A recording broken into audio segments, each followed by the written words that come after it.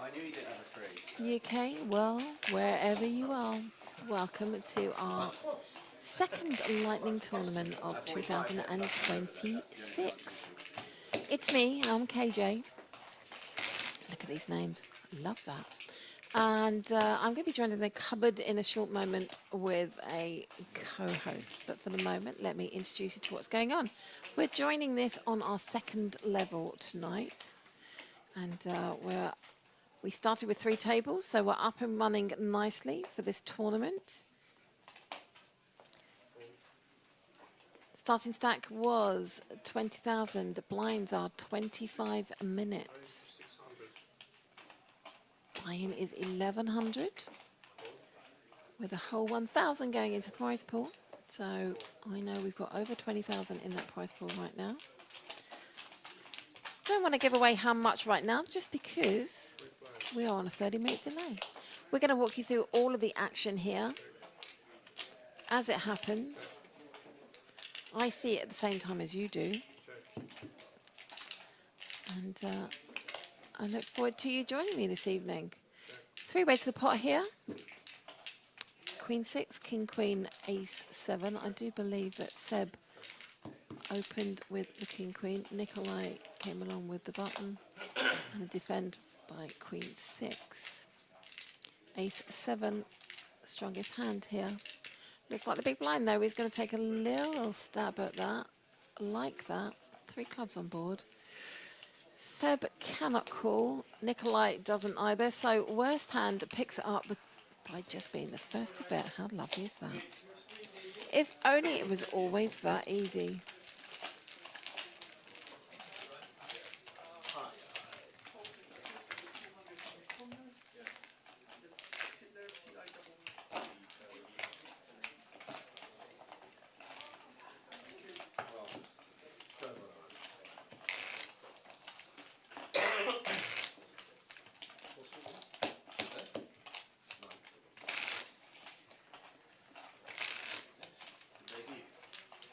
Me too.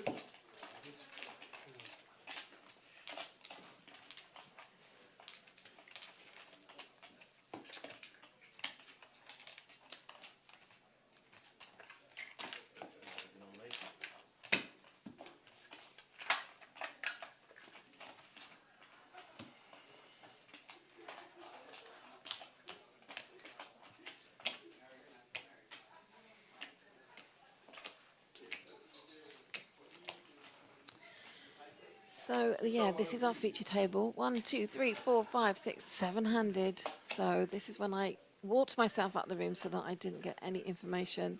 Tiddler has just joined the table from Targi. Has Ace Jack suited. That's a very nice hand. Blinds are 100, 300 with a 300 big blind ante.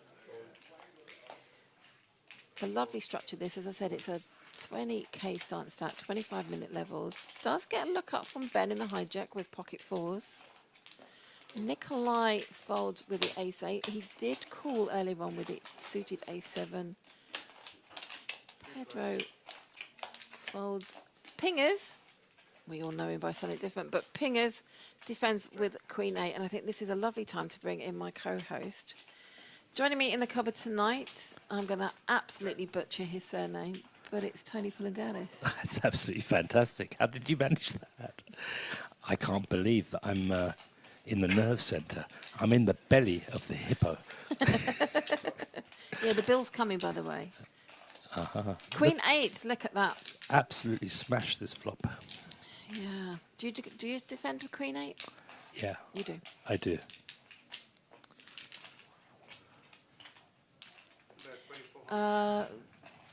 The raise pre-flop was 700, but remember that was somebody else that did that. Ben getting out the way with his 4s, looking for a miracle card, looking for a very particular flop. Don't mind a call from a C-bet from the big blind, just because, you know, he may have hit the 3 and maybe having a stab, but no, flopped very strongly with Queen 8. So how are you? I'm very well, and it's a pleasure to be here. Thank you very much for inviting me in. watching Sam now, it's actually very interesting watching Sam of all people, because he's a co-ambassador with me, and he does tend to play most hands, which is quite good. I love this tournament, by the way, and I love the structure you've got here. The structure's really, really good on this one. Lovely. Really nice. Yeah, I was playing it the other night. Just getting YouTube up now, folks. Bear with me.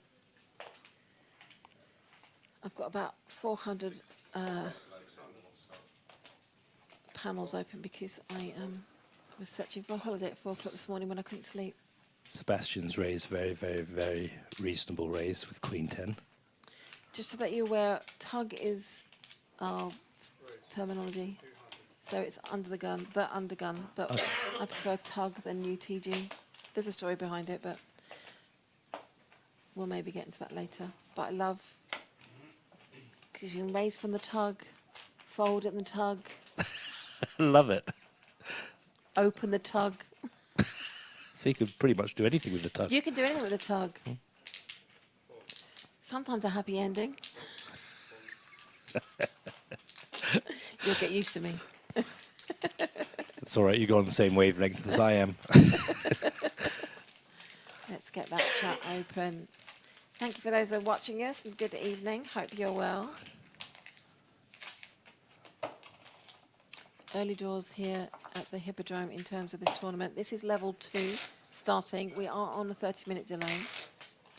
2 hours of late reg, so we are down to less than an hour of late reg now. We do go into the break though as well.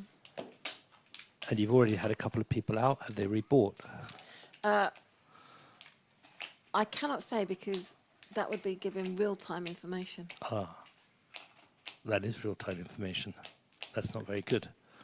I But shall refrain. It's okay. I have a magic button in here as well, though, and I can see all this information. But yeah. And I think it's a first that we have our first female in this tournament. Lydia. Yes, she's our ambassador, and it's part of her She's a great player. package. So I don't know if it counts, but it's nice to see on the table, and we do turn the tables around on the break, so you will hopefully get to see her at some point. I think she's a really good player and a great ambassador for you for the Hippodrome. She is a super player, and she's gone from strength to strength. 2025 was an awesome year for her, absolutely awesome. She was really on fire, on a roll, but that's testament to her study and her It's an all-in here. and her commitment. All in, ace king from Seb in the big blind with 6,200 was called by Bulldozer 8-6. Who went all in first? Two diamonds. So Bulldozer did go all in. And Seb called. Action flop. No help there. The ace-king stands up. Yeah, just trips. That was... Sorry, I missed that. I missed that pre-flop action. I would imagine it went open, raise, shove, call. Yes. Yeah. That's the only way it could have happened in my mind. If it went anywhere else, then it possibly... Well, if you say it, KJ, it must be true. This is true. I'm glad you buy into that. There's so many people that have not clicked onto that yet. Because I'm such a shy person, but I thought I'd say that. Oh my gosh. Call that bluff. I'm really looking forward to 2026. I think it's going to be a great year. There's lots of poker action. There is a lot of activity out there. Lots of options for people to play. So, yeah. So what's on for you this year? Vegas in the summer. For sure. Some PokerStars events. H2, the other half of this year, has not been announced yet by PokerStars, so we're waiting on that. A women's festival. Oh, no, you had one last year, didn't you? We've had one and that every was year, yeah, for the superb. last 2 years. Yeah, and... Had little Cheryl come over from the States. oh, yeah, you know CJ. Cheryl. She was lovely. I loved her. I was speaking to her earlier today. She's awesome. Super awesome. But yeah, it's, there will be a women's festival. We're in talks at the moment. Might be a little twist for 2026. Oh, now that sounds interesting. Irish Open, of course. These are the must-dos. Yeah. I love that this year some new tournaments for the Irish Open, and Nick O'Hara, the tournament director, and I spoke a few times about some of the new installations. One is the Kings and Queens, so all female field will play on flight A. Really? All male field will play on flight B, but will be capped at the amount of women that there was For flight A. for flight A. So it's like a 50-50, but because we're at a women's festival, we can tell them to bring a guy again with them. It's not the same dynamic. You can't do it quite so the same for the Irish Open. So I love that. Kings versus Queens, and then all come together on the day 2 and play in a mixed field. Love that. That's a good idea, actually. It never really passed my mind to do. Yeah, that's a good one. And the old dogs and young pups. What's that? So flight A is over 50s, flight B is under 50s, and all to come together for day 2. Day 2. Same scenario, same format. I mean, I've known Nick for many, many, many years. From the time that he was at Stars, wasn't he, for so long? Still is. Still is a TD for Stars. But I mean, but he Yeah. used to do the European circuit for a long time. Yeah, still And the does. UK IPT. Still does. He still does. Yeah. Yeah, no, I consider Nick to be a big friend of mine, and He's a lovely guy. we talk on a weekly basis. Yeah, and he is so invested in women's poker, especially the Women's Festival. Is he? I know he's very professional, that's for sure. Super, absolutely outstanding. He actually said that the Women's Festival that we did, the first one in the winter, was in his top 3 of all festivals that he's been involved in, and possibly his number 1. Well, let's face it, you're a big advocate for women's poker, and you always have been, and it's taken off. I think you really are to be commended on that. Oh, thank you. It's just Pay me later, but I you will know. do. It's about finding the space, and just the space in the right platform. But it's got an amazing atmosphere at the Women's Festival. It's just so much more. There's an up and down here. Yeah. And it's a total miss. Nikolai with the king with the 2 pairs on board. Now then, Pedro here earlier did defend from the big blind and I think Nikolai has to fold here. It's a good bet. It is a good bet, and Pedro did it earlier on from the big blind, defended and made a stab on the river when it checked all the way around and thingy. I mean, it's not. Does he call? It does call with the king high, like that. Yeah. I think the 9 on the river made it a little bit easier. Of course, because you're expecting a different line if you've got an 8 or 9 from your opponent. They might have. What was he in? Oh, he was under the gun. So, yeah, I didn't watch that intently, and I do apologise everyone watching, but I don't think there was a story being told there to No, make not anyone think that he had either an overpair. He either had it or he didn't. Yeah. It's so much easier when you can see the cards. I wish I could do it when I was playing. See everybody's cards. Well, here's a question for you. So, if you had a superpower for poker, would you want to see everybody's whole cards pre-flop, or would you want to see the whole board run out pre-flop in your mind and know that that was accurate? No, I'd like to see everybody's whole cards. Because then you know how you can play against Yeah. them anyway. Everyone's going to see the board. Yeah. Holly Bubbles in the chat says Women's Winter Fest was amazing. It was, wasn't it? It was just awesome. That was fantastic. Nice to have you in the chat. I thought it was run so well here. It was just across the road, wasn't it? It was in the hotel. That was the summer one. Oh, that We was the did- summer one, Yeah, was we it? did the winter one here in November in 2024. Goodness me, where does time go? Was it really? It was. Makes me feel so old. Makes me feel so old. So what have we got here? 7, 9, 10. Nikolai's hits his ace. I think Ben might call. What about you? What you up to? Well, got a lot going on, like you. Luckily, I just before Christmas, I came second in the Party Poker London event in their main event, Nice. which was nice. I was so upset though about not winning that, but what can you do? I even had a space on my shelf mapped out for the trophy. I had to close up the other ones. But no, for this year it's Irish Open. I'm trying to get to Malta if I possibly can, and possibly Seville. And then I've got a plan for the WSOP, which I've already booked. Nice. So we're waiting on the schedule. Already in February, not announced yet. Well, they normally announce it in March, actually. That's generally the time. About mid-March to 20th of March is when it normally comes out. No, normally last week of January, first week of February. Oh, I'm wrong then. I thought it was in March. No. But I thought most of the events, They tend they're to be about bit the of- same sort of time. I would say so. However, with Gigi's influence now in its first full proper year, there might be some changes. For me, I normally go around about the 18th or 19th anyway. Book my flight until around about the beginning of the main event. And if I do well, I play the main event. I just change the flight. Yeah. This year's a slight change, though, because my sister-in-law is getting married on the 11th of July, which means that if I do play the main event and I go far, I've got to fly back for the day to the wedding and back again, or I'll have a divorce. Oops. Let me just jump in here.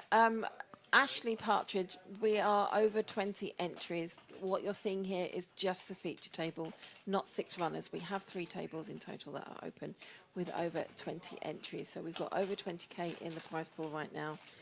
What you're seeing here is just the feature table, not just 6 runners in the tournament. We go to the flop with a sweat with pingers. Oh no, he's left the table. 6-4 does flop best. 8 deuce. 8 deuce is a little loose. I know it's the button, but hey ho. No, I think what's in the pot? 2,000 in the pot.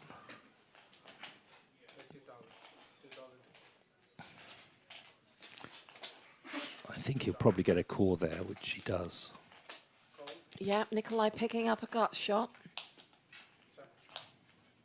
Not getting there, but does bring a 3rd diamond. Nikolai could make a stab here to represent the diamonds.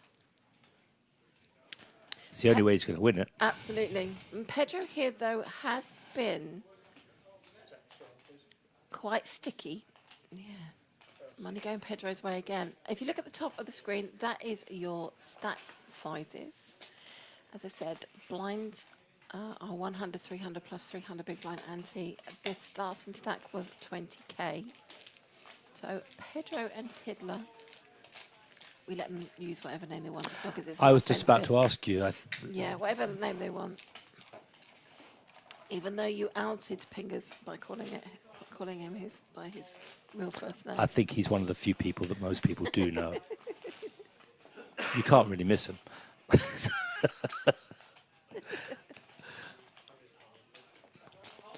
When it's going well for him, his style of play, which is super aggressive, he can bring up stacks, but has to be going his way.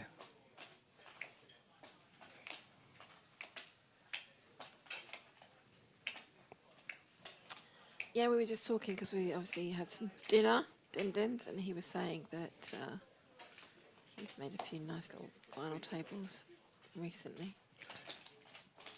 He's had a couple of the ambassadors for party poker, one table sit and goes. I think he won the last one. It was just with the ambassadors, with Joe Beavers and a couple of the others. Yeah. You're only allowed to say party poker one more time. I will say it no more times. Kidding. Ashley asked, is it 300 bigs? Well, starting stack is 20k. Blinds are now 100, 300 plus 300. This is a very nice hand which is developing here between these two, Pedro and Nikolai. Yeah, standard here, a pair versus an ace-king. Ace-king suited, giving a little bit of extra percentage, but not that far apart Nikolai with a stack of 17,700 may make a bit of a over bet 4-bet here because just go for the call. Oh, there we go. It's an all-in. It is an all-in. Pedro, 56% at the moment with a pair of nines. 2 overs plus a flush draw possibility for Nikolai with ace king of spades. It is Nikolai at risk and all-in as we go to the flop. Deuce of spades, 6 of diamonds, 3 of hearts. No help so far. No, it's a backdoor straight draw. Queen of hearts, no change. Down to 12% for an ace or a king. Oof. And no, it's a jack of clubs. Double up there for Pedro and Nikolai eliminated. I can confirm though, because I have a little bit of forward vision. Nikolai does bite back in.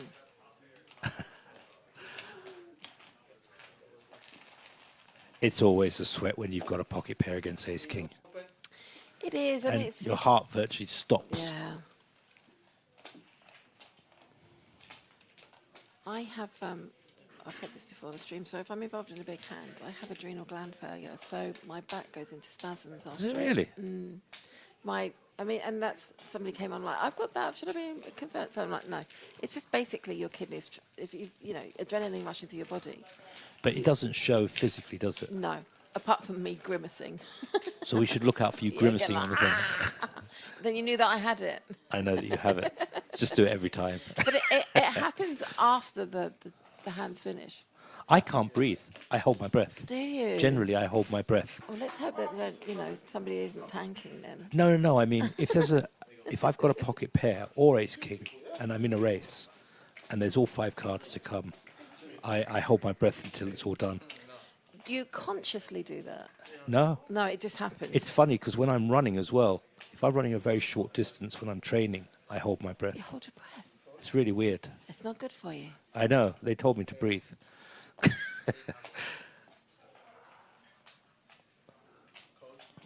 Pedro's on 42,500 now almost. Yeah, that's a Significant nice, chip lead. Yeah, nice situation to be in.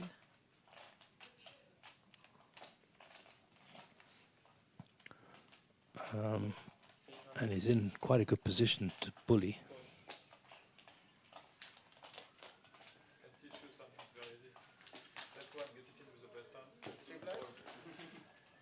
It's interesting. Let's see.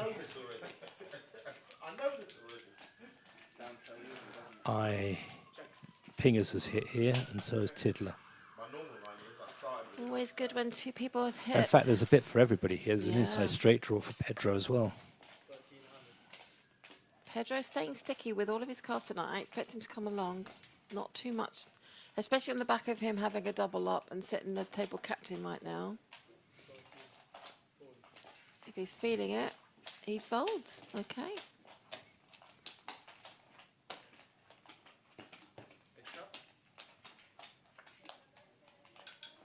No help there. In fact, there's less outs now.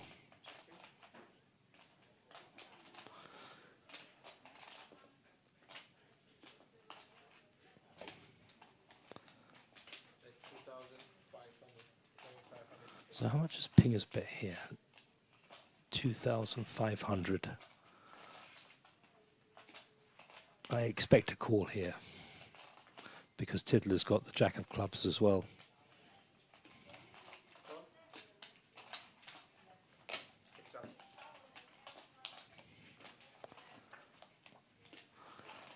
Well, let's see if Tiddler's bets. He's going to have to bet big to take this pot.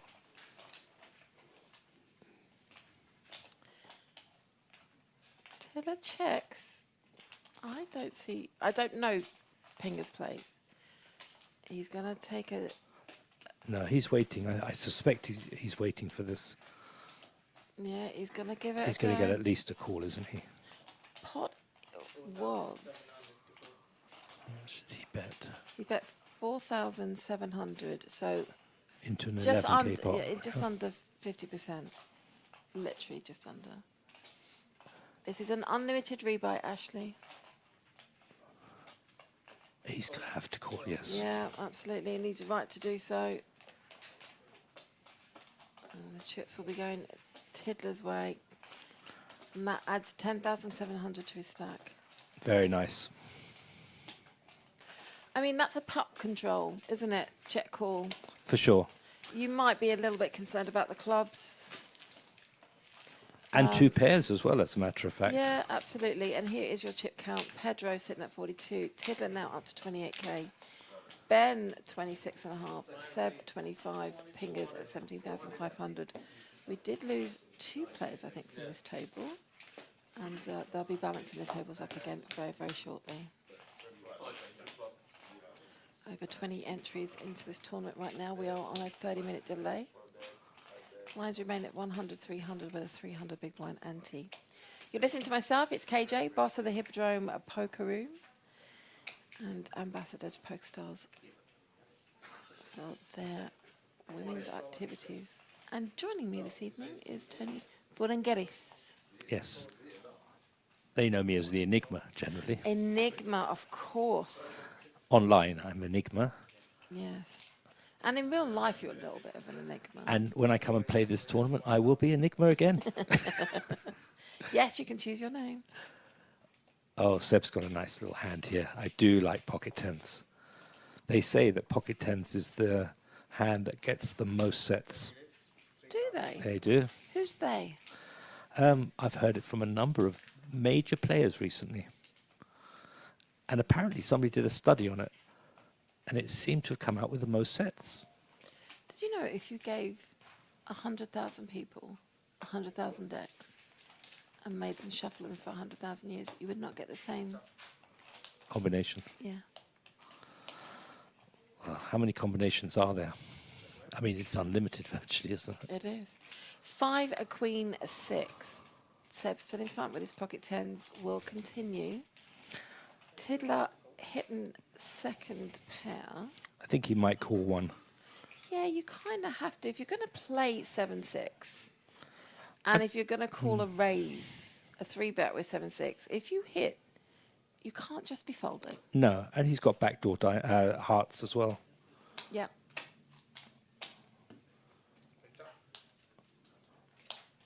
That's an interesting card. Ooh, It's a very interesting card. Up and look down. at that. Up and down.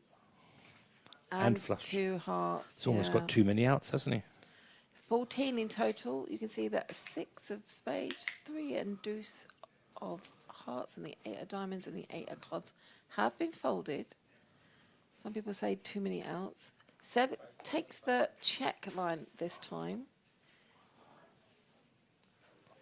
5,000. You've got to be wary. You would expect maybe...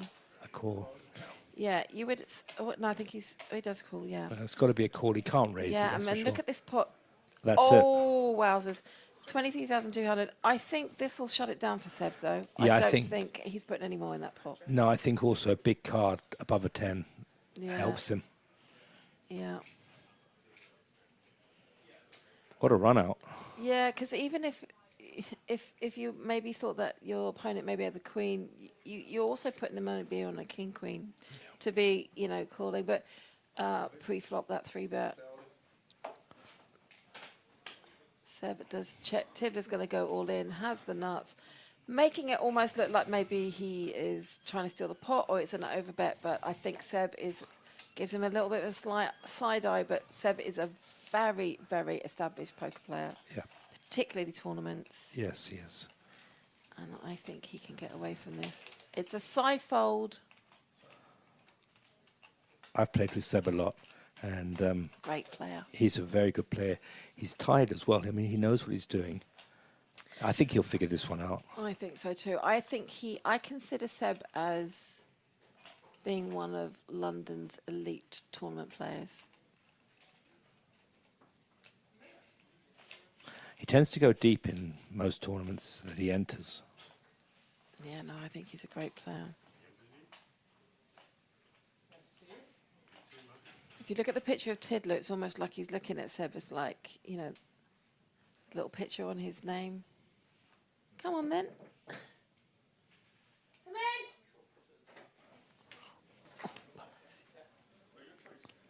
Thank you very much.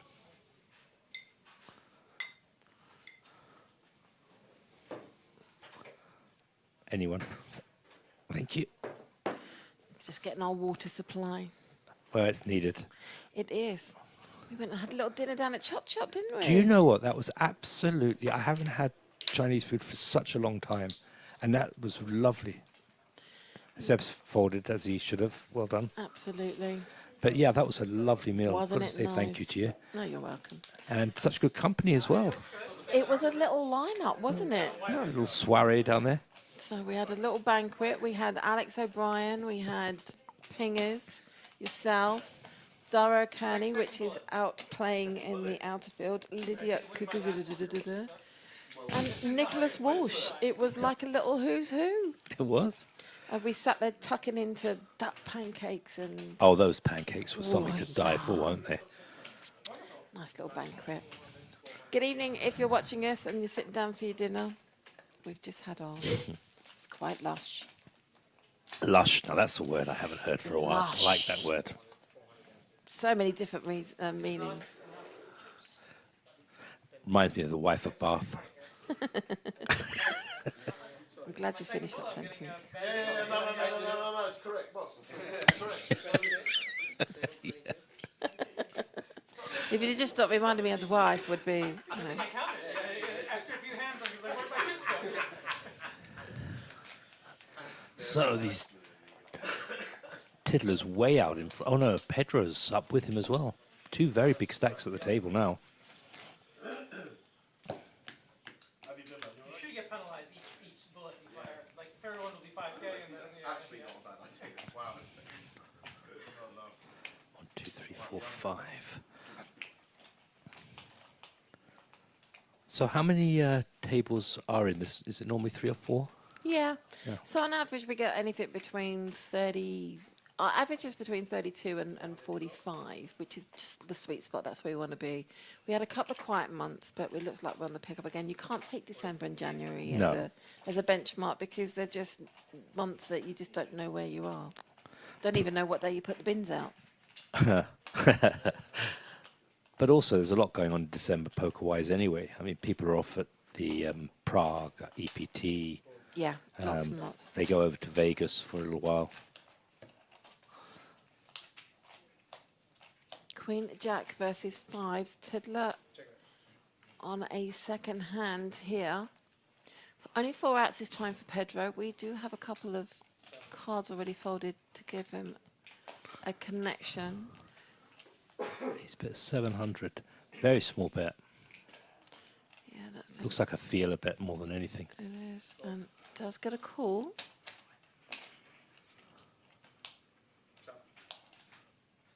Eight of clubs changes nothing. Another overcard. In fact, every card's virtually an overcard now, isn't it? Kinda is. Unless it's not. I don't think the two big stacks really want to get involved with each other. No, and it's, I mean, we are super early doors right now.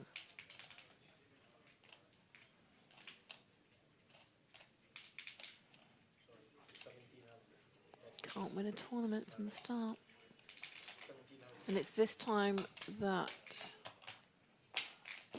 Pedro again leads out, as I said. Oh, now look at that. So we've seen Pedro a couple of times barrel 3 streets and also stay attached to his hand even though he hasn't hit. Tiddler's going to love this. There's nothing there to scare him at all. Pot is 6,400. It's got to be big, hasn't it? Pedro has made it 4,700. 4,700. So now Tiddler just needs to, we've got a time tell. Tiddler just needs to sit, work out, can I get any more? We are expecting, obviously, him to raise. Makes it 10. Yeah, that makes sense. Mini raise. We know that Pedro's folding. Angelos. We know that Pedro is folding. For sure. But it was the right hit. Absolutely. I mean, he can't put much less than that. No, because if Pedro has got a king or, you know, But what a lovely card on the river. isn't it just? Just makes you feel a little bit more confident about your little Pair. pair. With it's his tiddly pair. Yeah, Tiddler had a tiddle pair. Tiddly pair.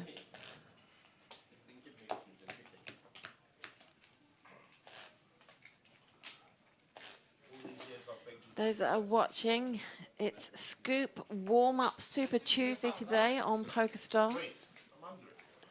The Scoop Warm-Up is running as we get ready for Major Scoop next month. Which I'm really looking forward to. I love Scoop. That's great. I love Scoop.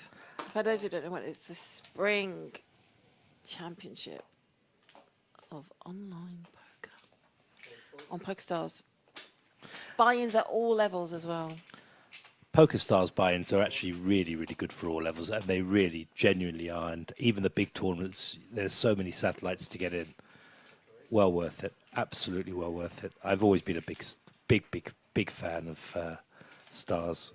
Well, I've done well there, but so many people I know who couldn't afford the really big buy-ins, they go in for the satellites, work their way through it, and the steps now as well are going on. Yeah. And they not only make these tournaments, they make the live tournaments as well. Deuce 9 Queen Pedro with 7-6, defending from the big blind. Ben is going to c-bet with his ace-4 that he opened with from the button, and it's enough to get the job done. Always good to have a little feel a bit. Yeah, so Pedro was the table captain after getting a double up with his 9s versus ace-king. Does fall into second place now. Tiddler up in front with 49,100, and that's the highest stack we've seen on this table so far this evening. Blinds are 200, 400 with a 400 big blind ante. This is our Lightning Tournament here at the Hippodrome in the heart of London. It's a 1K buy-in with a 100 registration. Full 1K goes into the prize pool. And on average, we pay, well, we don't on average, but we pay around about the 15% mark. I can confirm right now with about 20 minutes left of registration, there is 25,000 in the prize pool. That's pretty good. Not bad at all, is For a it? little Tuesday night tourney, I think it's quite lovely. I mean, yeah, midweek tournament. Early week, actually. It's Yeah. First Tuesday of every month is when we run this, and we did introduce a satellite yesterday. 220 plus a 25 registration fee. Starts. We ran it at 5 o'clock yesterday, but we think that's a little bit early, so we're moving it to 6 p.m. and it'll be the first Monday of every month. So first Monday of every month is a satellite. First Tuesday of every month is the tournament. Well, I'm looking forward to it. I think I will come here very often. I Nice to see. don't live too far away from here anyway, so Easy. You'll see that this does, encourage a lot of London players. Does go on to about anywhere between 2 and 3 a.m. in the morning, depending on the numbers. But if you can take home 4, 5, 6, 7, 8 plus K home with you. and such a nice venue. Wow. Such a lovely venue. I'm It biased. really is. I'm biased. I'm not, but it really is. Although after tonight's meal, I am. We haven't had pudding yet. Oh, pudding. We'll have pudding later. Not from Chop Chop. Do you know Although I've they do. discovered the nicest ice cream ever? Oh, okay. I'm I've not an dis- ice cream fan, but go ahead. I've discovered the make is Mackey's, like McDonald's, Mackey's, and it's honeycomb ice cream. Oh, okay. It is the best. With thing. chunks of honeycomb in it. Little baby chunks. And I know it's very bad because they only sell them in one size and it's just like huge.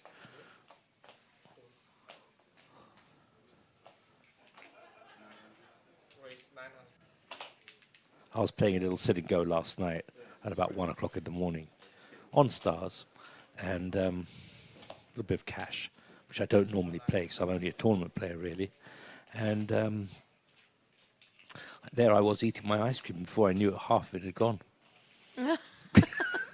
Wasn't my fault. Did somebody have a spoon? Was there a second spoon around? Don't know. Just deny it.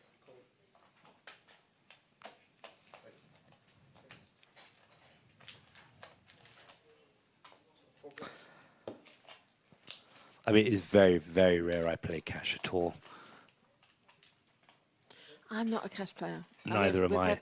We've had a few conversations about that. But today. while I was waiting to come here, I was playing a little bit of cash outside, and I hit the absolute nuts on my last hand, Nice. and ended up almost doubling up my starting See, stack. look, we treat you well. We give you dinner. We bring you water. Bring we me money. Let you double up just before you leave What the more, table. what more can I ask for? Occasionally. If you let Angels know, they'll. Funnily enough, Ping has told me that he might be coming today. And I knew Dara was coming because he sent me a message. Yeah, we had Dara in today. We were recording our... You got royalty here. Yeah. Yeah. Well, last month we had Kenny Heller. So, I mean... Oh, well, Kenny, yeah. yeah, we do Played. get some names. I've had Hartigan and States play. And last month you also had John Duffy, didn't you? Oh, no, it was a few months ago. A few months ago, yeah, John used to I know come. John. John's played it a Super couple aggressive. of times. Oh, he is super aggressive. And super He's a lovely wide guy. range. Oh, I love John.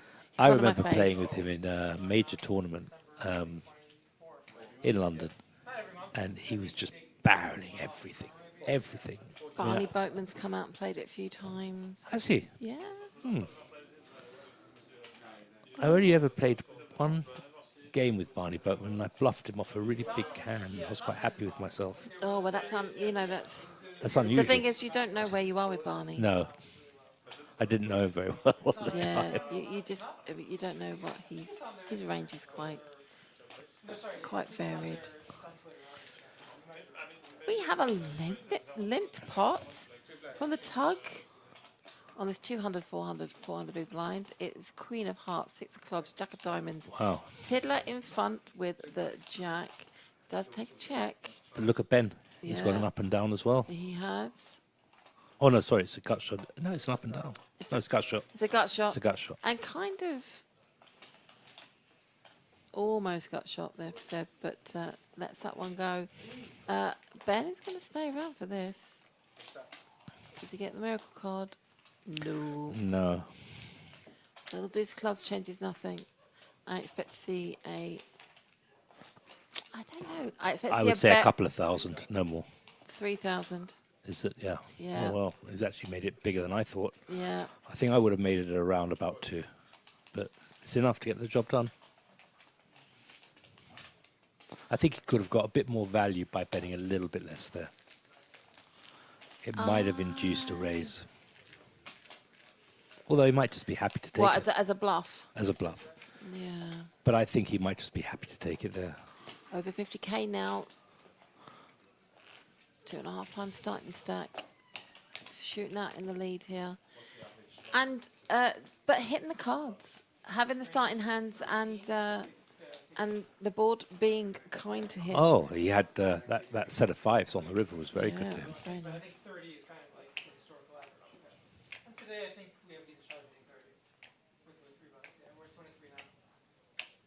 Yeah, the one I did the commentary on. When you get a notification on your phone saying that somebody at your front door, and you ring doorbell and you go, well, it can't because I'm here, and then you remember that your hubby's at home. Yeah. Oh, you got a ring of you. Yeah. I haven't because Maeve, my wife, she now she works remotely, so she works from home. So there's no need. We She works for a big American company. yeah, we upped our security due to an incident last year, so put in a few bits and pieces. Good idea. I like it actually because if I'm in bed and somebody's at my front door, Just I don't can, like you. I can decide whether I want to get up all night in the morning. I My always do post that. is brilliant. He knows that I sleep in, so if he doesn't need to knock on my door, he doesn't. He puts my parcel somewhere safe. I always do it. I just look because I ask somebody else to answer the door in case it's a bailiff. No, I don't really. That's not true. They're here again. Jacks versus 6s. Now that is quite a nice hand for 6s. I think you're going to see Seb bet. I think you're going to see Ben call, if not. But look at the stack size there. We're already at 7,600. You would be tempted maybe with 9,800 to go all in. What's he bet? Has he gone all in? He's bet 2,500. Yeah, Ben. It's got to be a call for sure. Yeah, Ben is not going to go anywhere there with pocket No. sixes. Seb still way out front. That Queen of kills the clubs. action a little bit, but not much. I might think you might even see a check here. Yeah. No, there's that secret look at chips. He's got to call here. Yeah, I think Seb He's not has got to go. enough. Seb's got to go all in Yeah. here. You can't be thinking that he's called just to hit a queen. I would Pre-flop, agree with it you. was 3-bet by Seb, called by Ben. Yeah. Oh, Just a call. just a call. In that case, he's going just for max building- value, He's going yeah. for max value, building the pot. That's not very nice. That's though. a dangerous card. Seb has to Well, Seb's won check it. here. Sorry, Ben has to check. Very the nice order. from Seb. He's virtually doubled up, hasn't he? Yeah. Puts him at 23,900. Back in it, back over starting stack. He played that well. Yeah, I'm not that brave No? to have not committed Earlier. earlier. But sometimes you've got to. He needs to build a stack. And I think also, given the fact that it's a re-entry, it takes a little bit of pressure off of you.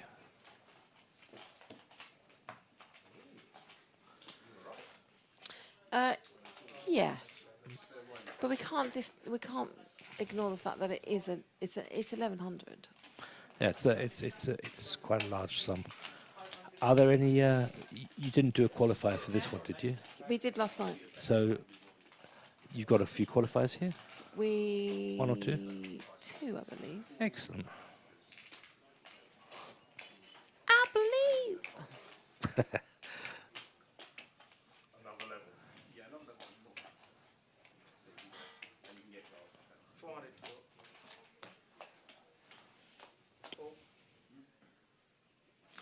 Pingers has got pocket threes.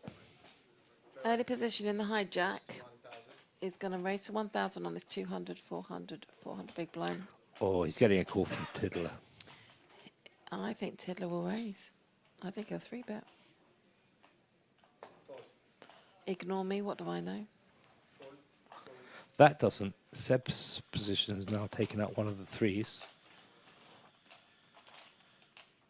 The professor has joined the table. That's Arash, Must call, yeah. one of our regulars. Yeah, priced in and with a nice little suited 10-9. Picks up a gut shot. Threes still out in front. There's the pat the dog check from Arash. Yes. Yes. Fingers checks behind. I think Tiddler will probably check as well. I don't know, he's betting. No, he's going for it, and that is 1,500 into that 3,600. Well, he's got the stack to do it, hasn't he? He KJ? has, yeah.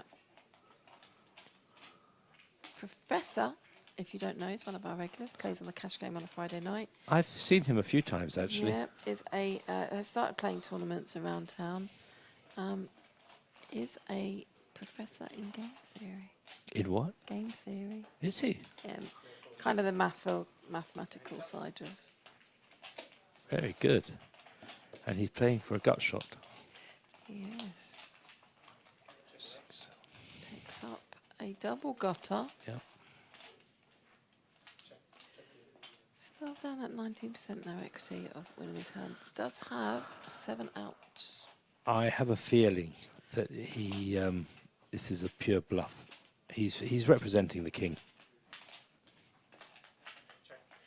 Does get the check from Tiddler, gets a free card there on the river.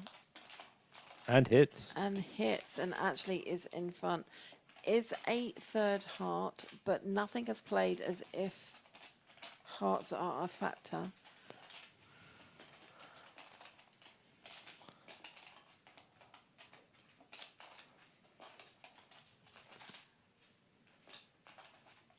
Like I say, I think the professor will check, Tiddler will check, and 10-9 will take it. Not a bad little pot. No? 6,600. And when your blinds are at 200, 400, and your starting stack is 20k, picking up 6,000 and adding 3,700 of that 6,000 into your stack is quite substantial. I can confirm though that this is a re-entry though for the professor. Now, something completely different. I've acquired, I should say, a whole load of entries, free entries, for paintballing. Oh, So I can actually offer these to you and others, and we can all have a fun day out. do you know what? I don't think I've ever been paintballing. I've never been paintballing myself. I used to do Laser Quest. Oh, that was fun. I just think being pinged on the backside by a paint pellet is not up there with my bucket list. But it might be if you ping somebody else's backside. Well, yeah, but I would do that without going paintballing anyway. That'd be fun in the summer. Yeah. I mean, I've got 20 tickets. Wowzers. I think I bought them a couple of years ago. They're unlimited dates, so they can go anytime. And I've got, I just thought that'd be fun. Yeah. Get a load of friends and go. The thing is that I'm quite wide of beam. I'd be an easy target. No, you wouldn't. Okay, just me being me is an easy target then. Let's get KJ You 7. give as good as you get I anytime. really do. Open-ended for both Pedro and Tiddler. Seb on a gut shot to the highest rate. This is actually interesting. It's I a like this hand. nice hand, yeah. This could get 4 clubs. Doesn't really do much. Doesn't change much. You got to see someone make a stab though. First to bet might actually have an opportunity to take this one. I think Seb will, yeah. Yeah, there's that telltale look down at chips. Puts 2,000 into a 3,700 pot. It's actually a very good bet. I don't see anybody calling. Although Tiddler's tended to get a little bit sticky, hasn't he? It's not an open-ended. It does have the ace as well. My only thought here is that with Seb and the cutoff, what is he representing? Because he's the last to act. Oh, hits. Oh, well, there you go. Happy birthday. He knew it was coming. We'll bet again. We'll not get a call. And a nice little pot of 7,700. He'll Not- take that. Yeah, you're not expecting anyone to be playing Queen Jack here because they didn't bet a draw on the, or didn't bet a draw on the flop. Can't call this. No. Only with air.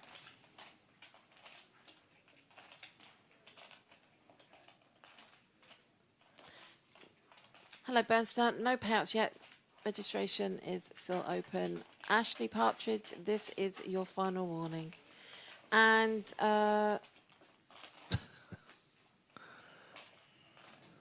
here, there's a satellite wizard in the mix. You'd be right, Juice Rider. Nice to have you in the chat.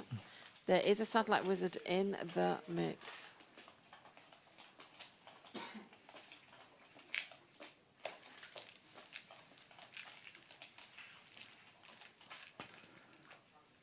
Very, very steady player is Seb.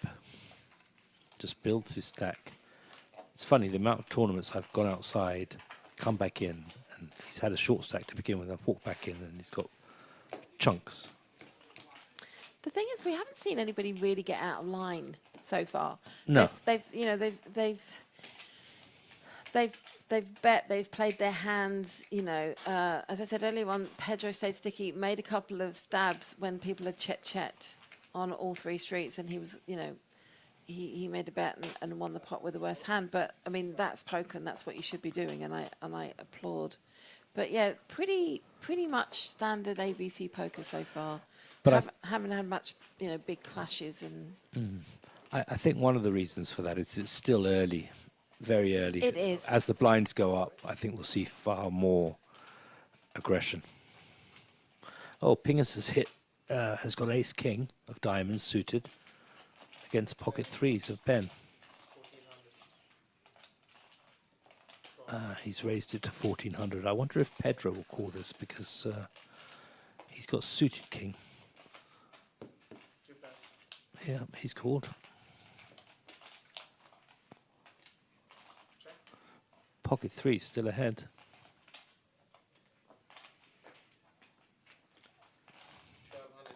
And Pingers is continuing with 1200 here. Yeah, we've seen Ben, though, stay around with a pocket pair, at least for one street. It's a good call.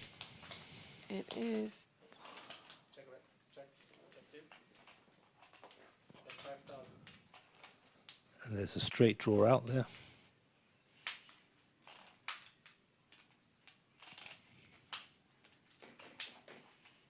It's a very good bet from Ben.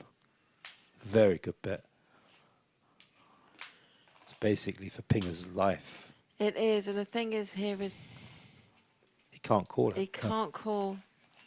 And you've got to wonder if Ben got a read there of some sort.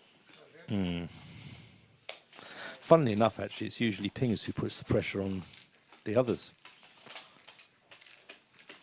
But it was a good bet to begin with by Pingers. He played it well. It's just, it just didn't hit. So we often have a conversation about how people play on stream tables.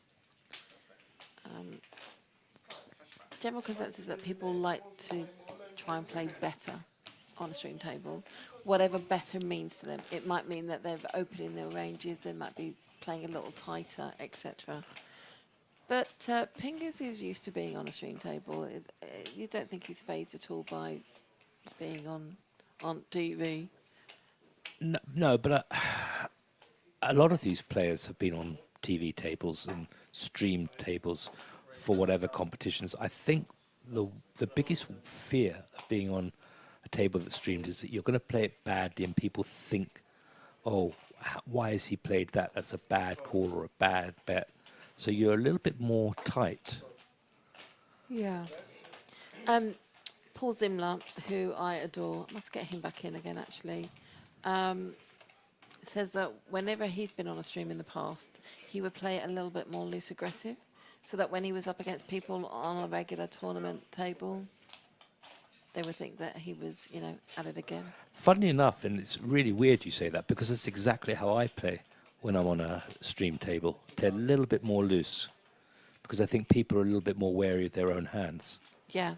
And that's a big, big factor. We was talking with Dara today about factors of poker and, you know, the influences and stuff like that. You've really got to read the table, read the room. Position is key. And it's funny, KJ, because you notice that when you go onto a lot of tables, even if it's at the beginning of a tournament, people are playing with their mobiles, not looking up, not looking around. They don't know what's going on. They don't know who they're playing against. And they're not reading the signs that people give. No, and we don't allow mobile phones on the feature table for security and integrity purposes. And normally it's quite a chatty table. But tournament is a little bit different, like on a Friday night cash game, which we will be running this Friday.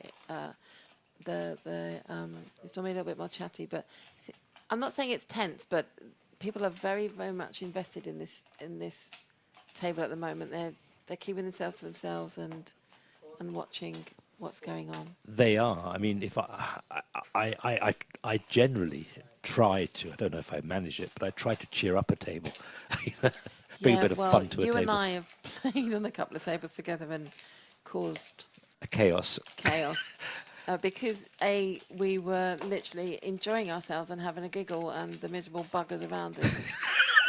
I still, every time I think of that, I laugh. I really do. It's just so funny. And who knows? That sort of thing might happen this summer too in Vegas. You never know. I mean, I think we scooped you up. We saw you, and we'd all busted out of something, and we went and played the nighttime daily. That's right, we did. It was, we did play the daily. But there was about 6 or 7 or even maybe 8 of us that had just gone in. And the funny thing was, we were all on tables near each other. We were. It was just so funny. But it was what I call when you're really just playing pure social. That's exactly what it was. Poker. It was just fun. And a guy next to me was just so sour-faced, so serious. Oh, wasn't he just? And took forever to every single hand. You know, I could have fallen asleep. In fact, you know what? I think I had hair before I started that table. And I lost it during the call. Oh, Pingus has woken up with jacks. Yes, Ben opened from Tug. Is going to stay around with that Jack 10. Well, it's a good drawing hand. Let's see. Ace, Queen. Oh, I thought there was Queen. going to be a king there for a moment. It felt like it, didn't it? But I think you'll see Ben stay around with this hand because of I that. think he has to. Pingers is going to continue. And he really doesn't like that flop. No. He's got to call it. I think that will scare Pingers a little bit, perhaps. Yeah. 5 of spades. Ben holding the 10 of spades on a I flush think draw now. Pingers might want to go all in here. And this time it is Ben who leads out for 3,000. He's got to go all in. Or fold. It's one of the two, isn't it? Has to really give this some thought. Has 7,300 behind. 11,600 in the pot. Ace, Queen, Queen, 5 of With spade. spades. It's horrid for Jack. It's a 50-50 here, isn't it? No, it's not. He's folded. He's folded. But Ben bought himself more outs on the turn He with the did. other spade. He did. That was horrid. It was a horrible flop. A horrible turn. Yeah. And because he leads out there as well.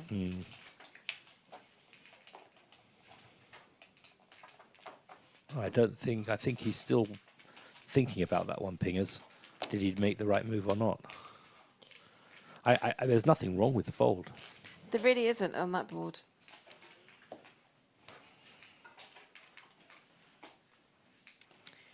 Ben demonstrating that he's come to play.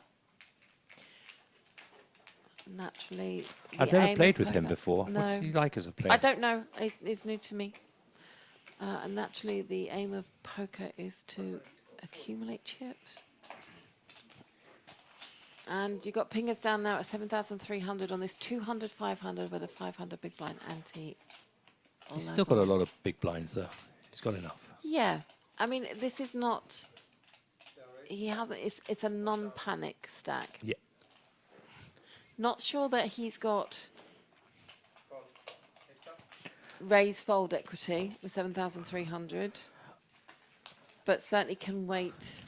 But knowing him, he loves playing a big stack. That's when he plays at his best because he can be quite intimidating with his bets. So he will need to double up. I think that's how he'll think about it. I can grind a short stack better than the pole dancer. That's my comfort zone.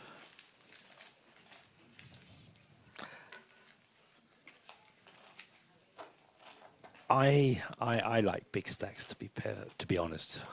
I always have done. But then we all want a big stack. I think being able to grind a short stack is actually quite admirable. But I don't think too many people realise that how many blinds they have when they've got a short stack. Doesn't mean to say it's not playable. And remember, if Pingers goes all in, it's going to hurt any one of those stacks. It's enough to do some damage. Yeah, it's still going to take a big hand call. Yeah, exactly. Exactly. Stacks have evened out a little bit more now. Padra at 44,600. Tiddler losing a lot. Was up to over 50k now, back down to 35. He lost that to Pedro, didn't he? I think so. Oh no, Seb. I think he lost it to Seb. He did lose it to Seb, yes. Jack 9, nice hand. I like that 9. Jack 9 of hearts. Very playable. Suited combo gives a little 1.9% increased equity. Wow. Ace, Queen, 8, Ace, 7 in front right now. Ben hit the Queen, bets 2,000. Don't think you'll see the Professor go anywhere just yet. Nor Tiddler. No. But I think, oh, Oh, he has. I think you might see Tiddler come along now. Well, the fact that somebody else just folded before him makes the ace less likely to be in other people's hands. Indeed. And Jack 9 having a gut shot here. And a backdoor flush draw will fold. That makes sense. Too much. Looking for a Queen or a 10. No joy there. 3 of the shiners. Doesn't make any change. This, you know, barreling there on that second street on that turn does make Tiddler have to think a little bit. Am I behind? Ace 5. Not hitting 2 pair or having much of a draw possibility. I think he's got enough to call. Do you think that is derived a little bit more by stack size? Yes, yes, I do. Oh, he's hit his 10. Yeah, 2 pair for Ben. Seb would have got there with the straight, but would have been behind to King Jack, sorry.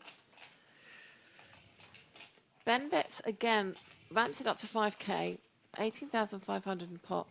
I think Tiddler has to fold. He has to call. Yeah. He has to call. Oh, I see. I think he has to fold. Oh, sorry, it's Ben who's bet. Yeah. I think this is 50-50, KJ. I mean, I know we can see the cards. He's got 30,000. There's 18,000 in the pot. I mean, he's got value to call. He has folded. You were right. Yes, you were right. Maybe that wasn't a good call. Did you notice that, yeah? You noticed that, yeah? Okay, good. All right. Yeah, but maybe that time I was bluffing. Maybe it wasn't a good call. Do we know how many players are still in? In real time. No, as we know what we're watching. Yeah, I believe it is. I believe it. 21.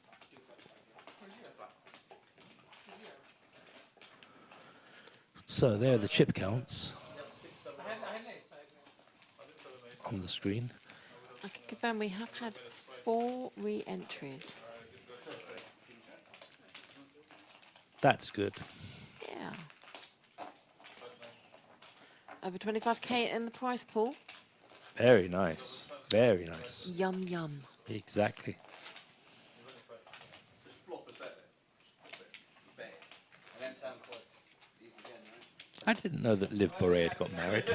Did you know that? Yeah, she did it at Burning Man, Walking Stick, Jumping Frog, something. You know, the festival.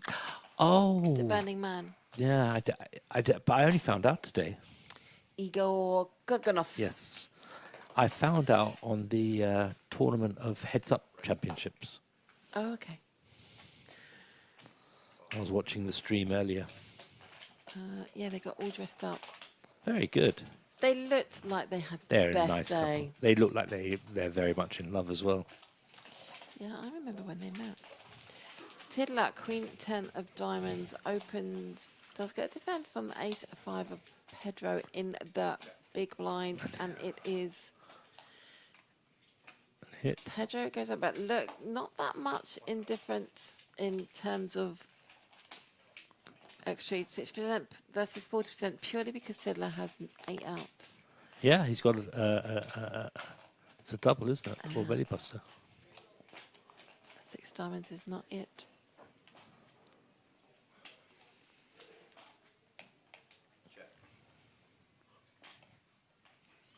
Quite like this hand.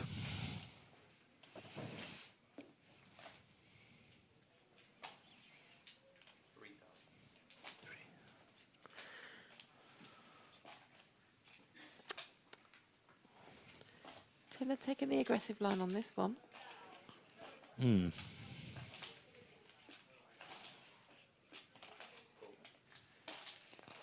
I think it's a very reasonable call as well. And he's hit 2 pair. Rewarded for the call.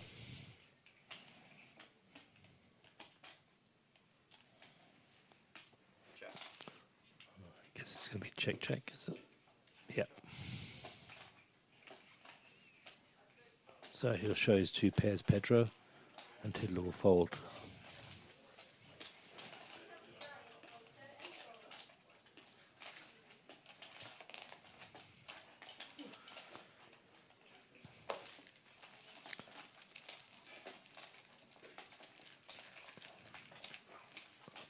So Pingers is in the big blind now, I think.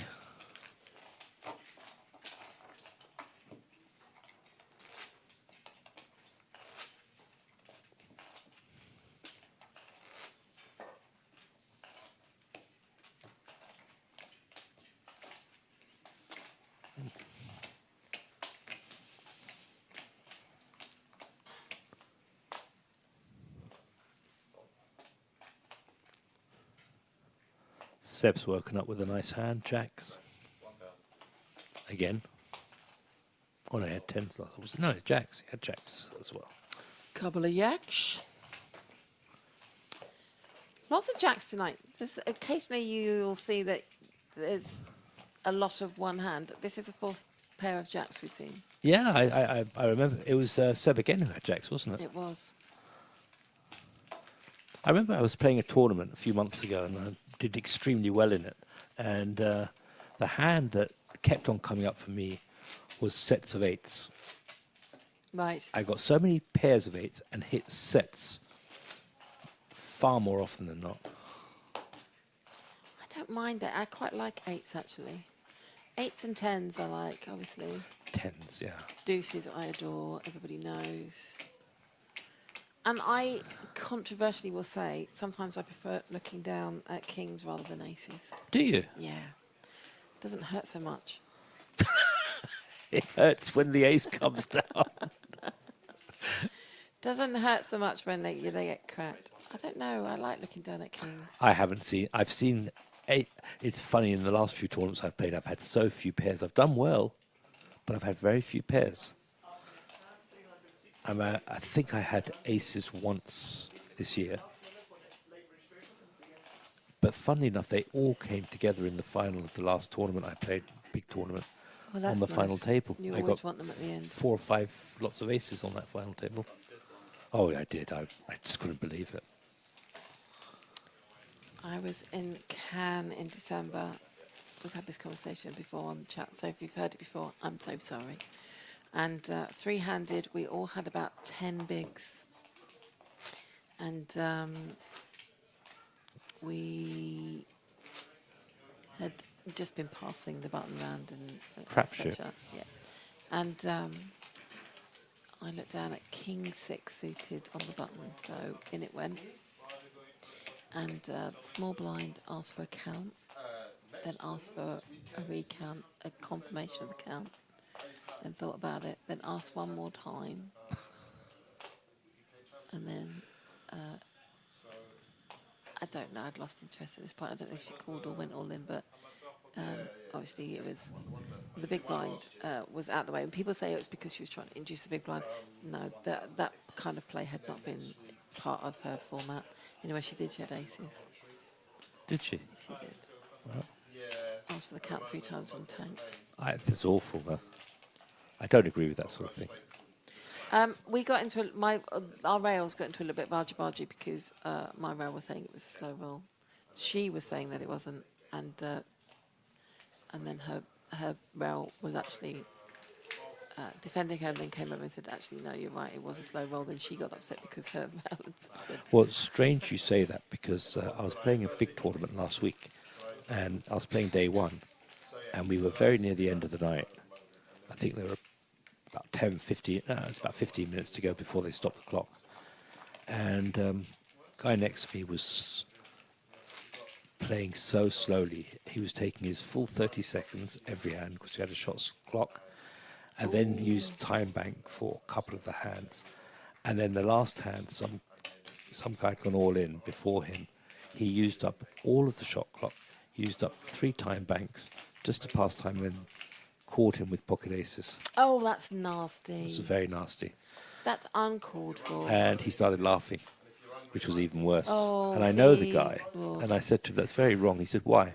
I said, because you don't do that. He said, well, I want to get through to day 2. I said... We could have done that without doing all of your theatrics. He said, well, I'm not apologising. Holly Bubbles in the chat said, who was there on my rail at the time, said it was disgusting, KJ. Definitely a slow roll. See, I do, but I've had people say that no, maybe she was just trying to get the big blind to come in as well. And I don't think so. No. No. But there you go. I was very happy with third. Pingers might go all in on this. Yeah, He hasn't got much behind, 7.5. But I haven't seen any hands. I've got no evidence. I'm a scientist. But no evidence to work off. yeah, he's saying, and this is true actually. Ben has won a number of pots without going to showdown. We have seen that. This time, Ben does have the cookies. Yep. It will be a race. I'll show you one. Will you show me one? You won't, no? Oh, he folded. That surprises me. Can I get some help? I guess he got the information he wanted. Might see his hand. That surprises me. That's normally a hand I would have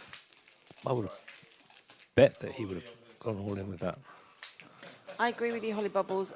Cannes was just an amazing trip. It was so entertaining. There was 20 of us, and it was brilliant. It was so lovely. It was just before Christmas.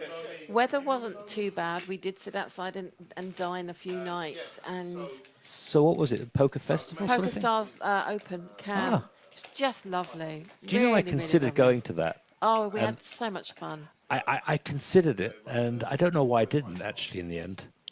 We really had so much fun. Do let me know next time. I'll Yeah, I mean, the next one we're probably looking at is probably doing a little road trip to Namur. no, that's a beautiful place. That's great fun. We went there last year. We stayed in a hotel. It was mainly women. I did a big women's group. And one night we'd all busted. And we sat in the hotel bar. What, a lot of you? Yeah, drinking beer. And they let us order pizza in. And we were sitting playing poker in the bar. Oh, that's fun. It was just so much fun. So much fun. And that's when poker's at its best, when you get together with a group. One of my favourite times is from the Irish Open 10, 12 years ago. Sitting in the bar, Alex Goulder, James Aikenhead, and a few of us. I think Chris I was there Gordon. at that time. We were eating pizza and drinking, and James and Alex were playing the piano and doing a piano No, I off. wasn't. I thought It was so funny. I haven't heard from James Aikenhead for a while. No, he went away, came back, and I don't even know if he's playing anymore. Somebody interesting to mention actually is Will Kassouf. Funnily enough, he's been very, very quiet in the last number of tournaments I've been in. And I said to him the other day when I saw him, I said, "I know why you're so quiet. You were actually there. You were playing." And he said, "Why is that?" I said, "You're just practicing for the WSOP because you don't want to get kicked out this year." He said, "You're right. It's my new strategy To be quiet. to be quiet." I think he's probably been given some serious warnings. I think I try not to talk about last summer because I just think it's very contentious. And I also think that he was a little. I don't think there's any explanation for last summer. So I have, and I'm quite happy, and I would say it to his face. And I've known Will for a long time. I'd never seen Will so animated as I did last summer. I don't think he was. I think even for him it was out of character, It was totally out of character. and I don't believe that he was treated fairly. You don't believe? He was treated fairly. No, he wasn't. I think he bought someone himself, but I absolutely agree with you. He was not treated fairly at all, He not by the poked the players bear, but and not by the no. staff. He poked the bear, but he was led by the hand into the cage. Absolutely. I think what they did to him at the end was unforgivable. Yeah, I'm not. But don't get me wrong, I'm not a fan of the way he behaved either. No, like you said, there was an awful lot of it that was brought on by himself. But at the same time, that he was being given ridiculous 5-second. I saw.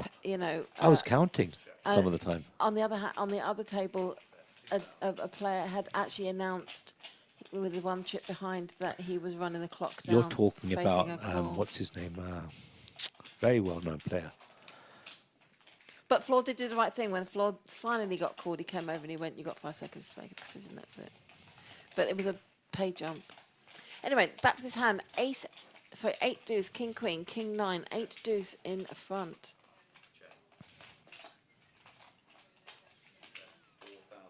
Tiddler down to 23,900. What had literally 52k a couple of bits ago. Blinds now 300, 600 with a 600 big blind ante. If you want to start raising now, 3-betting and 4-betting, you've got to start putting some chips in. Pedro does call the 8 deuce from Ben. Ben is, you know, throwing some muscle around, but Pedro, I don't think Pedro's going anywhere. I don't either. Ben is just going to throw in a 5k. Ben, your jig might be up on this one because we've seen Pedro stay sticky and even bluff a river. Unless Pedro decides just to go all in and bluff this, it'd be a big move to do that. Big move. It would, and I'd make Ben show as well.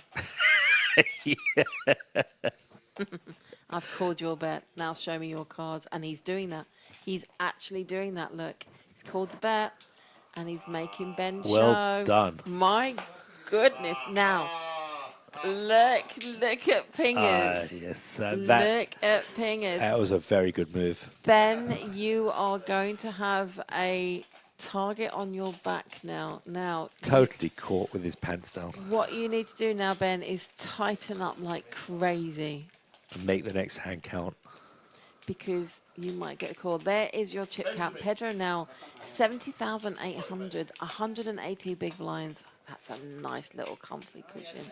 Seb with 47, Ben with 37. So even if you're buying in now, you're still sitting down with, you know, over 30 bigs. It's almost 33 bigs. It's 33 bigs, isn't it?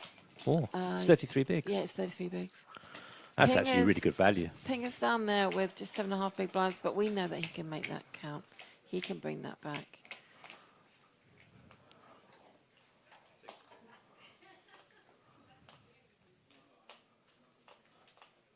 Tiddler with pocket sevens.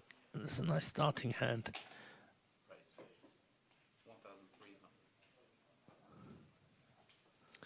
Pocket sevens. I would expect a call here, wouldn't you? I would, yeah. Looks like he might be going for a raise. Wow. Yeah. I nearly said I think he might raise, but I'm always fighting that I say it and then he doesn't, and I look like a right doof. I'm surprised he's raised there, actually, I think it's from that position. I think it's player Pingers will have to side fold. Suited, he might have, you know, been a different thought, but you know, No, it's a fold. it's a fold. I I think this is player dependent. I don't know. I'm just getting a little spiny sense that. Oh, Yeah. Tiddler's folded. Yeah. But Seb's given his table image is tight. Yeah. It's very tight. He's shown jacks and nothing much less, really. So I think it was actually not a bad move. No, I like that. I'm not sure I would have made that same move in that position, but still a good move. I think Seb got some kind of read there. Yeah? Tiddler's VPIP is probably going to be around about the 50%, maybe a little bit higher. A bit higher, yeah, I would have thought so. And, you know, he was in the tug. So Yeah, it's weird. So, but if you do bust maybe last Seb did pick up a little something. End of the level. So if someone is intending to register, as long as you let us know. Yes. So, how long are the blinds? They're 25-minute levels. Oh, okay. Hence lightning. Lightning. I just needed to call it something. No, lightning's good. Like nobody's got anything out there, so yeah, I needed to call it something. Yeah, there's a 15 or 20 minute break, 15-minute break coming up at the end of this level. might need the break to About 11 or 12 open up break. minutes. Yeah. I mean, why? Tim, are you considering jumping in? Bro, that's what everyone does. You have a 100% cash rate this tournament. That's true, fair enough. Oh, this is an interesting flop. Ben's picked up an up and down. And Pedro's also got an up and down, come to think of it, and a gut shot. Interesting flop.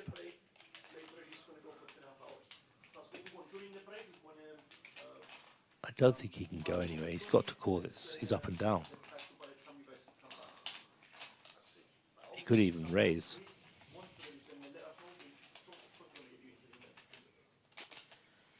Yeah. And this is possibly a raise, but it's just calling. So I guess it's a little fuzzy, the line. Oh, is it too? No, he's No. up. Sorry, he's up and down and a pair. So You let him know. Register during the break. That's the answer. he can only draw though, really. At the moment, Yeah, I'm just having it open during break. ace is 8 For me, the difference or his queen. Pedro being very wary of Ben though. Ben, sorry, Pedro has bet 30,000, putting Ben all in. Showing up and It's a very big bet. We are. Take that, he says. I actually like that bet. Well, I mean, the game of poker is about putting the decision on your opponent, and that's exactly what he's done. He has. And I don't know that Ben can call. I think it'll be a tough call. Very tough call. It's third pair. Okay, he's got up and down, but it's third pair. With one out. You know, one card to come. This was on the flop, possibly, but I don't think he can call this.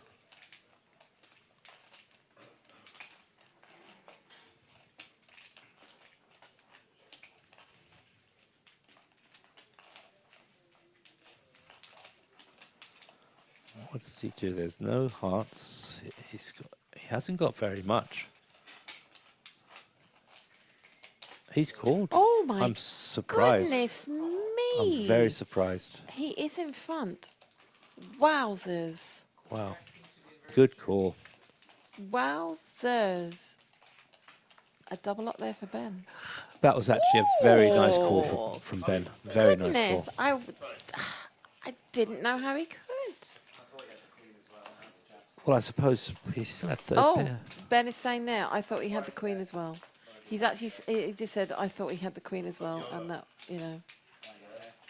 And if that's where the line that you've gone, you've thought it out and gone, he's got the queen as well. He's betting his draw. Yeah.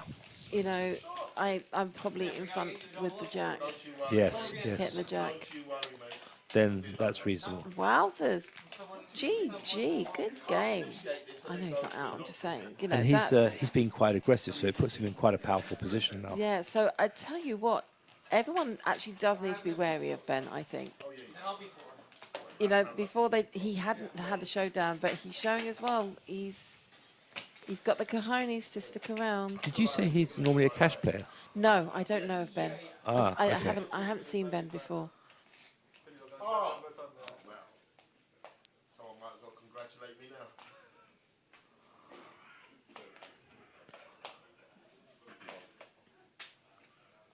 Ben opening from the tug. Oh, flats. He has flatted a few times. Pingers beforehand said he is going all in. He had announced that. I think Ben will just call because... I think he's got to. Yeah. Doesn't like it.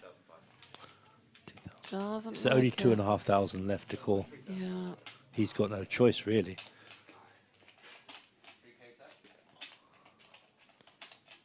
Yeah. He's got value.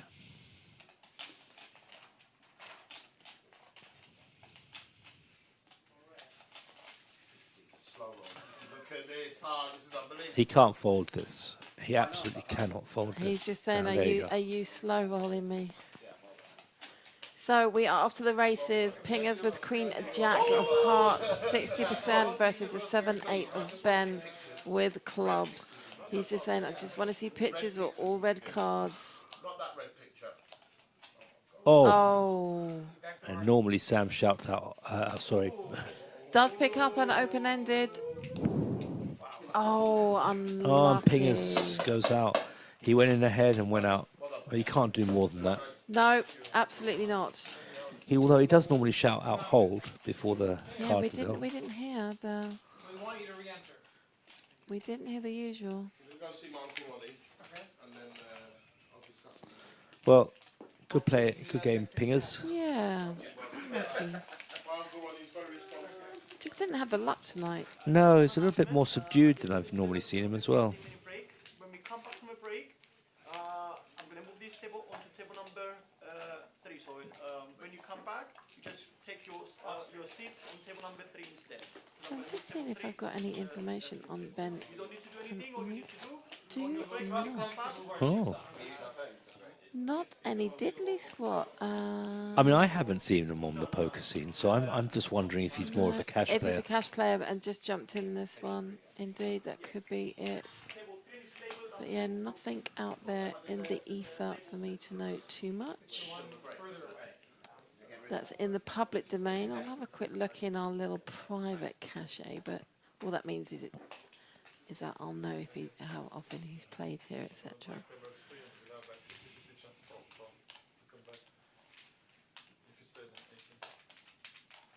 Right. 1,200.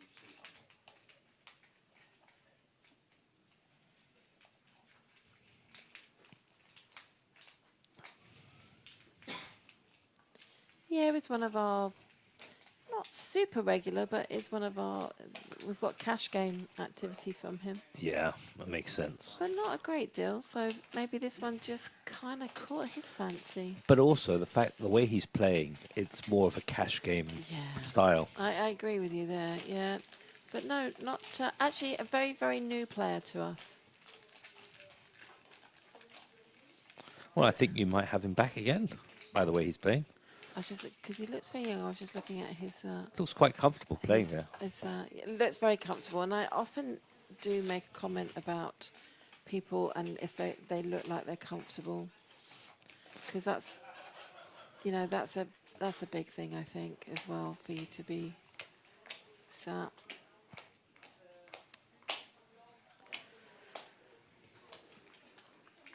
And, you know, feeling their surroundings in a, you know, Sort of like a zen. yes.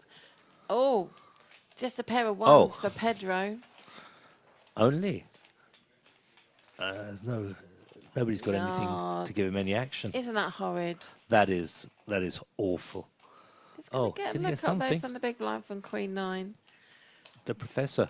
Lot of catching up to do, Professor. 4 of hearts, 10 of spades, 4 diamonds. Nothing there for him. Ain't gonna do it. It's the sort of time when you just want somebody to wake up with a really big hand when you've got aces. Ace king. You really hope somebody's got ace king or ace queen. And then miss everything. Well, he got a little pay. He got a little bit of a pay. Did he show? No. No. See, Pedro looks like he's just, you know, having a day at the beach. I almost think like he's got his slippers on and he's about to watch Judge Judy. Totally random.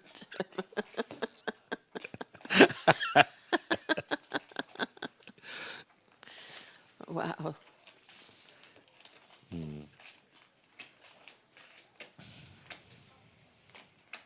I got bored on Christmas, Boxing Day, so I started watching Judge Judy.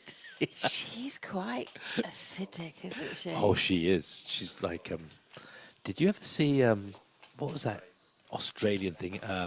Prisoner Cell Block H years ago. Yes. And there was one of the staff was called Vinegar Tits. She's a bit like her, but she's very sharp. She takes no nonsense from She anyone. takes no nonsense, but to a point where I actually think that sometimes she doesn't see the bigger picture. I would agree with you. She hates people who don't say yes. Yeah, it's very much, Yeah. you know, I'm a person of power kind of. For me, she's a little bit. She thinks too much of herself. She says, "Oh, don't try and think what I'm thinking. You haven't got the brain capacity for it." That's not nice. Oh, what's going on here? Oh, it's a gut shot for the sixes. For Ben. Again, it's, you know, Ben might be going anywhere. Pedro with the 10s does continue. Ben isn't going We know he isn't, and he's also got the gut shot. But it's a great flop for tens. It is. And for sixes, as a matter of fact.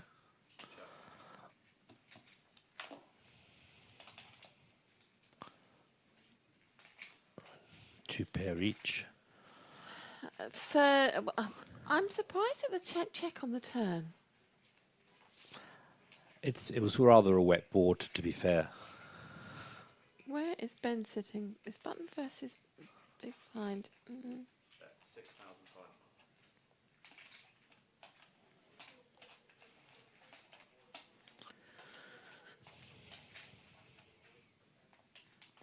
Is Ben going to bet? Or is he going to call? Is he going to call? He might well call, actually. I mean, this is actually a really good board for pocket sixes.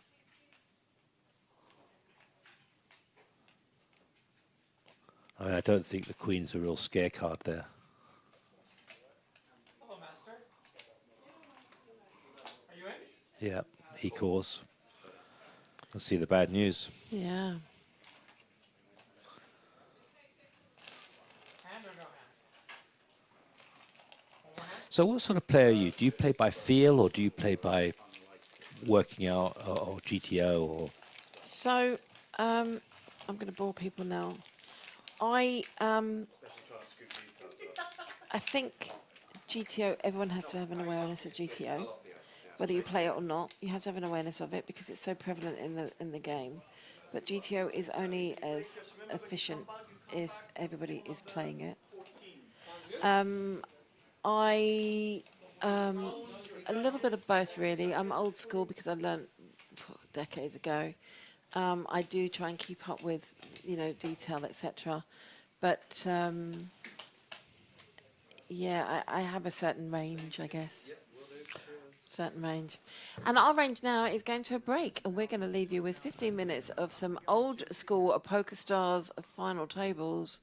Enjoy. We'll be back with you soon. Please come look back. at Ben Shack. I know. Dan Shack, sorry. He's just won a bracelet, I think, recently. Well, last year. Was it last year? Okay. No bracelets. Unless he won one in the Bahamas. Maybe I might be wrong. Anyway, we're going to go and take a walk, and we'll see you very, very soon. Soon? He's raised from the cutoff. He's made it 60,000. It's a min raise. It's been folded to Vanessa Selps in the big blind with ace-king suited. For almost any player, this is a spot for a 3-bet. For Vanessa, it's a great spot because she has a reputation for being so loose and aggressive. Well, she has re-raised. It's a 3-bet to 215,000. O'Dwyer does have position on Vanessa. Steve's in a terrible spot because there's absolutely no way you can lay this down to a Vanessa Selps 3-bet. Well, he has called, so we will go heads up to the flop. And Steve is unfortunately dominated. And the flop is Jack 9-6, so O'Dwyer does pick up a gut shot straight draw. Vanessa Selps still leads with ace high. Steve's behind, but has the kind of hand he probably can't fold for 1 bet. Let's see if Vanessa wants to keep that pre-flop betting lead. No, she doesn't. She checks. And Steve O'Dwyer will check behind. Turn card for free.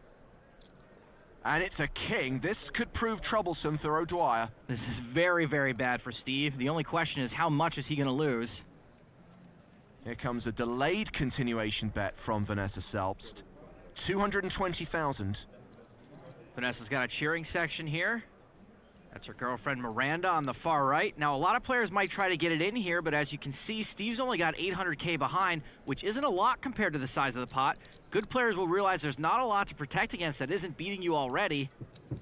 And he will call. The pot is now 909,000. The river is an inconsequential 3 of clubs. Vanessa's first to act. No reason for her to not think she has the best hand, so she won't want to give Steve the chance to check behind, which he's quite capable of. Small one. She says all in, and that would put O'Dwyer all in. Vanessa's law school buddies looking on. He's tortured. But he's got top pair with a decent kicker. How can I fold this? Vanessa has Steve covered. This is a fairly polarizing bet with ace-king probably the very bottom end of Vanessa's value betting range. Why are you so good, Vanessa? This makes these things so hard. Steve's not so bad himself, else his money would have been in there 30 seconds ago. He has laid it down. He has made a class fold. And Vanessa's cheering section don't know that she would have welcomed a call there. If I'm wrong there, I'm gonna look like the biggest idiot of all time. King, queen. That is spooky. You're too good. I'll check king, queen. You're too good at poker.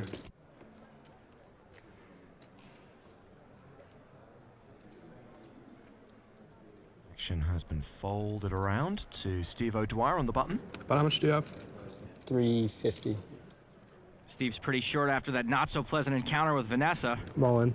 He shoves from the button, and this is enough to put Aaron Overton all in. Snap call. Call.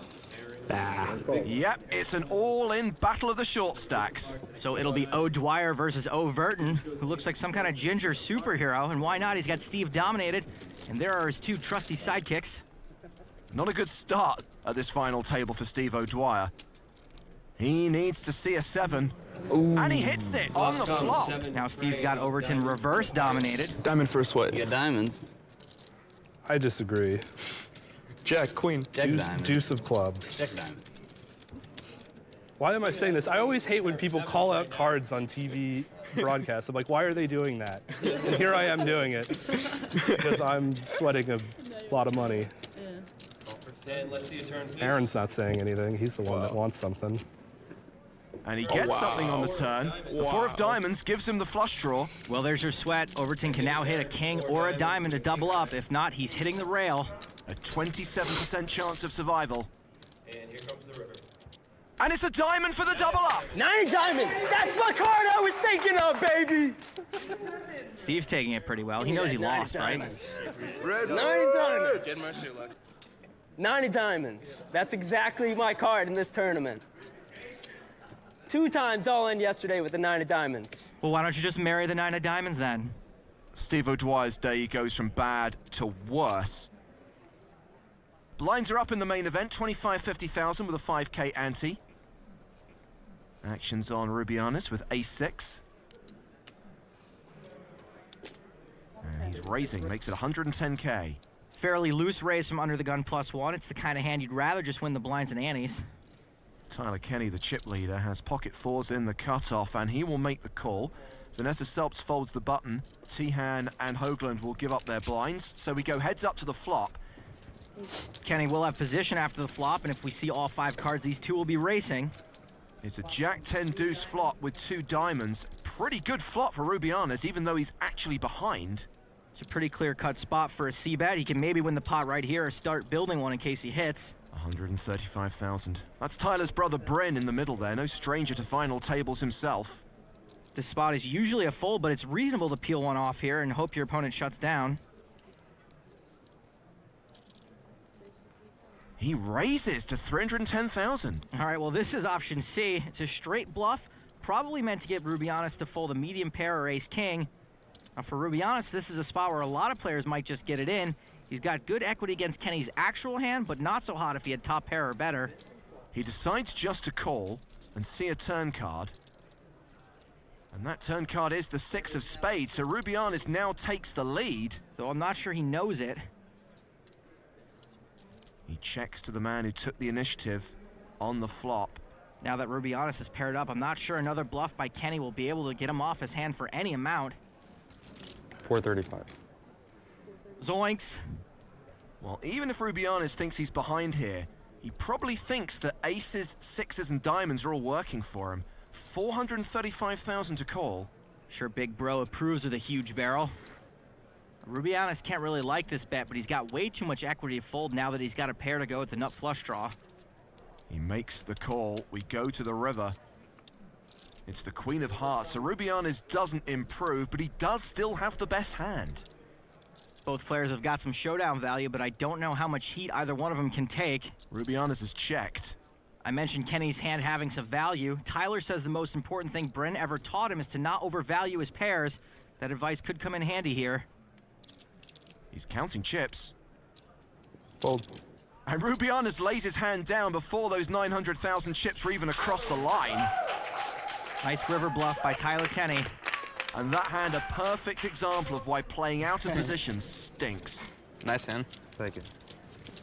So 21-year-old Tyler Kenny adds to his stack, maintains his chip lead, and proves that he is a force to be reckoned with at this final table. Who let the dogs out? It's the star of the new Air Bud Poker sequel, here to research his role by sweating Vanessa Selbst, who's voluntarily playing pots 30% of the time right now. And even better for her is the fact that she's won 2 out of every 3 of those hands. Fewer than 4 big blinds separate her and chip leader Tyler Kenny. The blinds now at 30 and 60,000 with a 5K ante. Action's been folded to Vanessa. She's got 7s on the button. Vanessa's likely to raise any 2 on the button, let alone any 2 that look the same. So min raised to 120,000. Tom Hoagland's folded the small blind. Ace-6 offsuit for Dan Shack in the big blind. Dan knows this about Vanessa's game as well, so it's possible he might think he's got the best hand here, and if he thinks that, he's likely to re-raise while out of position. He's announced raise. It's a 3-bet to 400,000. All right, it's leveling time. Vanessa knows Dan knows this and knows he doesn't really need to have a huge hand to 3-bet her. I'm all in. So she 4-bets, enough to put Dan Shack all in. And he calls very quickly. Not a great call by Dan. He's doing pretty poorly against Vanessa's 4-bet range. Ace-6 would even be in bad shape to most of her bluffs and never ahead of her good hands. Vanessa seems to be outraged by that call. Well, Dan does have 30% equity and a reputation for running pretty good. There's Dan's friend Nick Binger.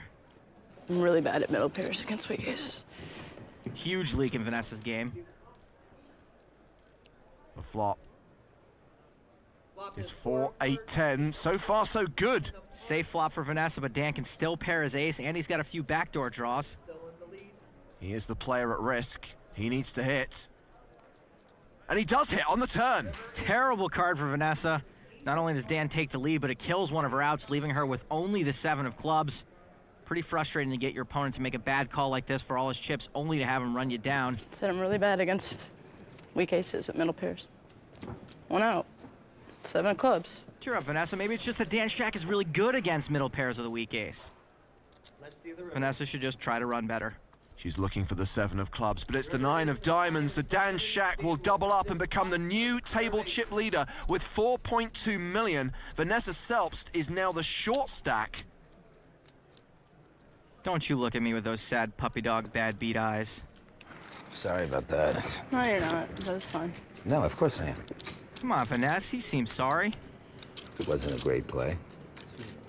But your reputation gets calls like that. You want calls like that. Not with the middle pair against the weak ace. Okay. That's the only time I don't want it. Because I never win those. Dan Shack's picked his spots well today. Of the 17 hands he's played, he's only lost 1 of them. Can't say the same for his Wall Street job. He recently got some notoriety when his hedge fund made a loose call on gold this past year. Ace-6, anyone? Well, that hand has left Vanessa with a 16 big blind stack. She's under the gun here with King Jack. Red paint's probably good enough for a shove. I'm all in. She's made the move. Looks like she just got tired of counting it. Nah, forget it, I'm all in. Hoagland and Shack have both folded. I call. Vincent Rubianis will call her from the small blind with pocket 8s, and Tyler Kenny will give up the big blind. So, Vanessa Selbst is flipping here for her tournament life. Vincent Rubianis has a slight edge. Vincent's a former competitive chess player who quit when he realized you could make money playing poker. This is the one time right here. You need this. Paint! No paint. 8-ball. So I guess he went from pawnage to pwnage. Well, if his pocket 8s hold, Vanessa Selbst's dream of going back-to-back here at Mohegan Sun is over. Sweat. This is ridiculous. Well, you got that big mop to soak up any sweat. The flop is King 7 deuce, all hearts. What a flop for Vanessa Selbst. Top pair and a flush draw. She's flopped Rubianis dead to 1 out. And what happened to Yale's admission standards? Jeez. I'll throw your hearts up there. Don't get greedy now. Well, it's the King of Spades, which actually gives Rubianis more outs. That's bad for me. That's bad. That gives him 2 outs. All right, the 8 of hearts is now back in the mix since it'll make Vincent a full house and Vanessa's flush would be down the toilet. Excuse me, James, the loo.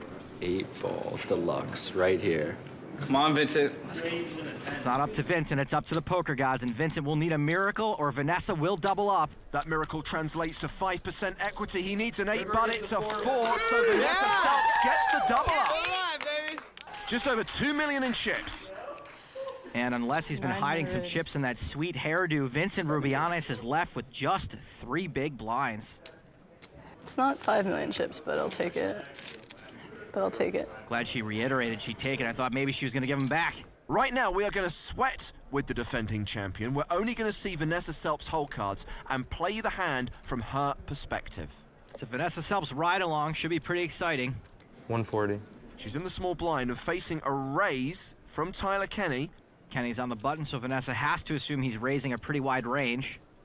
And with her pocket sixes, she will call the 140,000. If she were deeper, she may have 3-bet. Get Dan in here, we'll get a family pot going. Vanessa's anxious to get some of that money back from Dan. He's getting decent immediate odds to call. And he will make the call from the big blind, so we go 3-way to the flop. Family pot. I like it. Makes me somehow appreciative of my own family. 8-8 queen. What a terrible flop for a pair of sixes. Not at all, but it's not great against 2 opponents. She checks, Dan Shack checks. Remember, Tyler Kenny was the pre-flop aggressor. Get my game face on. No such thing as game face. It's just poker. It's just a card game. Exactly. I could smile. You don't know what I'm gonna have. Like, yeah. It's true. Tyler Kenny giving off the tell. Let's see if he wants to continue. He does. He bets 160,000. Again, Kenny would have to c-bet a pretty wide range here. Vanessa makes the call. And Shack will also call. We still have a family pot heading to the turn. Dan just overcalled, which worries me a little bit for Vanessa's hand.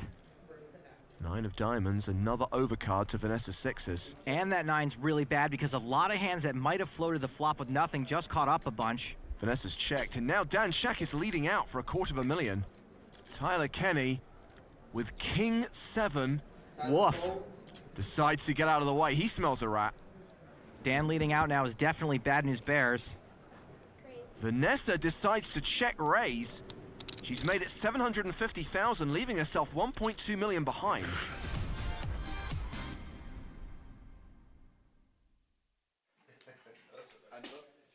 They're ready when you are. Yeah, sorry, yeah, we're good. I don't want to interrupt play, but I'm going to be taking pictures of everyone that play on the screen. But I'll wait till everyone's out that one. Are you able to use the one from earlier? I can. Okay. Sorry, can I confirm it's AY? It's AI. AI, thank you. Like artificial intelligence. Oh, now it makes sense.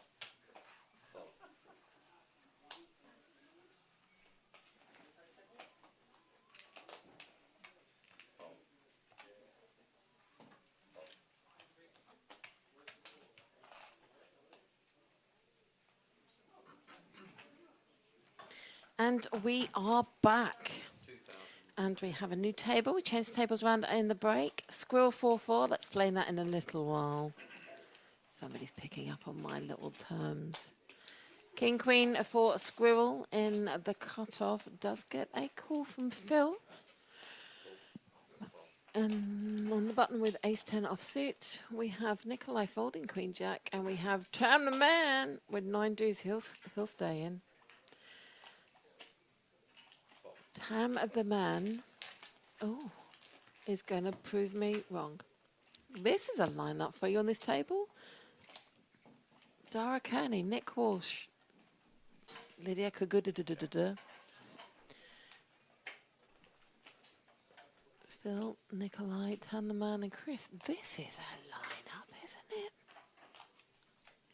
Nikolai on his second bullet on this one. 6, 9, 8, 2 spades, 8 of clubs. Cut shot there for Phil. Does make the bet. Position there.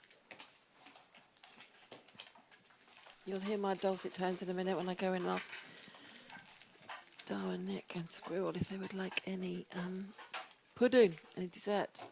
So, Squirrel, so Lydia and I commentate on a Monday. We do a replay for the women's final table of the PokerStars Women's Sunday, an online tournament, and we commentate on that final 9. I am obsessed with deuces, you all know that. Lydia's now become obsessed with 4s. to a point when whenever we are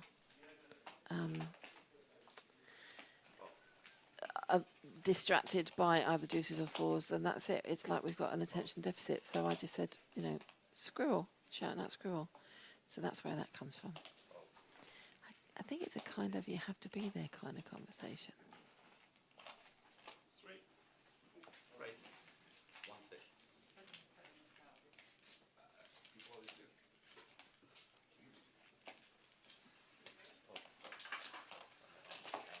Full raising from the cutoff with ace, deuce, spades. No takers.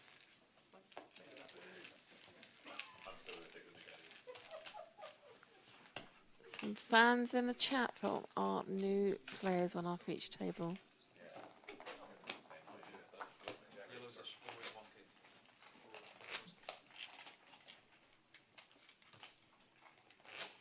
Lydz, so this one is a 1,100 tournament. 1,000 goes into the prize pool and 100 as registration fee. The registration is now closed on this tournament.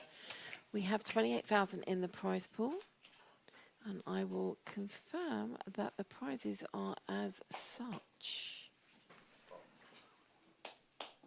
Paying 5 places. 5th place will take 2,660. 4th will take 3,290. 3rd has a 4,550 prize pool. 7,140 for 2nd, and the top spot tonight taken over 10 bags with a 360 on top. Not too shabby for one night's work. I actually think that's really acceptable prize pool for a 1K. 1K one day. King Queen versus Ace King. Dara O'Kearney is defending from the big blind. We'll check on a 3-4-4 flop. Nikolai continuing. And it's a fold from Dara.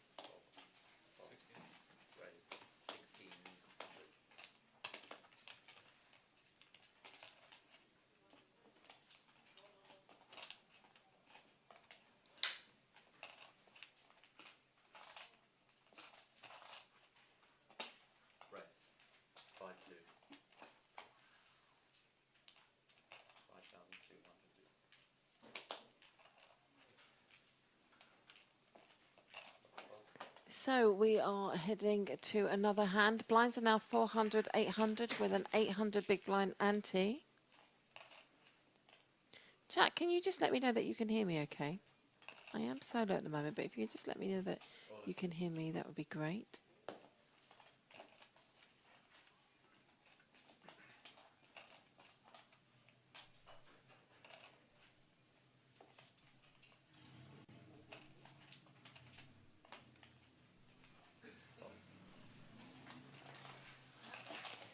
Thank you, Bernster. Much appreciated. Hope you're enjoying the view.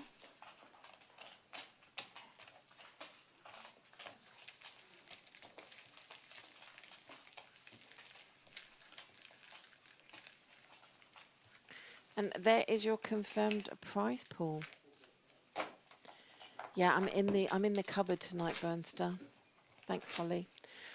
So everything works well in here. As I said, I've got a new shiny laptop, and we're going to see if we can get that to work a lot better next week for the ladies. Mind you, when you play it back, the ladies' commentary sounds perfectly fine. I think it's just on the night. Queen 8 offsuit in the tug for Phil. That'll see it going into the muck. We have got 4 deuce. Off it goes into the muck. Tan the man is going to open with 8 ace 9 offsuit from the hijack.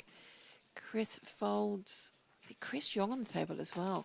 Ace 5 for Dara. I think he will do something here. Button. It's a 1600, and so he is going to call. Nick Walsh with 10 5 of diamonds in the small blind. I think quite liked it until you've got 2 people ahead of you. Yeah. And is there a defend for the big blind? Jack 6 offsuit. Yeah, I'm getting rid of those. What can you want from a flop other than a very, very, very particular one? We're off 65-35, and it is, oh, look at this. Ace 5 of Dara in front, but both players with a straight draw, holding the ace. 2,000 bet.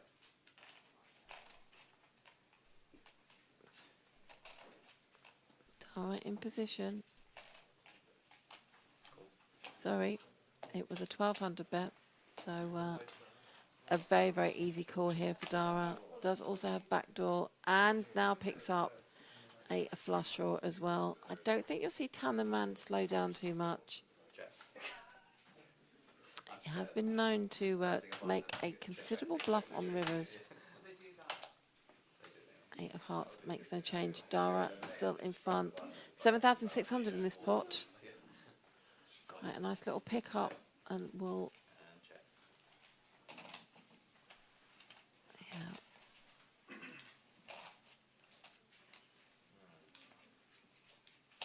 That's his Dara Kearney up to 28,900. And the man now are shorty stack at the table, just looking at 13, 14 bigs, thereabouts. Squirrel sitting on not much more, but not a definite kind of panic zone yet. Look at Nick Walsh there, look with his Team Pro little lanyard. So lovely to have such elite players in the house. Even if we have made them sit next to each other.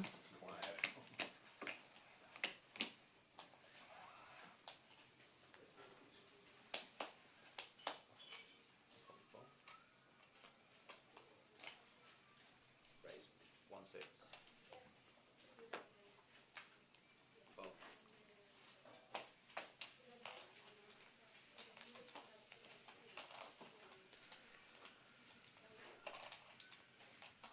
Chris opening from the hijack to 1,600. King 3 of spades. It's Nick Walsh who's going to 3-bet with the King 4 of clubs to 4,200. Squirrel gets out of the way.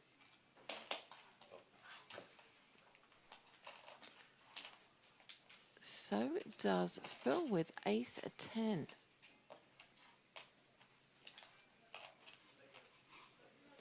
I agree, Holly. Imagine this being the first time you play the Lightning Tournament and you've got Dara, Nick and Lydia on your table. And to be fair, 3 other players, Tam, Phil and Chris, all equally terrifying players in terms of ability. Chris is going to go for the 4-bet.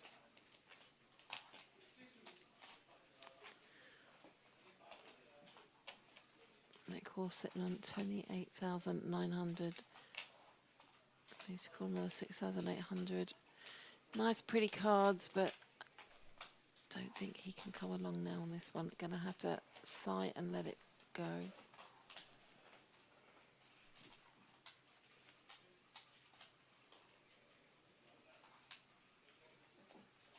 Yeah.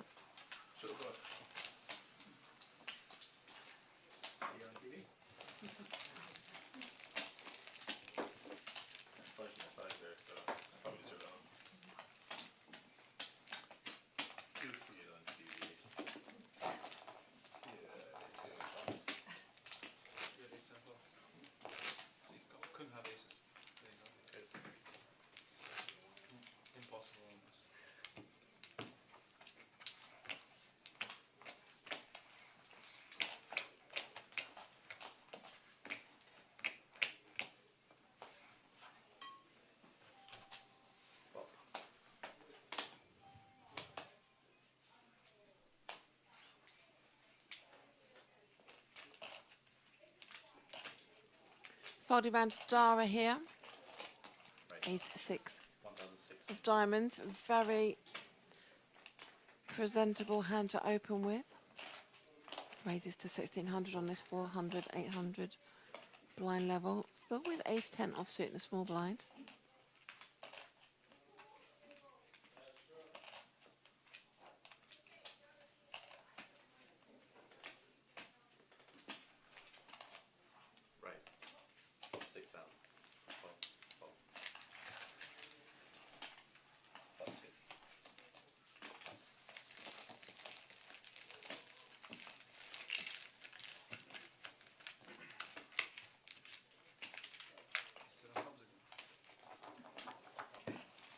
Three bet there from Phil is enough to take that before we head to the flop.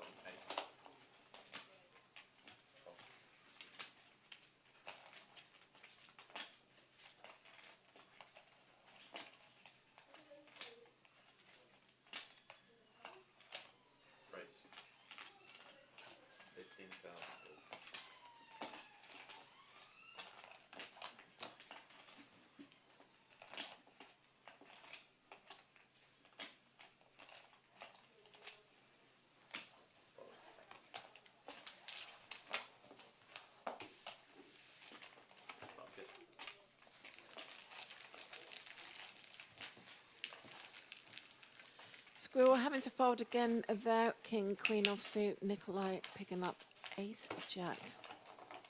And three betting her out of the pot.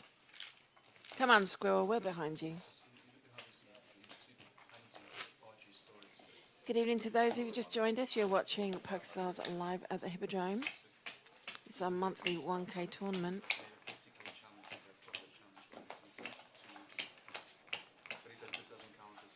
Registration's closed, 28,000 in the prize pool, and the prize pool confirmed.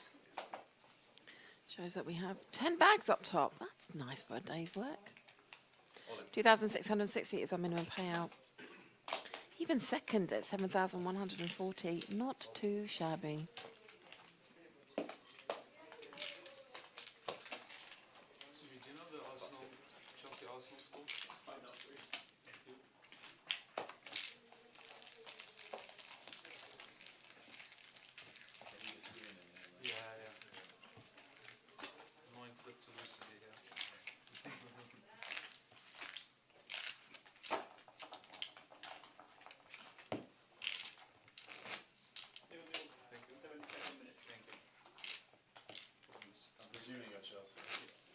Scraping the 1-0 then extra time.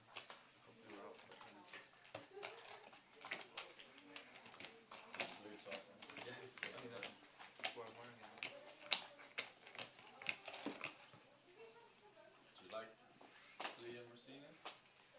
Seems to be a smart guy. So it's too early to tell us. You know, he's well spoken. So a bit of a robot. Yeah, he's read the coaching book. It's like really also the speed felt isn't nearly as nice as It does give that impression, yeah. It's his first like major job, so it's always going to be a job. So you say that for the whole time space, yeah? Major job. Well, Top play. I mean, it's stressful. that's cool. Oh, not too bad. Ace king. Yeah. Call it ace king.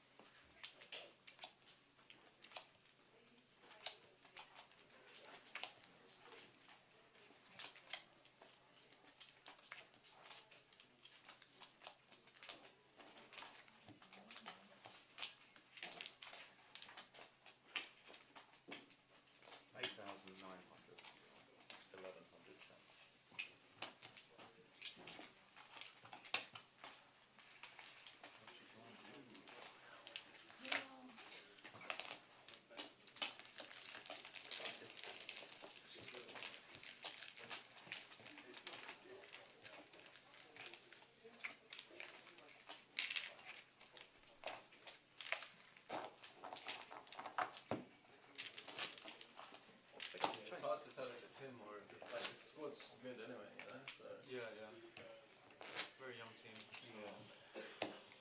Yeah, there's always like a new manager bounce from teams because we like change somewhat. So it's still in that period where you're not quite sure. But I mean, they've shown some good resilience when they've been down a couple of times, right? Yeah. Like the fight, like it's gotten better. It seems like a good personal relationship. Sorry, guys and girls, got distracted. Little knock on my cupboard. I know, exactly. Guys loam around, but it's a bike back. I don't want this time to go down. We're like 1,600. Yeah, I think that's And we join the action back on this 400, 800 with an 800 big blind ante. This is level. What is it? Level 6. 28 registered. We're on a 30-minute delay. At this moment in time, as you see this, the 19 players remain. And some big names and some very experienced tournament players in the house tonight. Some of London's best known tournament players. very random. I have a family friend who lives in an apartment that like my dad used to live in. She still gets his like mail. Oh no way. Yeah, like she's showing like envelopes for Jean-Philippe Matel. 16. Race. 1-6. Cool. There's noise going on around us. It's dessert time. It's like feeding at the zoo. It's like being in the ape enclosure. At least they're not throwing feces at each other.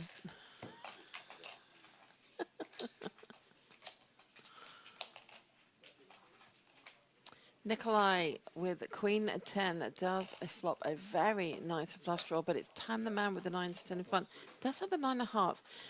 Tam the Man plays differently. I mean, sometimes I say that I know that what he's going to do.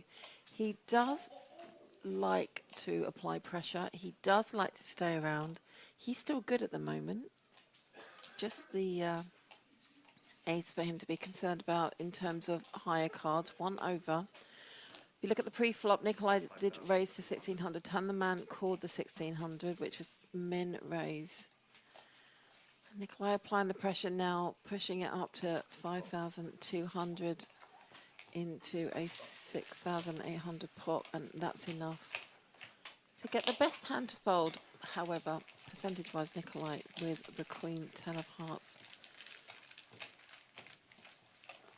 was looking and sitting quite pretty.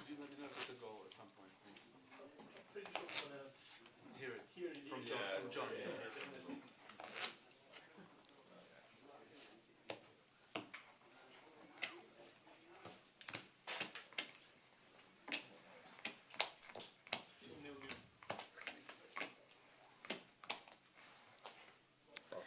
See a fold from the tug. Tan the Man folds as well. Chris, my Jack. We'll get round to the cutoff with Dara O'Kearney. Jack 9 of hearts. I think this is an acceptable open from this position. 16. Right. Makes it 16. Nick Walsh going to fold Queen 3 off. Squirrel with King 2 offsuit and the small blind. Fold with Jack 3. We've seen him fold better cards, and I'm going to say I think he will fold this, and it's a nice little pickup without a showdown here. For Dara, Dara looks like he had lost a couple of hands there that I missed, but picking up a little bit to add to his stack. Not the biggest stacks on this table. Obviously on the table beforehand we saw some monster stacks. Chris out in front of the table captain with 47,800. Nikolai with 43,600. We have just seen him pick up a nice little chunk, etc. But even our short stacks on this table, it would take a big hand for somebody else to come along should they decide to No, I don't mind. This one's pop it in. We are on a 30-minute delay.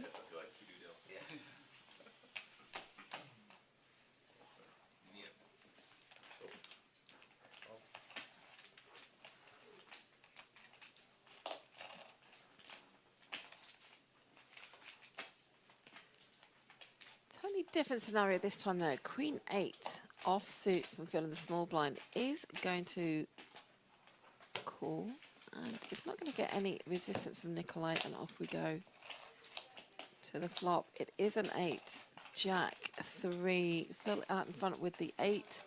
Not much to keep Nikolai around. Phil does check.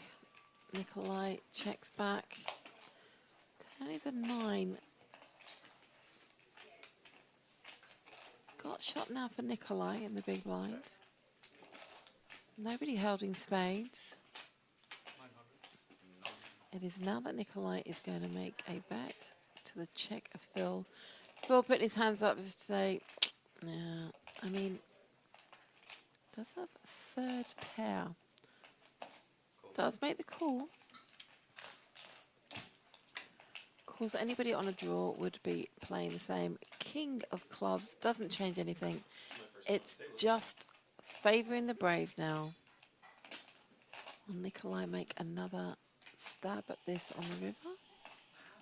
Or will he take the check back and wait to see? I think we know that obviously he does too. The only way to win this is to bet, and he bets 16 into 4,200. Oh, that's me in there causing disruption and reeling off the dessert menu.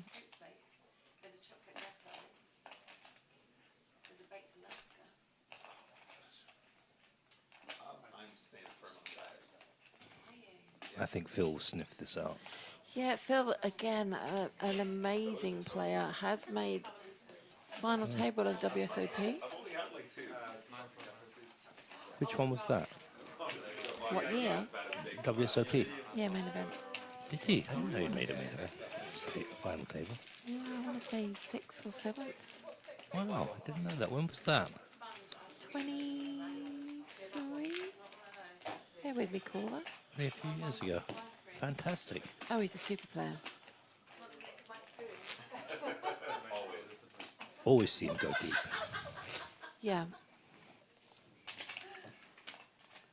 And we've played a lot of games together. And there's Dara, satellite champion. This is actually quite a strong table. You've got Chris there as well. You've got Tam. Tam's good. Yeah. Really quite a strong table.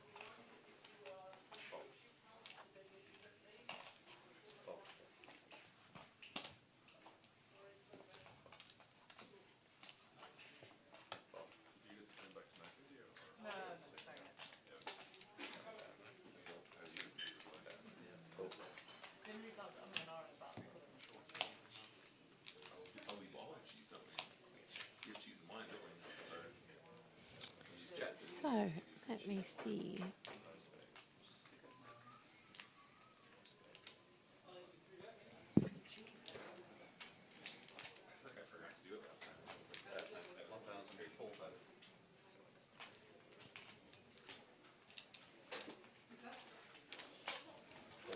It's quite strange actually, we're on a 30-minute delay. However, as people bust out, they're coming and squeezing in my cupboard. I'm going to need a bigger boat. I'm going to need more mics, more headphones. You know what, maybe I'd lied. Maybe he didn't make final table on a... I don't remember. I didn't hear about it.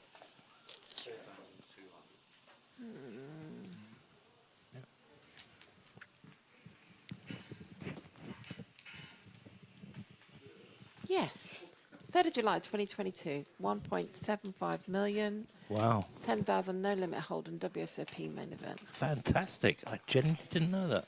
I knew it, see, I knew it. Well, you're into this. Look at that. Chris has made a set. trips. Oh, this is going to be dangerous. This is because This is car crash time. Tam the man is not going to is not going to Yeah, sniff there we that. go.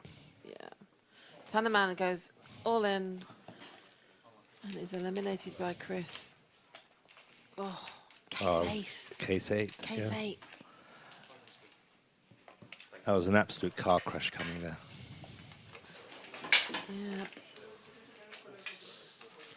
And it looks like they are broken a table, which means that in real time we are down to 16. And with that elimination of Tam, I would imagine we're now down to 15. There's your payouts. As I said, not too shabby for one night work. I think that's Look at quite that. lovely. It's great payout structure there. Isn't it? We always pay at least minimum and a little bit in the, No, final but to position. come in the first 3 is really Quite nice, very, isn't it? very good. I mean, even a second place at 7K is just super, super lovely.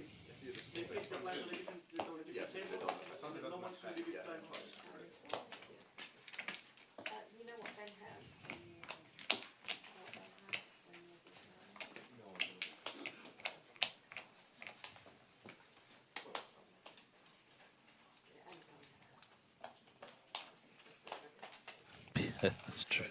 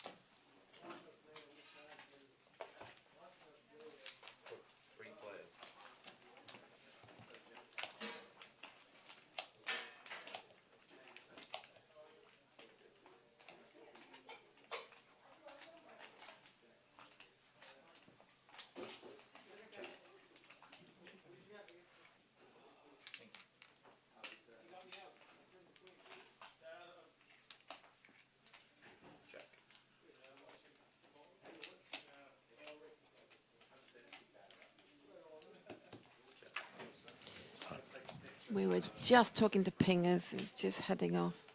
And we were just actually saying, and we did say at the time when he was eliminated, really hadn't got the cards, had not got going this evening, which is a shame to see. Getting going though, Tiddler, how's Tiddler doing? Tiddler's still moving around that. So 500, 1,000, 1,000 big blind ante. This could be a deciding level. Yeah. Do you know what I mean? It's you know. I think there are a lot of middling stacks here as well on this table. Yeah, only Chris sitting out pretty with 64k. Everybody else, you know, Nikolai still on 44k there, but everybody else, you know. Although Dara is very good at holding a short stack. Yeah. Very good at holding short stacks. I've seen him. I've played with him a huge number of times on PokerStars, on satellites. Yeah, but that goes hand in hand with almost satellite strategy of surviving, isn't it? And that's what you need to do on satellites. You need to survive. So you have that inbuilt mechanism to be able to do so. As I said, I can grind a short stack like a pop dancer. Yes, you are very good at short stack. I mean, I know what to do with a short stack. I don't know. I just know to throw my chips in the middle when I've got a short stack and hope for the best. See, I don't do that. I wait. Dara and the tug. See, fold away ace-4. Yeah. Right thing to do. Too many players to get round. We have got a full ring now here. 8 players. 7, 8. King, Queen. Nice hand for Phil. Nice starting hand.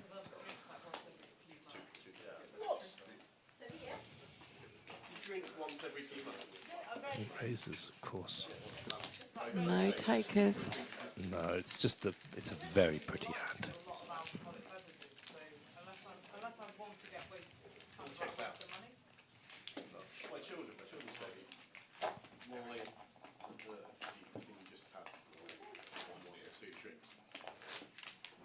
They all 7 and 8. No.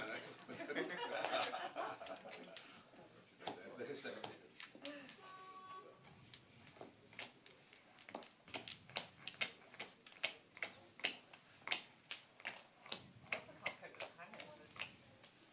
That's a very flap, flap, flap sliding sound.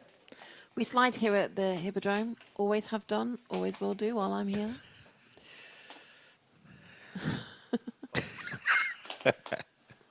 It's the way we do it. Slip sliding. Loving the sound effects being written in the chat by both Bernster and Holly Bubbles. Ouch! Oof! It sounds like Batman and Robin. It does. Or the Flintstones a little bit as well, isn't it? Flintstones. Okay, Fred. Way before most of the people's time that's watching us now. I think it's very interesting watching people's faces when you're just watching rather than playing. It's just really interesting. You can see the people who are absolutely, some of them are animated by others. Yeah. Okay, we start now with Squirrel from the tug, ace jack offsuit, expect an open. Gonna shove all in with 10 bigs. Very reasonable. Yeah, standard play. So far so good. Nobody picking up anything here. Chris with king, queen of spades. Table captain might be tempted with this one from the button. If he is, I think he would isolate. Yeah, I think that's probably the right move.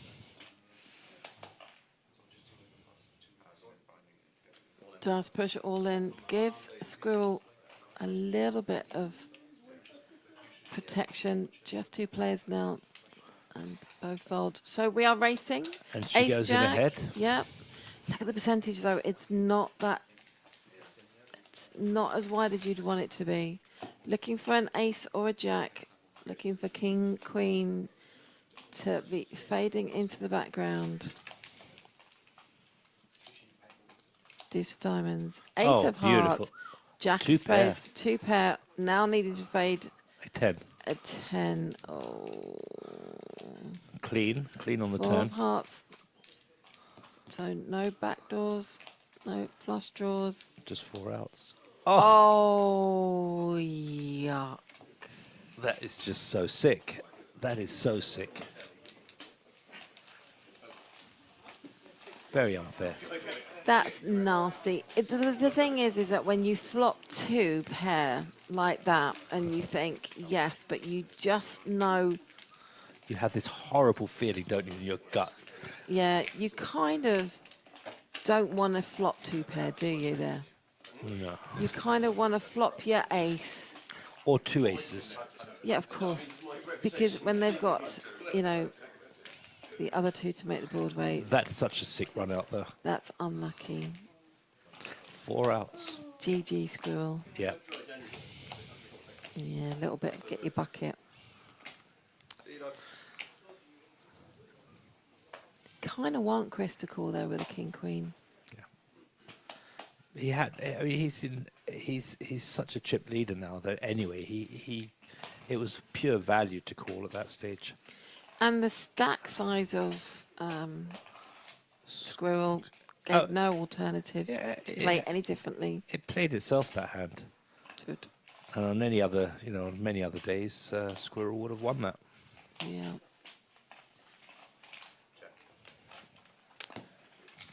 Blah. Small blind versus big blind. 7-5 versus 4-3. 7-5 still in front. Gonna need to see a bet here.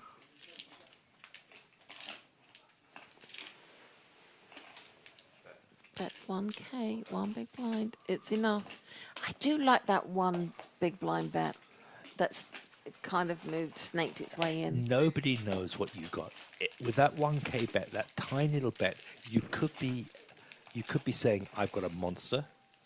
Or you could be saying, I'm just seeing where I'm at. Yeah. You just don't, as the Or I'm opponent, just you building don't the know where pot. you're at. You don't. I love a little 1 blind bet. And that was enough. And of course, had he been raised, he would have folded. I mean, it says so much. You can do so much with that, as you said, 1 blind bet. Squirrel didn't even get a pudding.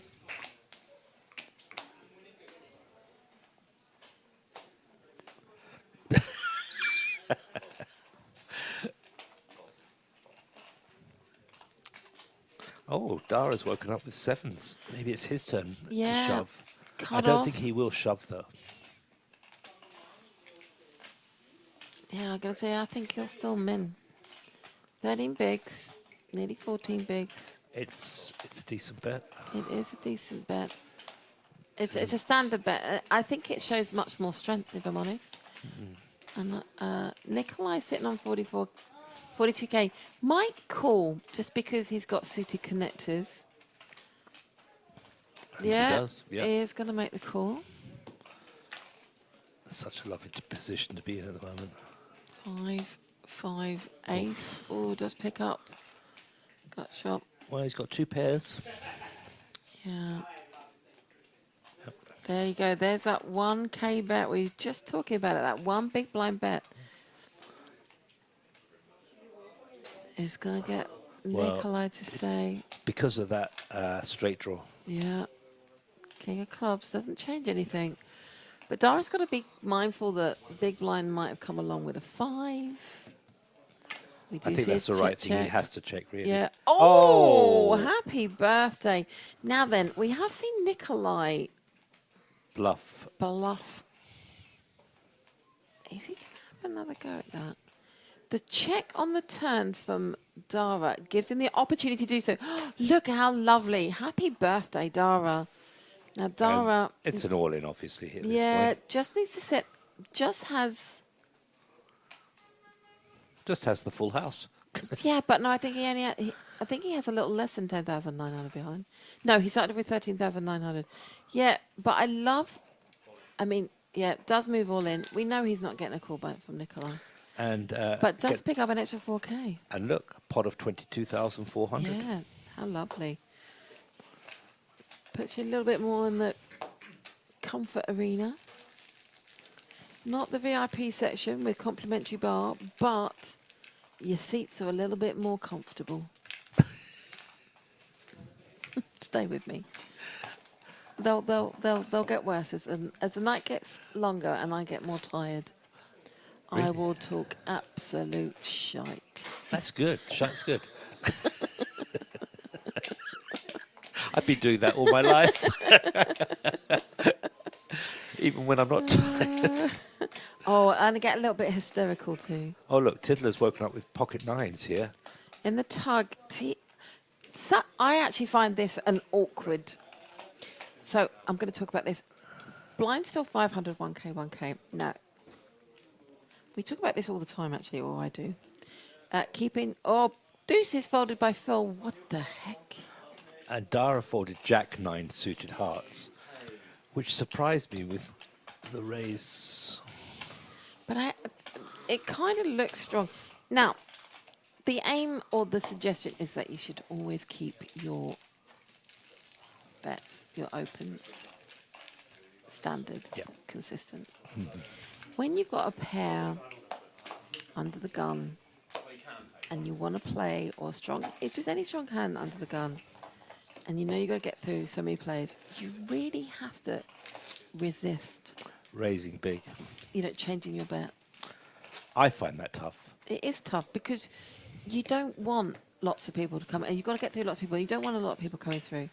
And I think there's a mental block that that's what you've got to do. And, I mean, the book says you should only be increasing your bet open from, like, cut-off button. And the funny thing is, if you've got an absolute monster, it's very difficult to choose where you want to be at. Do you want people in or do you want people out?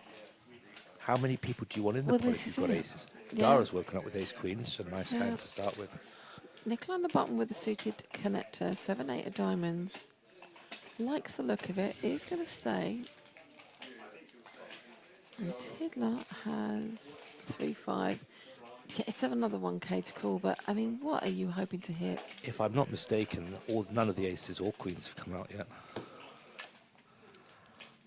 That's their personal choice. There's an ace. There's a 7. There's another ace. Oh, that's beautiful. And Nikolai's in there. Absolutely. And Dara I guess he'll slow play. checking his trips. Deuce Wilder said, we've heard of bold poker. Welcome, bold shirt. like that. I mean, I'm just never ever brave enough just to make a call, especially when there's two of a suit. 6. What if an 8 comes down? I mean, goodness. Oh, that me. would be awful. Well, it'd be great for Dara. It would be. We do like a little bit of blood. We absolutely love blood.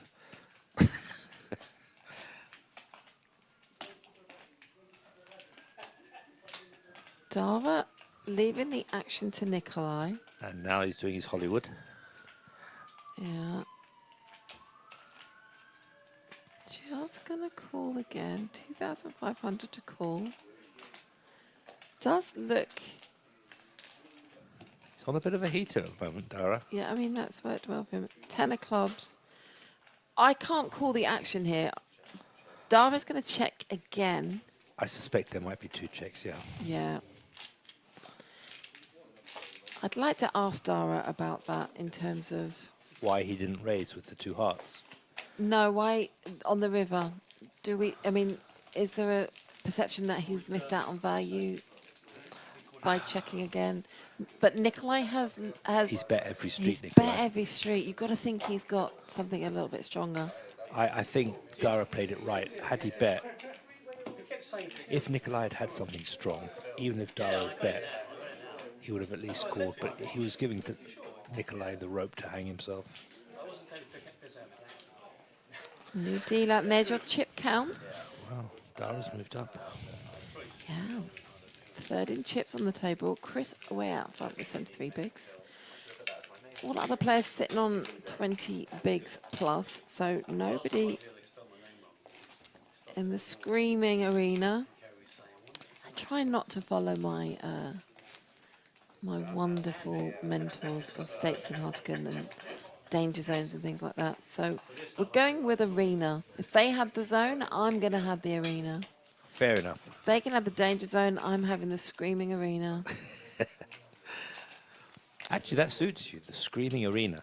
I'm going to have it tattooed on my left cheek.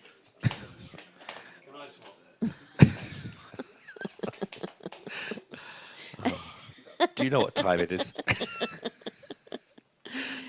Ace 7 suited for Nick Walsh in tug +1.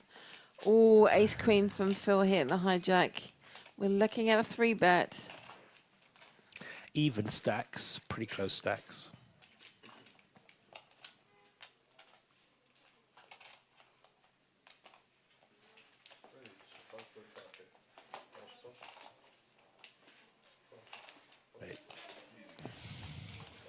Another ace folded though, so there we go.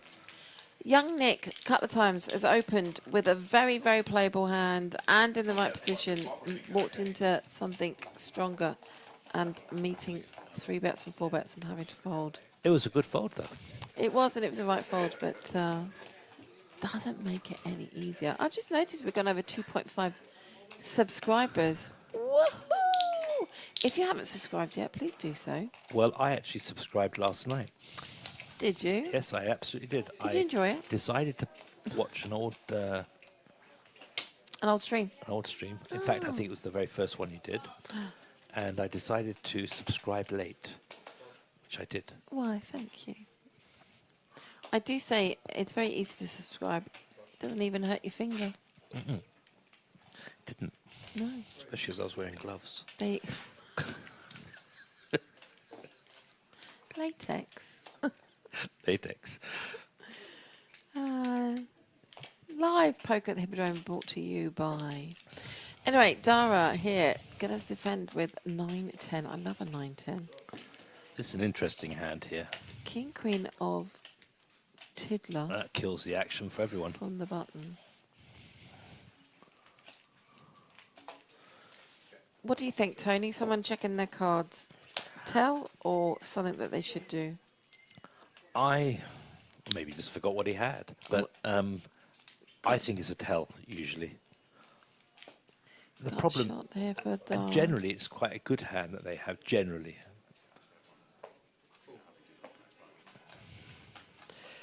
I've seen somebody check the absolute nuts a couple of times. Tiddler hit the queen. That is the only card now. Yeah, that would. Oh, Well, it's not a bad move. It's not, but we know that Tiddler has the king and But 6K. he's representing the ace Well, he as a may delayed, well be, as a yeah. delayed bet. Yeah, has put Tiddler into the tank, but Tiddler's going to call. Well, he's tended to call a lot, hasn't he? He's not been scared off. That's the right call. But Tiddler has been fairly brave in calling bets on the river. Yeah, but we have seen Tiddler's stack go up and down. Yeah, he's a bit of a yo-yo tonight.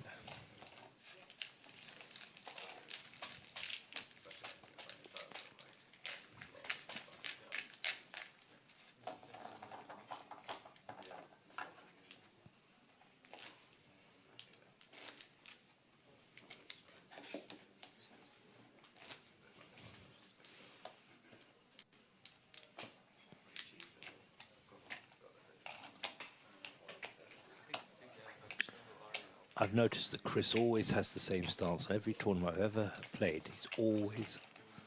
it's exactly the same position. What's that down? The way he sits.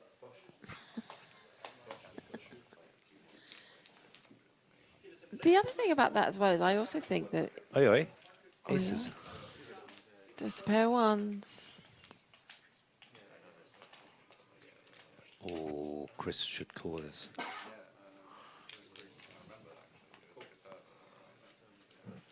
Call it, he does.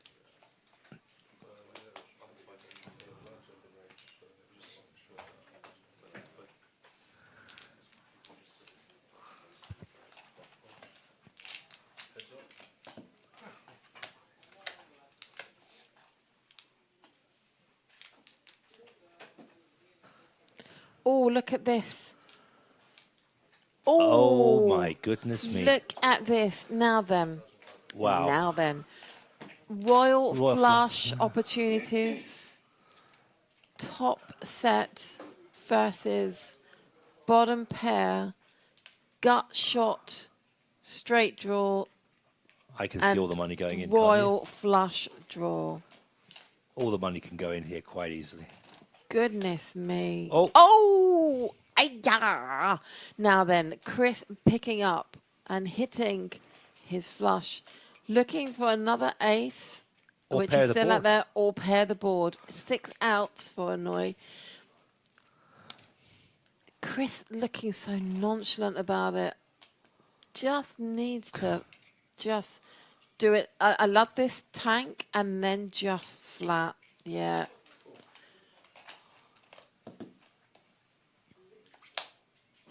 No. No.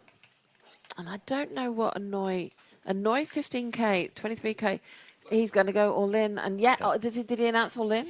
He Yeah. does. Yeah, it and had to an be. instant call from Chris. Obviously, yeah. Oh, ouch. Oh, that's painful. Very painful. That is definitely one of those ouches that you've had.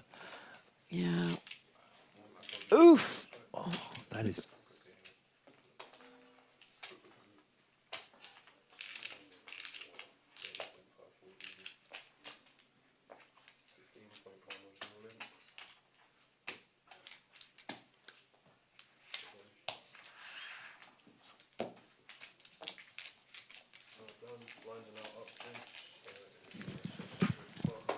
And then there was 3 in the cupboard.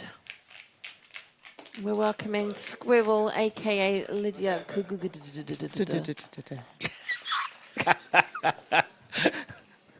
That's hilarious. Did you vom? Might have been a little bit sick in my mouth. Oh. Horrid run out. Wasn't it just? So tell me, because I was saying, hello, Wix.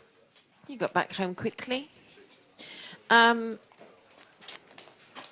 was just saying, you hit your top 2, and you're like, yes, but then you're also like, no, just don't do it. Yeah, Because if I do it, it's just so horrible. it is horrid. But hey ho, it's on poker. the river. It On is the what it river. is. It was not a very nice river for you. Yeah. But as we have just seen, Chris is running very well, and with the He is running there was very also well. the ace queen, the ace 8 with the 10-8 hand where he busts the other player. Do you ever wake up, or I mean, when you wake up with a really big hand like you had with 2 pairs, and just have that gut feeling that they're going to hit their card? Yeah. I get that every so often. Or I do. We talked about this afternoon. We did. I don't look at my cards until it's my turn. Oh. However, on occasion, just randomly, when a card comes in, I just have a feel for it. And that's not tangible, and I know there's no logic behind it. And I'll look at it, and it'll be an ace or a king or a queen. And then the card will come in, and I just know that it's either going to match it or link it or be a strong playable hand. I think there's far more to that than we know. I mean, I've done that with a roulette. Right, yeah. As you know. Yeah. And it's just weird. I can't put my finger on things. It just used to happen when I used to play. So we were recording some podcasts today, and we recorded one for the Real Poker Goes to London, which is mine and Lyd's podcast, and we had Dara on, and we were talking logic, etc. When we announced it, do tune in. It was a fascinating podcast. Really interesting. And I could sat and spoken to him for hours, and that's the door. That's another one coming in and knocking on the cupboard and just give me sad eyes. There's been 4 so far. I'm just like, I feel like a protective puppy mum, Well, we have pingers. Pingers, got lids. No spoilers on who that was earlier. either. No spoilers. Oh dear. No, it was. I mean, chatting to Dara earlier was really insightful. He's a very interesting person. But he was saying, because I asked him and he said he does put some weight to it, but it's the random. It's your brain recognizing random patterns. Maybe. And when you say that, and you look down, I mean, equally, I've looked down and looked at ace, and then looked at 3 offsuit. That's what gets me. Why is it generally you see your best card first? You don't Every see 3 and then an ace. But no, because I normally look at, like KJ does, I don't normally look at my cards until it comes to me, unless I'm tug. And then I look at the first one. The first one's all, like, because they said, obviously I get dealt the first one, I look at that one, and I have that moment of excitement. It's a queen, it's a king, it's a jack, and then it's a offsuit deuce, 4, 6. I know. See, I don't buy into that, because I remember so many times I played live at the weekend. I looked down and I was waiting for a hand, and I looked, but it might be because I was waiting on a hand to get it all in with, because I was getting short stacked. That I looked down and saw a 5 and thought, right, I can't play a 5. Even if another 5 comes, I'm under the gun. I won't play 5s. I won't shove with 5s under the gun, etc. 5s come. No, it would be like a 7. No, but my point is the first one's a good one. Generally. No, but I wasn't looking down and seeing the good one. Oh, okay. Oh, You I were see. saved the pain then. That's almost better. That is better. It's better than getting your hopes built up with a... I found when I've had a really bad run of cards and nothing's been above a 6, and I've said to the dealer, please just give me 1 card above a 6. The very next hand, it's king, queen, queens, jacks, jack, ace. It's really weird. So I'm going to start asking the dealer far more often to give me cards above a 6. But a lot of people put a lot of form on the dealer of either giving the good or the bad cards. Yeah, it doesn't. Or have you lost your wind muff?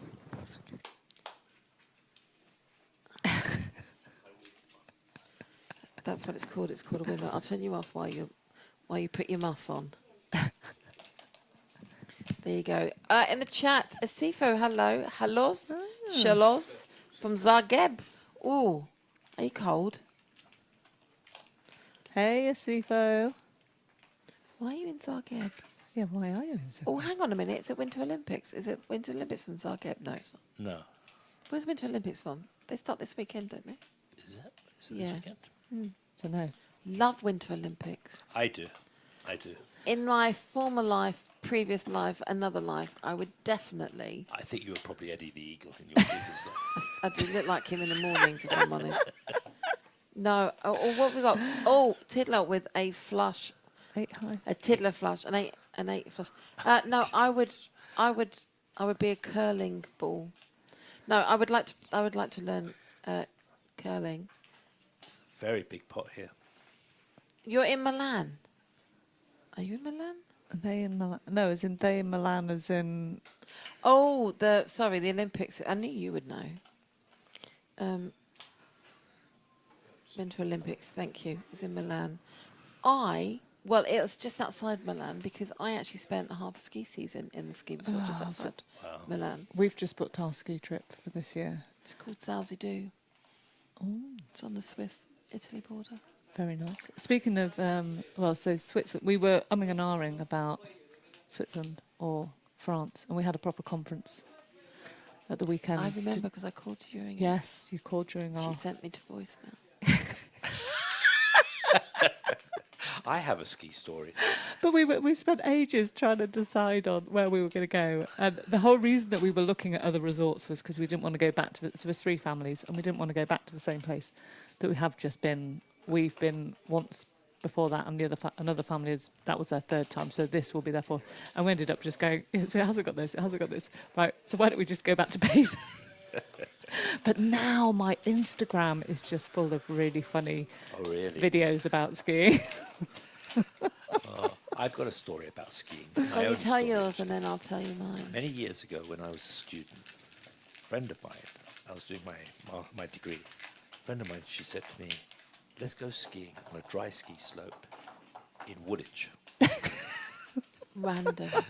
There's a dry ski slope There's in a dry Woolwich? ski. So we went there, and I got there, and the trainer there said, who are you? And I said who I was. And he said, but you haven't been here before.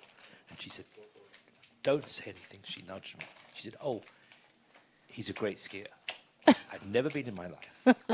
So anyway, she put these my skis on for me, and then I went up the ski slope, and I was doing okay. I got about 3/4 of the way up, which was fine, and there was a little door to go onto the slope. Ace 4 of diamonds for Nick Walsh, and the hijack has... We are now on 600, 1200, raises to 2-4. Nikolai, he keeps walking in. Nikolai, though, is going to call. Nick keeps opening with decent hands and then walking into, better hands, but it's just a call. Opens the door for Chris to come along, though, with 8-4 to fend from the big blind.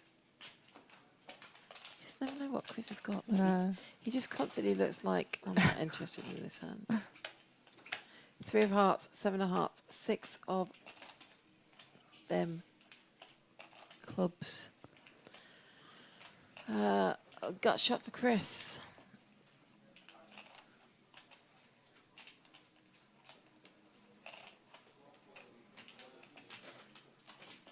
And for Nick as well. Yeah.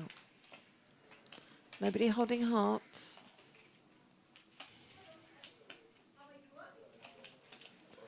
Nick will fold. So will Nikolai. Chris, pick out the... See, we'll come back to your story. One of the things that I was taught a long, long time ago is bet your draws. Yep. Bet your draws because you've got 2 better hands to fold out. Yeah. He's not wrong to bet there because he's got a draw. On the back door. For sure. The back for door sure. flush draw as And well. the 2 stronger hands have folded. But also, I think with that particular flop, it's so much better for his range than the other 2 Of as well. course. So I think... Yeah, it suits his range of that flop. So you've gone up and you come to a little door. I've come to a little door, 3/4 of the way up this dry ski slope. and There's there were doors on the ski... Is it indoor? Is it It's an like indoor? a door to go into, to go 3/4 of the way, so you can ski 3/4 instead of going right to the top and skiing all the way Okay. down. And there were these 2 girls. And remember, I was a student at the time. 2 pretty girls, and I manoeuvred myself. I was quite impressed with myself. I turned around, and one of them said to me, "Have you skied before?" I said, "Oh, yeah, all the time." So I went down, and I was doing so well. 3/4 of the way down, I went flying. All I could see was skis in the air. And that was my only time I've ever been skiing. I never went back, ever. The thing is, as a dry slope hurts when you fall. It does hurt when you fall. I don't think I've ever been on a dry ski slope. So It wasn't. mine's a part 1 and part 2. Ace 4 of spades versus Queen Jack of diamonds. Nikolai with a guts shot. Is it just putting in is enough to get down to fold? Yeah. Decent defend there, though. Of course, regular defend there with Queen Jack suited. So it was within the first few days of me arriving in Österreich in Austria for a ski season in Zelensee, which was the party capital, and I was on a button lift, and somebody in front of me came off their button lift and was sliding down towards me, and we were shouting just like, "Get out the way! Get out, you know, just move yourself." They didn't, and literally took my feet out from underneath me, and I twisted my knee. Ouch. Ooh. So my knee was all, and it was very, very early on in the season, and my knee was all bandaged up. Fast forward 2-3 weeks, it's Christmas Day, and I'm in Crazy Daisies, dancing on a table with one knee bandaged up. Why doesn't that surprise me? You know, went in Zelensee and fell off the table. I think somebody shook it. I don't know. Went to the bathroom, pulled up my trouser leg, and was so absolutely rat-arsed. Shouted out to my friend out in the lobby of the bathroom. I'm like, "Come and have a look at this." I didn't say it just like that, obviously. And there I was with my finger in a massive hole where a chair leg had gone into my leg. I was so drunk. I hadn't noticed it. I'm like, "Do you think that's my bone?" It was. Oh dear. No. Oh God. No, so we went to the hospital, didn't feel a thing, and I was all in? so gone. Yes, does move No, all in. Small blind onto big blind.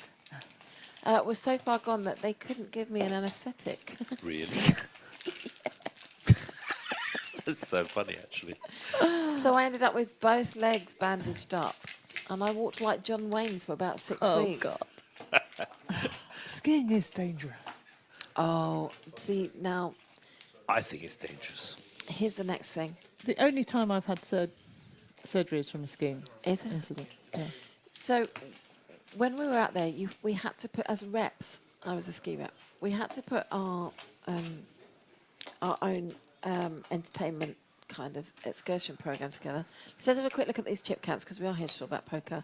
Chris way out in front, 91 big blinds. I mean, that is nice. And it is both Phil, well, when did Phil lose a big chunk?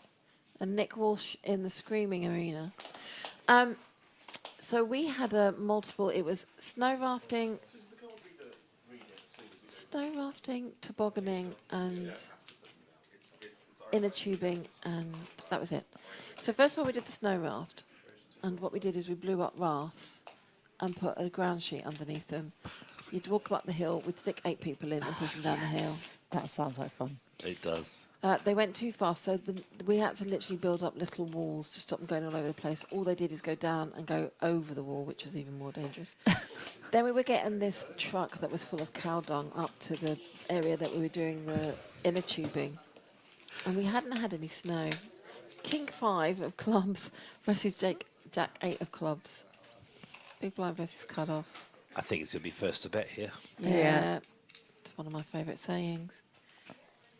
I'm not sure as much Tim can do there No. with that flop. And I do think Chris will probably bet. Yeah, he's got the chips. stack to do it. Yeah. Betting your draws. Yeah. Yeah. You know, worst hand wins, but he bet his draw.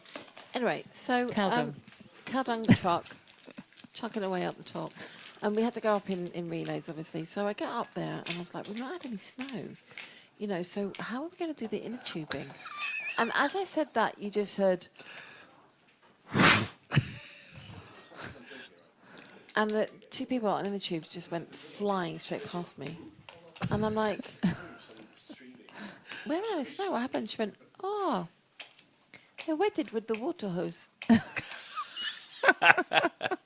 It's 8 o'clock at night in December. And that's dark. In the mountain of Austria. It was pure ice. Perfect. Oh my God. That sounds fun. Just like. I'd want to be wearing a Michelin Man outfit for that. Well, you got caught in a net at the bottom. Oh, so- No. You couldn't do it these days. Which was tied between two big oak trees. Oh, look, Dara's gone all in. Dara's gone all in. No, he's. No, Oh, hang on. What's happened here? No, He's raised. raised at 18k, Oh, so he's he's done an left a little bit. effective all in Yes. from the cutoff. I think that's what he did before because he still had chips behind. This is a close one. Ah. Yeah. Interesting, this effective all in. Phil, because he's walking into Phil in the big blind that's got 4,800. I think a suited king here. It's He's close, got isn't it? Yeah, It's I think when close. he's got, with what he's got in with, he's got 2,400. I Yeah. think he's got to I call. think he's got to go with it and just like You don't love it, but I think at this stage you've kind of just squeeze got your to go. eyes tight. Yeah, Yeah. look, squeeze your Yeah. eyes Yeah. tight. I mean, it's the right call at this point. It has to be. It's so close. Look, 52-48. Let's have a look at what happens here. But you're literally, it's squeaky bum time, isn't it? Pull my finger. Not today, thank you. Okay. It's Phil at risk, all in. Pretty even. Pretty even. 8 of clubs, Oh. 9 of clubs. Oh, wow. Look at that. Absolutely Looking wonderful. for runner, Look for runner. a spade. No, No. it doesn't get that. No, it's No. GG. Phil. Unlucky Phil. Well played, Phil. Good call, though. Good Yeah. call. Dara got lucky. That actually put the star in a fairly strong position. I was not expecting an effective all in from Dara kind of play. Okay. Was it blind on But blind there? also relative to the No. stacks, though, I think it was. Yeah, I get what you're saying, but I think No, I He just was- mean I Yeah. wouldn't have put that in his arsenal. no. Laughing at myself for saying Arsenal. So you were saying about the net between the two trees. We Yeah. did tobogganing, not this trip, the trip before, and they build a purpose track Yeah. down the mountain, and we ended up with the kids in our sledge because I think Lily managed to lose hers out of the. It just spat out the thing and then just carried on going all the way down the hill without.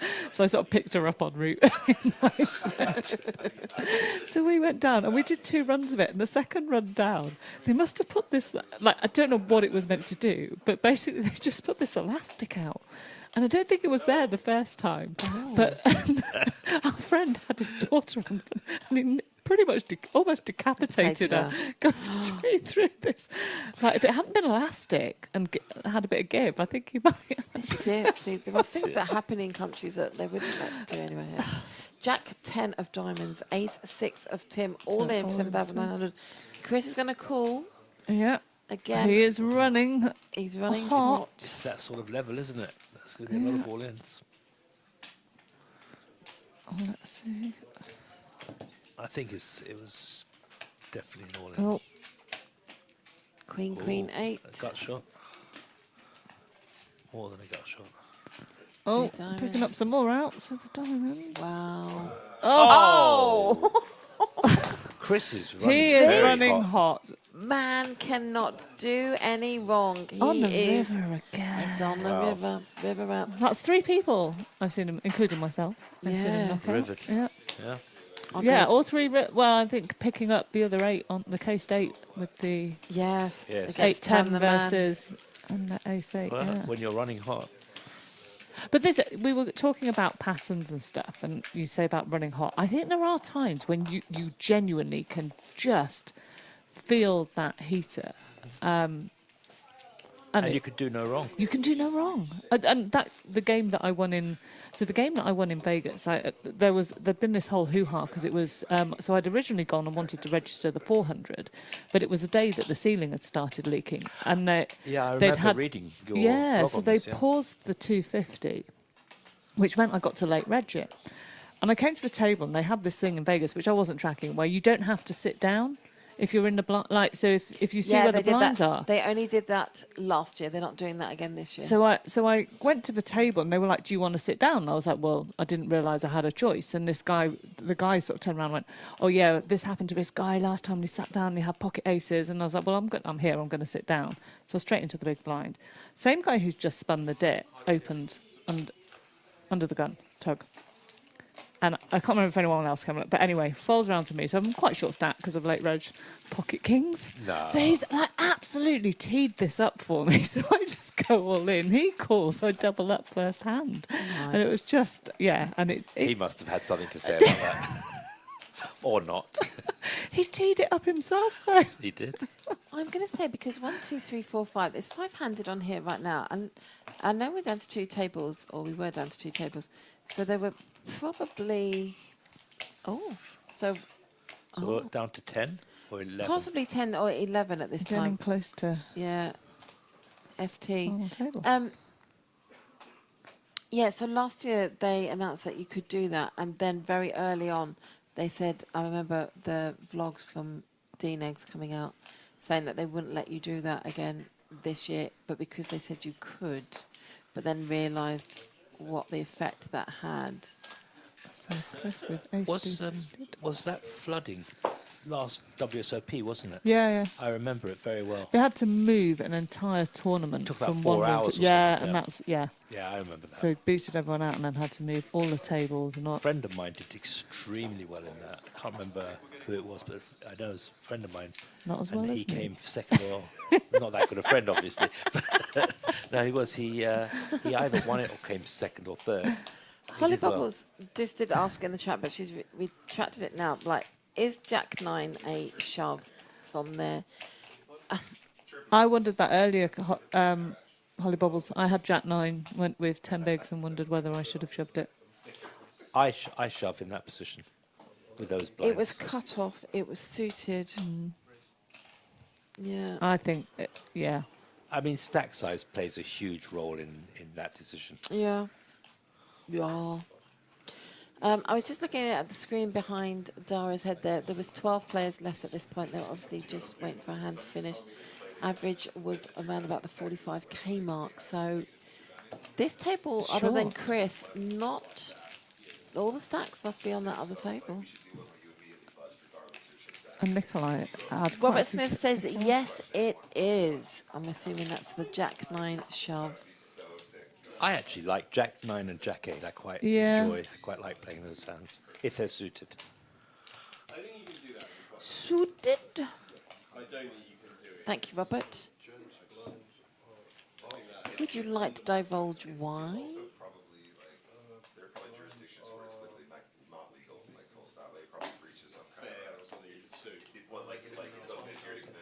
Total of 28 entries on this 1K one-day event. Prize pool has been posted. Just a little reminder, we've got 10,360 up top and 2,660 in 5th place tonight. So top 5 being played with 7,140 going to second. Third takes 4,550. Fourth takes 3,290. I actually think that's a really nice price distribution.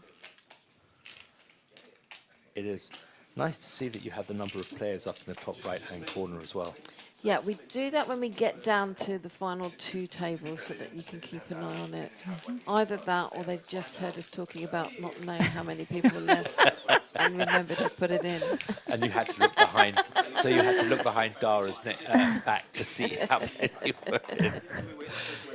You never know. How was your baked Alaska? It was nice. I don't like baked Fruity. Alaska. It was quite fruity. It had like passion fruit kind of. It looked very sauce. dangerous, actually. Thank you, Robert. It Dangerous. says it folds out better, and when you do get a call, you are mostly pretty live to crack better hands, and you unblock a lot of folds, I believe. Thank you very much. Very helpful. Super helpful.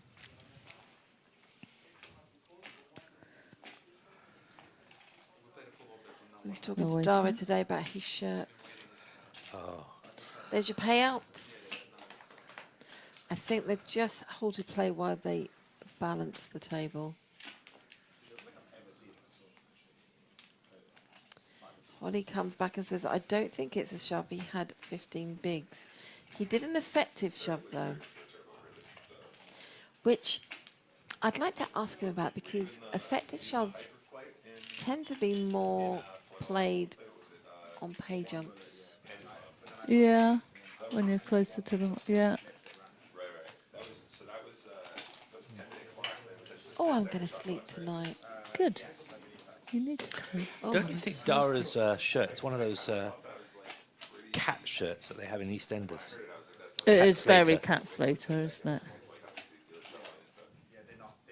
I don't watch EastEnders. I don't, but I know what Cat Slater Yeah, shirt she's is. always Yeah, one of that's true. those. I know what Cat Slater is. So, yeah, we was asking him about...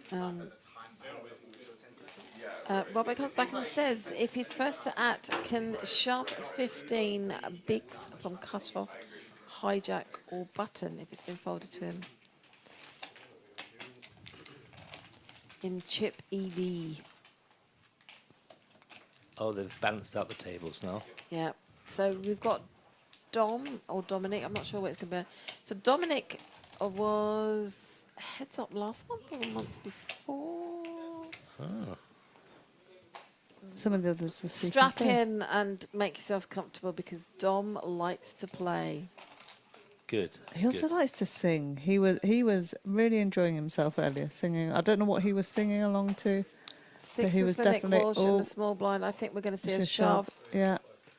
Yeah. Yeah. Dom.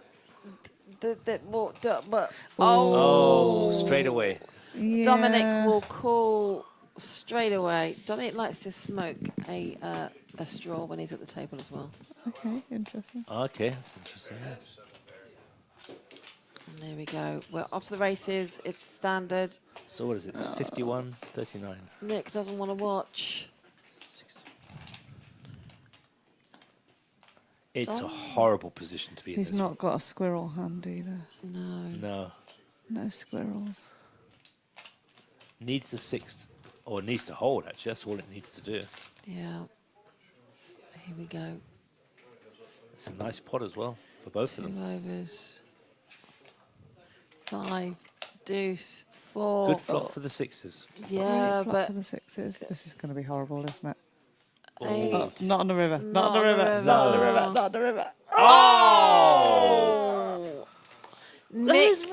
Oh, yeah, look at Nick there. Oh, GG, I feel Nick. your pain, Nick. I feel your pain. The thing is, as well, he kind of didn't want to watch, did he? He wasn't looking for that river card. And it was such a beautiful flop and turn, as a matter of fact. Yeah. It was lovely. Gave him so much. I feel your pain, Nick. Oh, that's awful. These rivers tonight, they've been brutal, haven't they? They have. But you can only go in ahead. What happens, happens. Yeah. Hold your head up high. So I went in ahead. So we're talking in the chat there about the Jack 9 suited versus, going an effective all-in from the cutoff with a 15 bigs. Holly Bubbles just come back and says, the short stack was 5 bigs. It was a lot to risk off the stack. What do you think, the rest of you? Jack 9, I two think nines on the flop. a lot of cards would have folded there. But when you have a king in your hand, Yeah, I don't think they're discussing the big blind call. I think it's more about the Jack 9. I Shove. as I said, I quite like that hand in Dara's position. I might well have done the same. But that's me. That's those sort of hands for me have always been quite profitable generally. Whether it's a right call or wrong call is another matter. Dominic has raised to 4K. We are now on 1,1500 plus 1,500 big blind ante. Queen 6 for Dominic. Opens Oh, and what a look at flop. that. Picking up a flush draw. Bet your draws. Ace 4 for Nikolai. Just the 4 clubs with him. Not sure what he can do here other than fold, which of course I was a split second ahead of the fold. I bet Dominic's quite happy he's changed tables. So Dominic is active. His Robert Smith says Jack 9 pure jam. Just checked. Thank you, Robert. Really appreciate that. Jack Ewan says Dominic too good. He was up against the professor. I can't remember if it was, no, it wasn't last month. No, sorry, he was up against Kenny Hallett last month. And it went backwards and forwards like crazy. Kenny won it? Kenny won it. Robert's backing that up by saying even 10-9 suited. I think the Olympics are near Milan, aren't they, this year? The Winter Olympics? Yes. Yeah. Catch up. We had that My confirmed. brain does sometimes fall behind, and it gets kick-started. I had that conversation an hour ago. Did you bring your bike in today? No. I left my car in the office, and I took a taxi here. Oh. 9-8 for Nikolai, 9-4 for Tiddler. Oh, yeah. Oh, dangerous. 3 clubs. No change. I think Nikolai An might 8 have a would be stab awful here. now. Yeah. Oh, king. I actually played it. Nikolai was on the final table with me in the Mystery Bounty in an APT. Was he? He was. Interesting. It's now that Tiddler is starting to build the pot and trying to... The thing is, I like this because it would smack of a draw. And if no club come, he could get more chips out of Nikolai if Nikolai decides to call here. Which he will. So no king, no club, no 8. And Tiddler might get a bit of a... Oh! There's the money card. That's the commentator's curse. That's the money card. Oh. These rivers! That is Absolutely disgusting. Oh.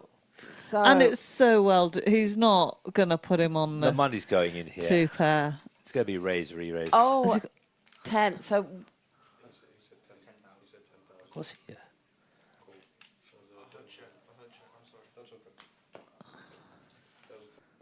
Has he bet out of turn? no. I'm not sure what's happened. So I think what's happened here is Nikolai's checked, then Tiddler has said something and thrown chips in. He's obviously... I'm not sure. Yeah, I don't know what happened.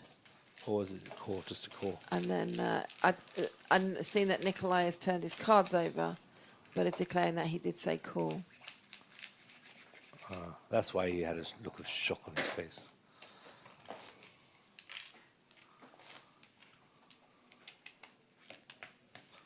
So, let me ask you, KJ.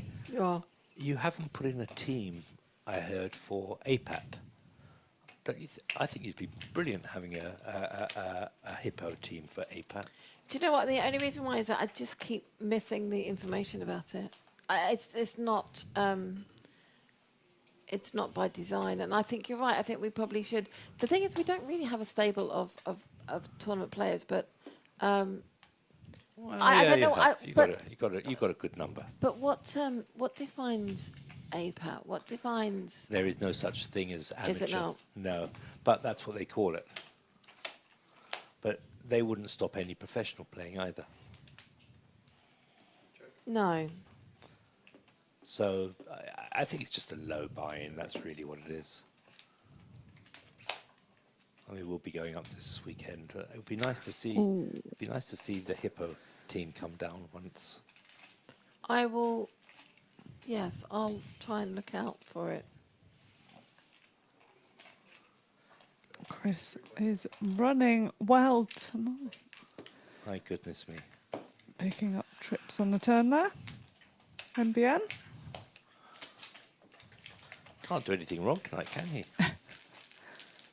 That's what I mean. Sometimes those heaters are just... Question in the chat, any satellites into this tournament? Yes, on the first Monday of the month we run a live satellite here.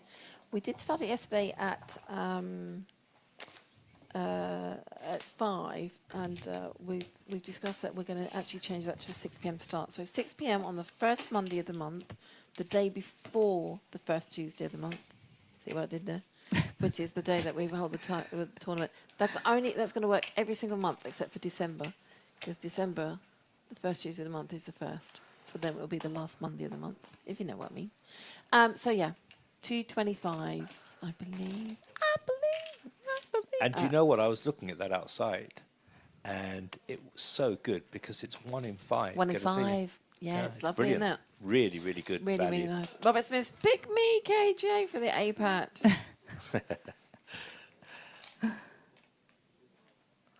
Well, we're going to go and defend our title this weekend. Let's see. Who's we? Who's your team? Well, we used to be. Well, when as in it was Asper's before. It's no longer. No longer. No, excuse me. It's hard to not say Oh, it. if as only it is. But it's not see anymore. the reaction. So, but the same team members are there. So who's that? Claire? Sam, Yeah. myself, Yeah. Claire, Dylan, Vads, Paul Moyce. How many do you need for a team? It's 8 people in a team. Wowza, that's quite a lot. And a dealer, Mitchell will also be there, and Jordan. I thought, the way you said it, I thought, do you have to take a dealer? Or is that No, I mean, They had to make up it's numbers more like last year. it's okay. Not kidding. And it's over a 2-day period, so it's Saturday and Sunday, and it's a points based. So the further you go in, the more points you get. for your team? I mean, we managed to win it because we were in second place on day 2 because there were still 4 of us left. And Paul Moyce, who I think you know anyway, Yeah. he ended up heads up, came second on Awesome. the individual Nice. Dara here facing a decision has a king, jack, and small blind. Tiddler's raised with ace 4 from the cutoff. Dara just call. Dominic will call. medal. A reasonable call by Dara. Oh yeah.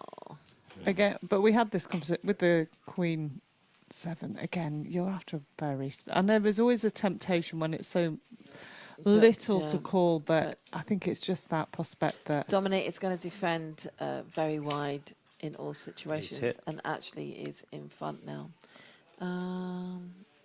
But Dara with the gut shot. Yeah, needs a 9. What do you think about that, Lydia, calling just because you're in the big blind? So it happened earlier with me. There was a early open and a flat, and I had queen deuce off, and I'd folded because unless you hit your queen, unless you hit a really specific flop, which unfortunately the flop then did come deuce queen deuce, but. But it's still the right fold. I even said to Dara, I was like, can I just check this? This definitely was a fold, wasn't it? He was like, yeah, it's definitely a You have to fold. keep Queen telling deuce off. yourself that. It's hard. When things like that happen, it's hard, but it was the right fold. Chris is way out in front, isn't he? Live at the Shed said, I wonder if Dara sat it in. Not this time. Cation Gaming definitely have some good players who can join Team Hippo. Who asked you? And Holly Bubble says this Chris guy has not missed a hand yet. And tell us about it. He's a little tinker. I saw a right But he's smile. good. You get nothing out of him, as you say. You know, You really can't don't get a know. read. He No. really looks so disinterested, Yeah. doesn't he? Oh, if I have to play, okay. Do I have to? Do I have to? It's almost like it's an effort even to lift his hand and bring the chips across. So I like how Nikolai puts his chips in when he bets. He does sort of picks them up in his hand and then just magically makes them appear in front of him. Sounds like a magician. It's quite cool. He didn't do it that time, but if he bets, watch what he does. Oh look, clubs. Dominic's So got a yeah, club draw, much better flop for Dominic. but Nikolai really has nothing there to play with. No, but he's still gonna. Okay, so he's going to lead on that. I don't think Dominic is going to go anywhere. Well, Nikolai's still ahead. Does he really know that though? Probably not.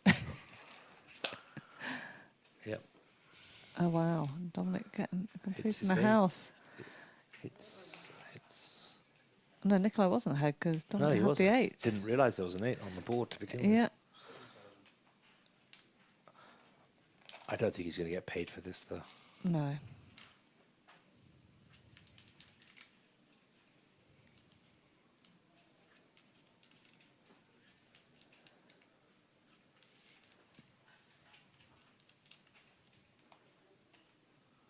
That's a big bet.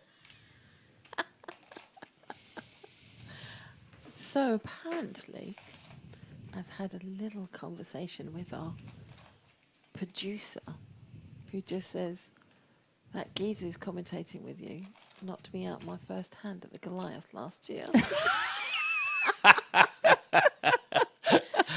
He's talking about Lydia. No, it was Geezer. No, I don't believe that. no. He says no, Freddie. He says no. I don't even know who I knocked out first. Oh, knocked me out my first bullet, not the first time. There you go. That's all right. Everybody's entitled to about 10 bullets at the Goliath anyway. Oh, how did you know? Oh, yeah. How many did you do last year? Yeah, probably so. But I'd just come back No, from... there wasn't. No. No. Which day? No, yeah. Look, he got called. Oh, wow. I'm surprised. Okay. No, last year I was actually quite good at the Goliath. I think I did 2 bullets. But the year before, I think I did about 6 bullets. Oh. But I cashed in both of the tournaments last year. So, yeah, the year before last, I think I played 3 tournaments and cashed all 3. It was awesome. So the question is, how many bullets did you have in the Goliath last Too year? many. How many? Are we You lost count. I don't actually know. Are we I talking had some double tickets. I don't actually know. It was either 8 or 10. 8 or 10. What, yeah, but I'd come back from the main? Vegas, like, watch loads of money. I was like, it's going to come, it's going to come. It didn't. Like baller. Oh, wow. I was quite pleased with my performance last year, though. I did okay. I cashed in both of them. That's good. Yeah, I had a really deep run the year before. I can't remember, did I? Look, I'm not going to become the first female winner of the Goliath if I'm not in the game. Just keep firing. You That's can't what I see me said. at home, people, but I'm just shaking my head. 7, Jack, 7. We've got Ace 6 of clubs by Nikolai with Queen 5 Tiddler. It's blind on blind. Someone needs to bet. But nobody's going to bet now because the third diamond and nobody's portrayed the diamonds. But Nikolai's going to have a go. It's a good bet. That's a good bet. Yeah. In my defence, I rarely fire multiple bullets I and have stuff. stopped listening. I rarely fire multiple bullets. Don't listen But to that. someone told Don't me. listen Someone to told me her. that No, you've got actually, to approach each bullet as a new tournament. It's not like. Well, it is a new tournament. Exactly. Do you know what? I've heard some excuses in my life. You see, I've learnt my lesson. I played 10 tournaments in the same week last year. Oh, what tournaments were they? Well, that was the Goliath. The Goliath. And the Goliath 1A, Goliath 1B, Goliath 1B, Goliath 1B, Goliath 1C. Goliath Turbo. I heard a new. I heard a new one today. Fibby. What's a Fibby? Am I allowed to swear? Depends what you're going to say. What Fibby stands for? Oh, you can say feck. Okay, so feck it, book it. Oh. But holidays and stuff, Fibby. Yeah, no, I haven't heard it as a Fibby, but there is a phrase, isn't it? I was up at 4 o'clock this morning because I couldn't sleep, looking for hotels this morning. Did you go? Feck it, book No, it. I did that last week when I said I was going on holiday. Who did you book through? No, I do everything myself. No. So you could have a Fibby as a feck it, buy in. Yeah, it's not bad. Don't encourage her. It's really good for you for Goliath. Don't encourage her. That She's a actually Fibby. works. I'm gonna use that. She's a Fibby kind of girl. See, I do that it's on feck satellites. it, buy it. Yeah. That's definitely me. Oh, you'd like that one, wouldn't you? Yes. Yeah. Oh dear. Don't touch me.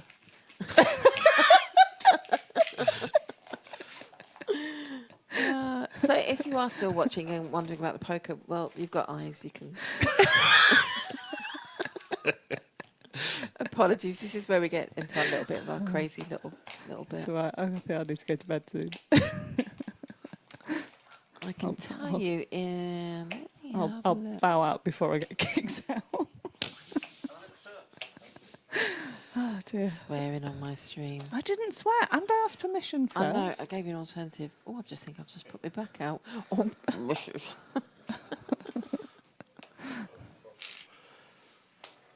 And I used the alternative. You did. Dominic's really picked up a lot of chips since he sat down at So this table. this is the way Dominic plays. This is how he does it. You will see some. What did I say last month? And they really liked what I said. Oh, avant-garde play. What, loose? David Lappin liked that last week. No, just different. And if I want to be down with the kids, it just hits different. But we had this conversation earlier that it would just be so boring Yeah. if people didn't mix it up. I agree with that. I mean, I just play anything if I feel like it. I just play.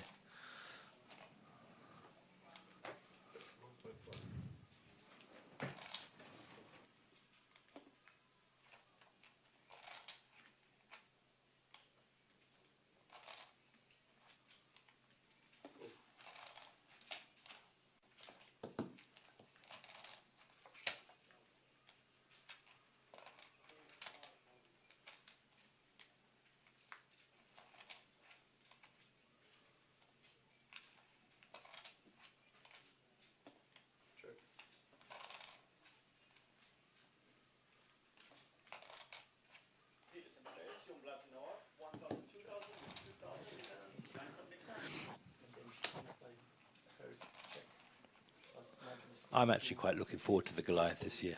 I haven't booked anything yet. I haven't booked anything either, but that's always last minute for me. Yeah, well, we're going up to Coventry this weekend, having a girls' weekend. I never stay at the. I don't tend to stay at the Hilton next door though. I like staying a little bit further away. We do, because then you can just literally It's roll out convenient into. for It's sure. so convenient. It's so convenient. I have stayed there. And I think, yeah, I think that was just showdown on the river. Chris picking up another pot. Dara's Dara now down to 11. 11,000, yeah. But Screaming Arena. what? What? So, Okay, we're going to get. the people who make the difference in poker commentary call that the danger zone. I can't copy that. So, it's the Screaming Arena. Just literally came out, and I'm sticking with it. So is that when you're short stacked? When you're short stacked, you're Screaming Arena. When you're sitting comfortably, Screaming Arena. Okay. But when you're sitting comfortably, but not like loads of chips, you're on club level. Club level. Also, do you get upper class as well? Yes. Oh, right. Well, I don't know if it could be upper So class. levels. You have levels. Yeah, of course. Yeah. Yeah. But of course, I will be changing them every week. Business class. Well. Yeah. But yeah, I'm like going to ask your friend. club level. Club level. Club level is where, you know, you don't get your drinks brought to you, but the seats are a bit more comfortable. It's all right, I'm going to ask him. I started a new relationship today I heard. with ChatGPT. Have you given I'm him a asking name? your friend. Huh? Has he got a name? No. Not yet. Well, I asked him something and he gave me the answer and I said tartarical and it came back and he said, "You're most welcome, love." And I was like, he knows me. I use ChatGPT for everything. Oh, now. and we missed that. Dara O'Kearney eliminated in 10th position, which I think means we are on a final tabla,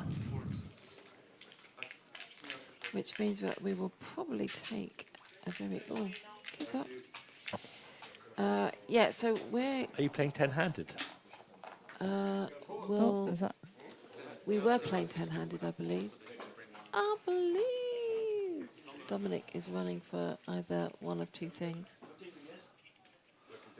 Maybe he's got a few chips left. No. There's your payouts.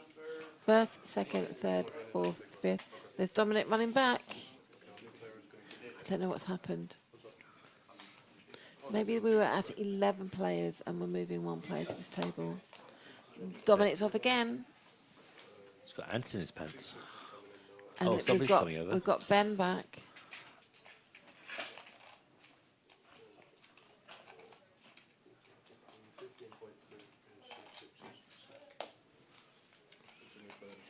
the reason why dealer's touching the chips there is because to do an accurate count to tell the tech booth for the graphics what the chip stack is. I have no idea what's going on. Final table. God, I think that we have maybe moved to FT. But maybe they were 11-handed and now they're 10-handed. In which case, they'd still have to balance the tables. Yeah, so this is Sure. now. So we just moved Ben to the table. So I think at this moment in time, as we watch, it is 5-handed. Yeah, so they are 10-handed. I'm listening to what Andrew's saying in the background there. So if they lose one player, then they will go 9-handed. And then, yeah. So Tables are even. We're not hand for hand because there's no pay situation.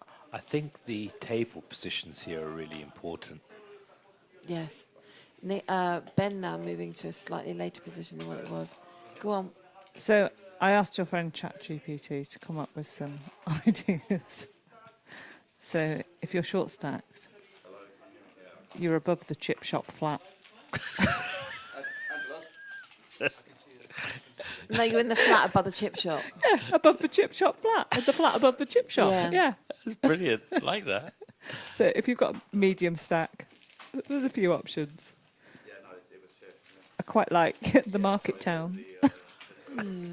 Or you could have the cul-de-sac. The car, that's not bad. Or semi-detached suburbs. Oh, I quite like that one. Oh, no. No, I like It just needs to be One word. if you are sitting comfortably right in the middle of the field, you're in the burbs. You're in the burbs. Yes. So we're in the There I flat above was. the chippy. Or in the burbs. Or in the burbs. I had average stack. I was what about big comfortably stack? in the burbs. So it's given 5 options for the big stack. The country manor. No. No. Yeah. Manhattan. Gated community. Gated community. That has a different connotation to me. Private estate. Don't like the word estate. Mayfair penthouse That's- or ancestral hall. No. No. I think you just say, I was sitting pretty in Buck House. I'm We could be royalty. in the throne room. In the throne room. In the throne room. No, No, actually, that's that's a got a bathroom. very. That's Or a the bathroom. Royal Treasury. King's Keep. I'm or the banker. Dragon's Vault. In the coach house. If you just joined us, You wouldn't know what was going on. I do apologise. This is our feature table. We are 10-handed in this Lightning Tournament, one away from the final table. Top 5 get paid this evening with 10,360 for top prize, 2,600 and something for bottom payout.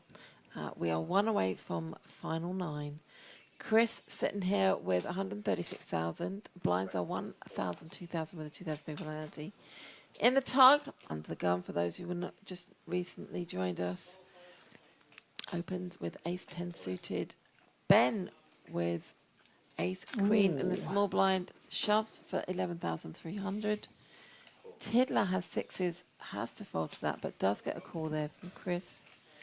And for a change, Chris is behind.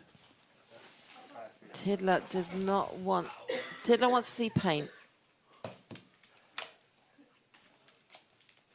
Deuce. Queen. there yeah, you go. that's 6. it. Oh! Look. You can't disguise that, can you? Jack. Oh. No, not again. Oh. No. Oh.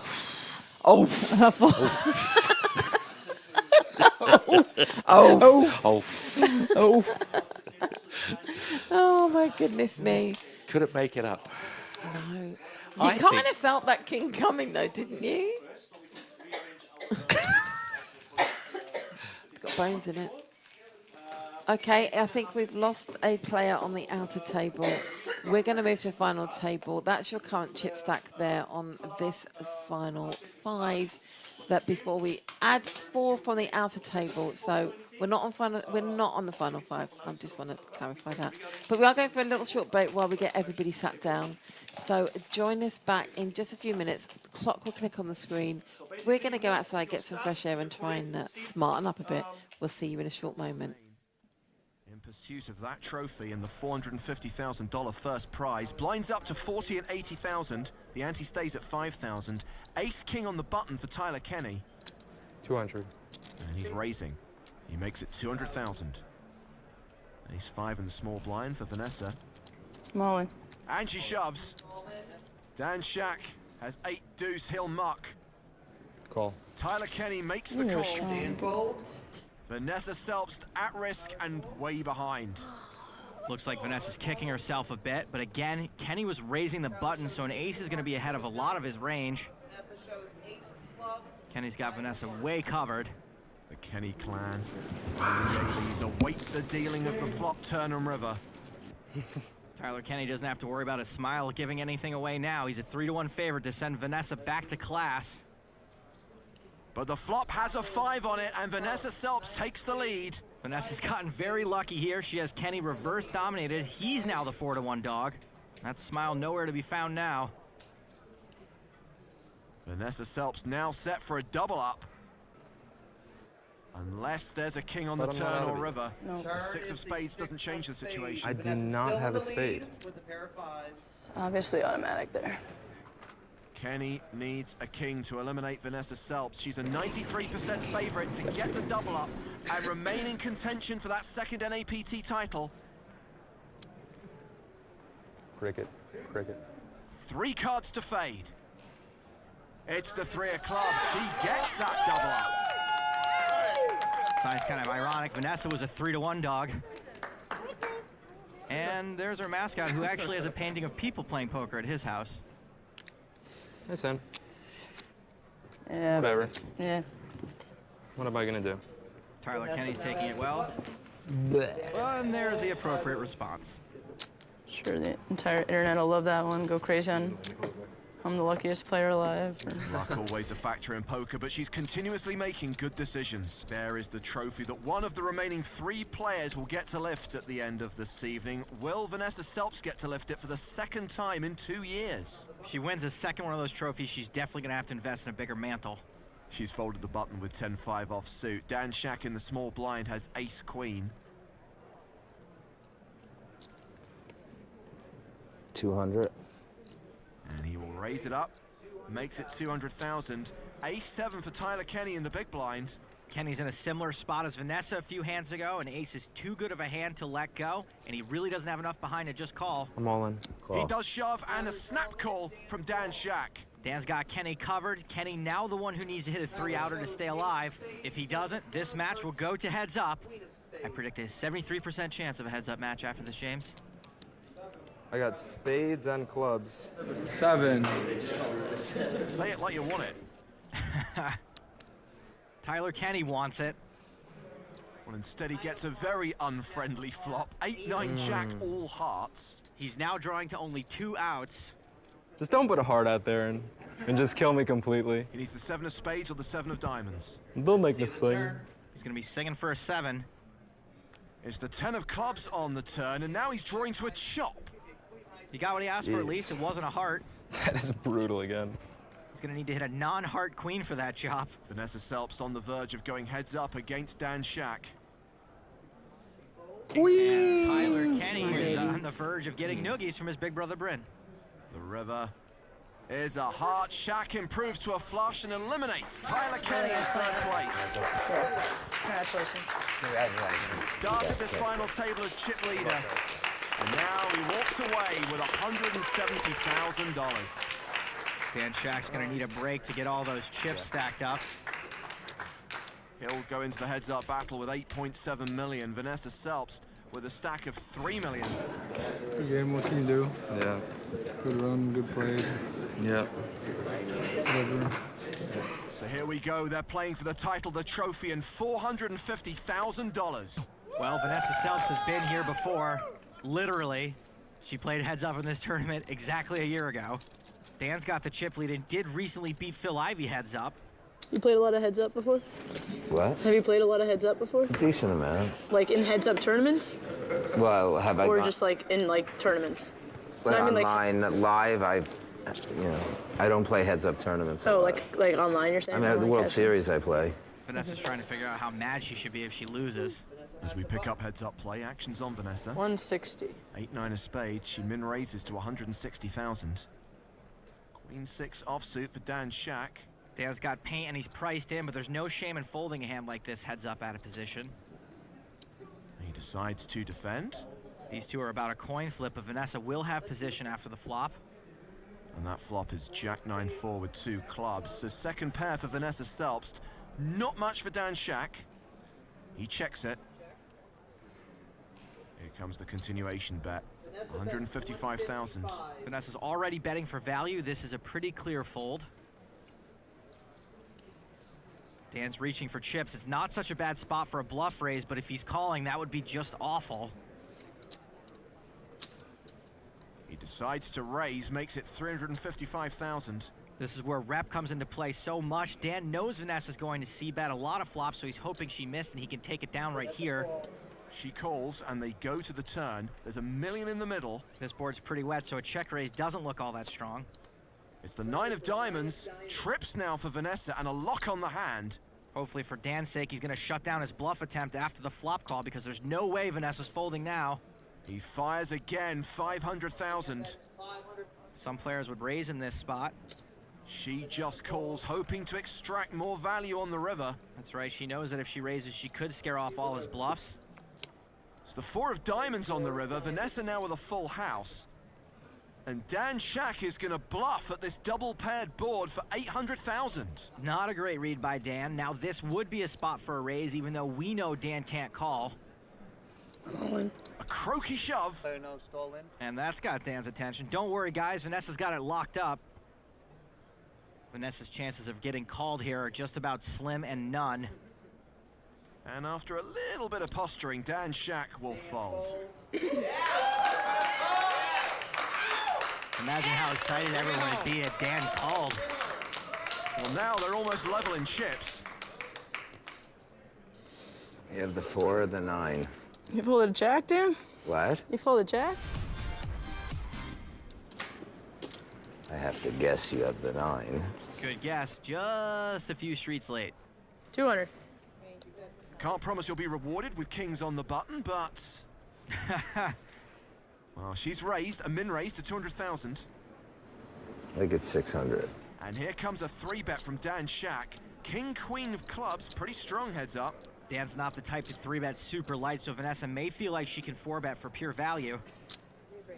And that's what she does. It's now 1.3 million, an additional 700,000 for Shack to call. A call? And he does call. Dan was getting almost 3-1. Selbst has Shack dominated. Don't worry, Dan, there are 3 more queens in the deck. So he's going to have to play a 4-bet pot out of position and completely crushed.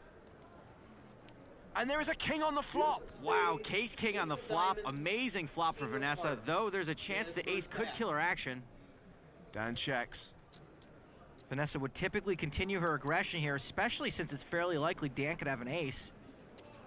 She does continue for 800,000. Dan in a bad spot. I'm all in. Call raise. He shoves on Vanessa and she snap calls him. Vanessa's the 98% favorite to win this hand and double through Dan Shack. And take the commanding chip lead. Nice hand. Thanks. Wow, case king comes up. That's nice. Dan needs 2 perfect cards, a jack and a 10. Not exactly in that order, or he will be the short stack. Well, there's the jack on the turn. This would be a real bad one. I'll say Shack's equity just went up 450%, and he's still less than 10% to win the hand. And I'm no math wizard. See the river, Merrill. It's got to be a 10. But it's another jack. King's full for Vanessa. And she now has a 3-1 chip lead over Dan Shack. Permission to cheer for Vanessa? I'll allow it. Yes! A very real chance for her to repeat here as champion and become the first player ever to win 2 NAPT titles. Vanessa beat Mike Beasley heads up in this very tournament last year, so right now she's got the power of the Mo's. Mojo, momentum, not to mention Mohegan Sun. Jack 7 suited for Dan Shack. Call. And he's limping. It's probably a raising hand heads up. Vanessa has King 7 suited. Vanessa could raise a suited king like this, but she's out of position. So she will check and see a free flop. Again, Vanessa has Dan dominated. And that flop is King 7-3, second pair for Shaq, but top two for Selbst. Vanessa has him in jail again. And look at this. After she checks to him, he reaches for chips. He's betting 200,000. Dan got into trouble last time by committing a lot of his chips with second pair. Looks like he's doing it again now. She check raises, 625,000. I'm all in. Shaq moves all in. Cool. And Vanessa Selbst calls. Dan's got 1% equity in this pot, and that's the appropriate face. Well, I'm drawing dead. Not quite. You can hit running jacks. Vanessa Selbst is on the verge of winning this tournament for the second year running and becoming the first player ever to win 2 NAPT titles. Drawing dead? You're good. Don't jinx things. I'm drawing the runner. You're good. Jack, yeah. Vanessa, you're the one who should be smiling. It's not over till it's over. I mean, he's got Jack. It would be pretty bad. Yeah. It would be really bad. Now he's drawing dead, and now Vanessa Selbst can celebrate. What an achievement! Back to back at Mohegan Sun. Hey, don't forget Dan Shaq. He's gonna walk with 254K. Repeat! Vanessa's friends calling for her to come back and win it a third time. Thank you. You deserved it. You played really well. Thank you very much. You did too. If there was somehow any doubt that Vanessa Selbst was one of the best in the game, she has eradicated that doubt and certainly proven it now.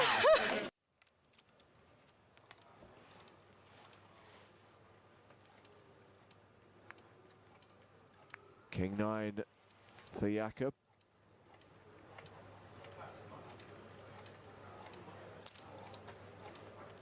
Take a raise. 525. Raises to 525K. Yep, King 9 definitely a raise, heads up. Pocket threes. Last time Liv had threes, she flopped a set.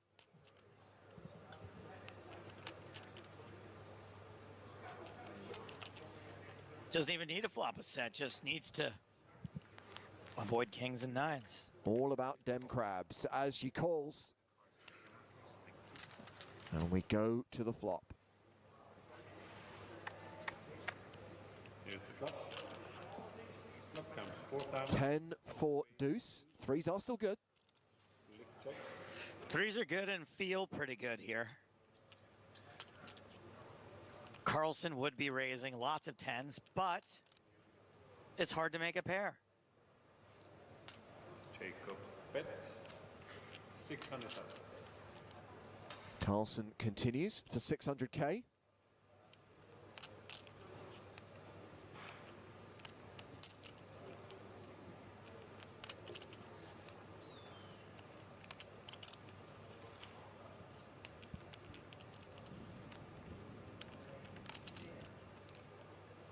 Lift call. Okie dokie. Seems reasonable. Turn card is the 6 of hearts. Threes still good. Not only are they still good, now they have a gut shot. Very unlikely Carlson is going to get a fold on this turn. He checks it back. Doesn't go for it. 5 of hearts on the river. 2, 3, 4, 5, 6. That's a straight for Liv Barry.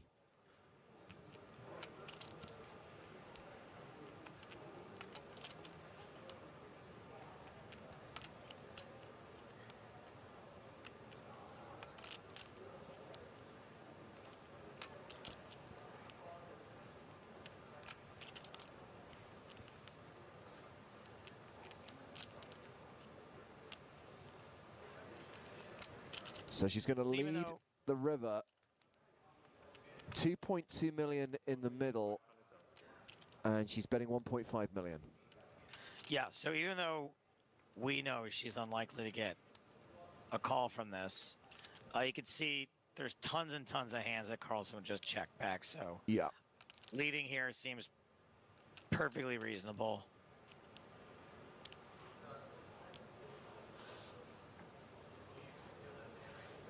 Jacob, re-raise.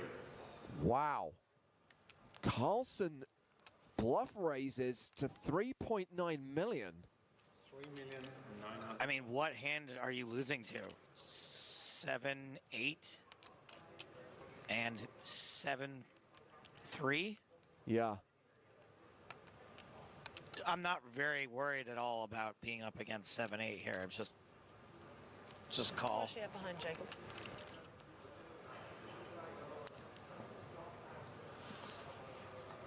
I mean, I guess there's an argument for raising again, and maybe you get another 3 to fold.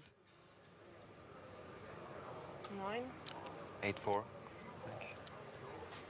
I don't know if that's part of the thought process at all. Even that 7-8's not totally out of the realm. I think I just call. I don't know what good players do. I'm all in. Liv re-raise all in. Well, there's Liv's response, all in. And we know she's got Carlsen covered by a significant margin.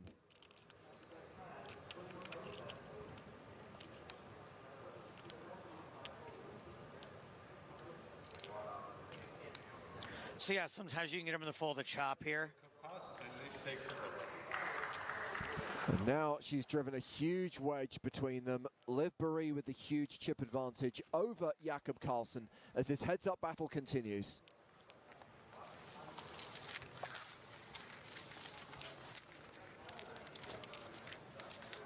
A469 says such a bad spot to bluff.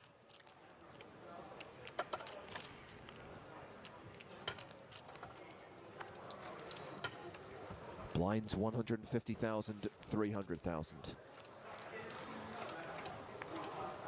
Liv first to act. Pocket fives. Presto.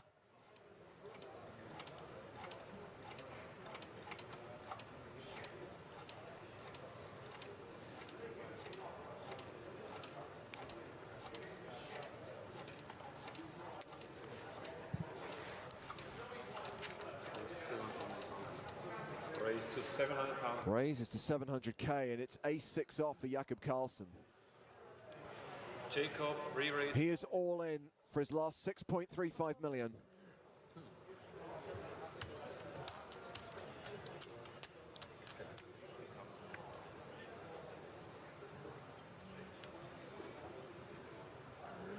This is gonna start doing some stretching, James.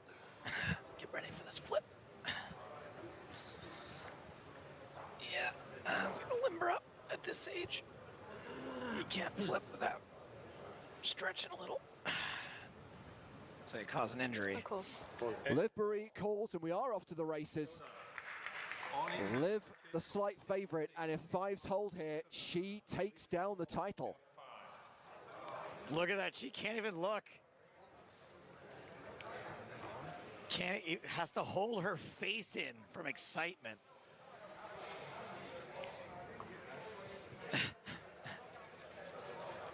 Ace of hearts, 6 of diamonds. Look at that. That drama. This hand, you have fives. 5 of spades.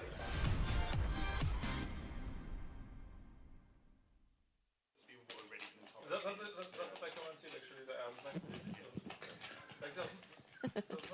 Well, there you go. There's your final table lineup. I can't see it because I've not got the glasses on. Let's have a little look. There's your chip count. You've got Chris out in front with 63 big blinds. Blinds are 1,000, 2,000. With a 2,000 big blind ante, this is your final 9. Top 5 being paid even. Ben and Nikolai and Tidler sub 20 bigs. Little range in the burbs. Seb, Daniel, Master and Dominic and Professor, and then Chris with the table captain hat on. And off we go. Daniel in the tug. Pocket sevens. Stack of 51K. 25 bigs. And here we go.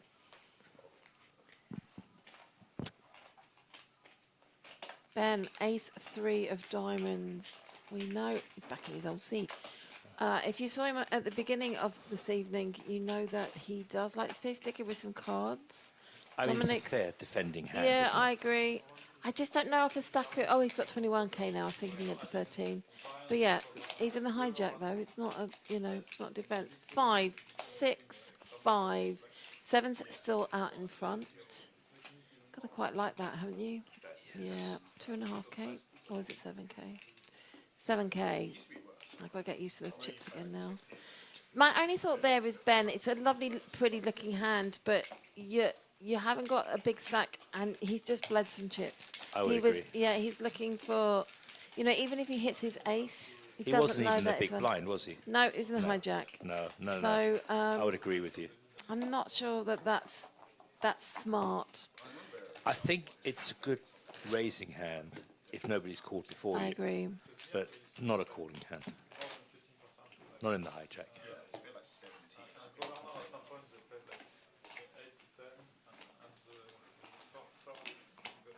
Daniel, I'm just going to take a quick picture for the stream profile. Thank you. Freddie there getting some pictures in for the stream.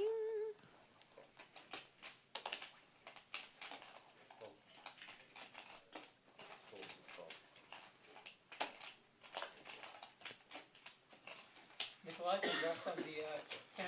Thank you. See here again, Ben limped in with Jack 9 offsuit. You're on the final table. We're a little bit far out for ICM, but what are you hoping to do here?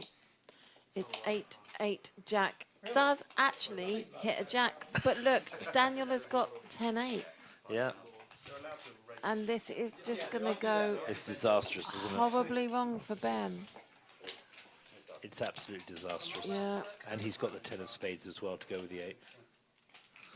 Evening Oh, he's got an out chaos. now. In fact, He he's hit. has. 7, 8, 9, 10. Almost. He's got a gut shot. No, Ben has got Jack 9. Daniel's Yeah, got. he's got a gut shot. Yeah, and Daniel's got trips. But no, if he hits his 10, it gives Daniel a full house. It does indeed. So he's basically running. Well, there's nothing. No. Another Jack. He's literally got one out. Jack. Yeah, Jack, that's it.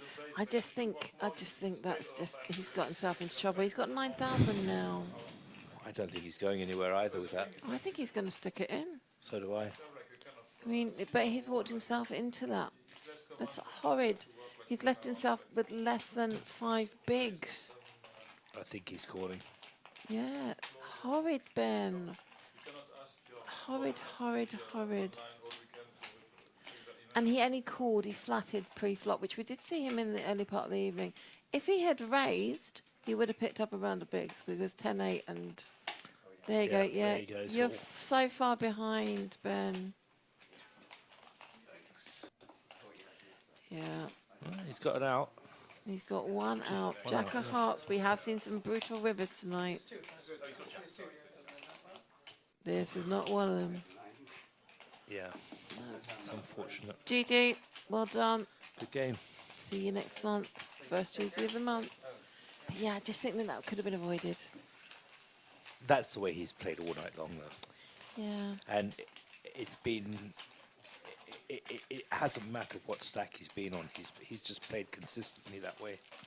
And for a while, he was running good. Yeah, he was. But if you remember, a lot of the times in the first part of the evening, he didn't have to do showdown. He won lots and lots of hands with that showdown. I just think, especially as he'd just done a double up, just need to sit and wait a little bit there. Got a little impatient. Never mind, Ben. As you said, next month. Yeah, see you next month.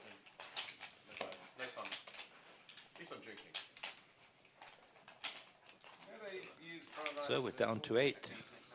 Getting very close to the money now. I'm not sure that. I think that might sound true. I think Chris just needs to sit pretty here.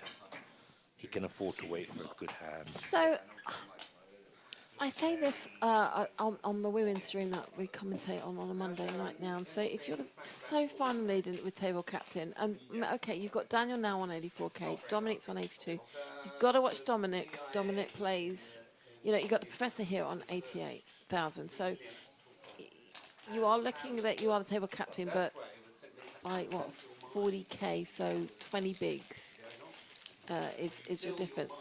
Nice to see Seb has made it to the final table. Look at Master. Yeah. At what point do you?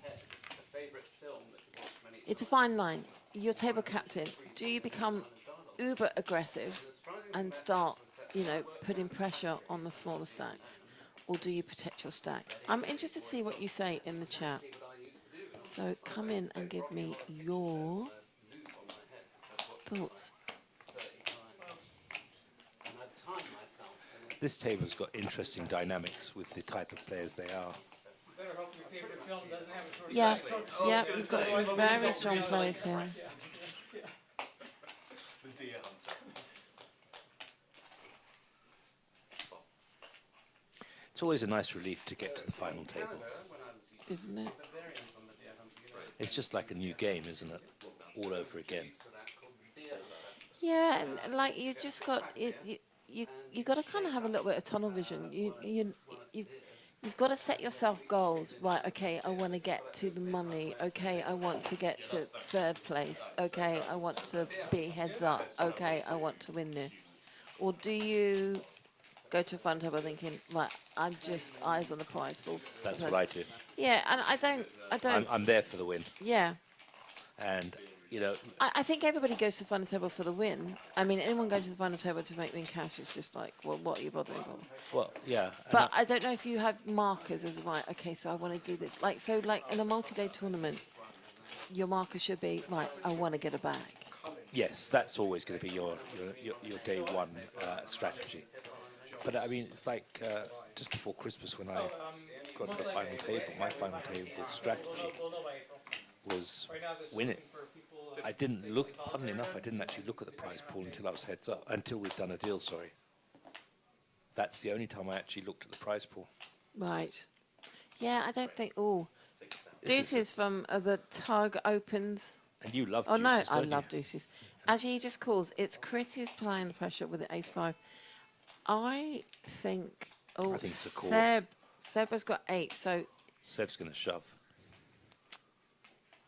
Will he? No, he won't It's shove. He'll too call much. at least. Minimum Yeah, call. it's too much. No, he'll to call. shove. He can't raise here. Not with Chris behind him. Makes the call. Yeah. Big blind Nikolai has AC offsuit and folds.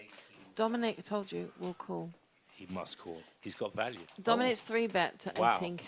Wow. I think Chris leaves there. Yeah. I think he actually takes this pot down, doesn't he? I don't know.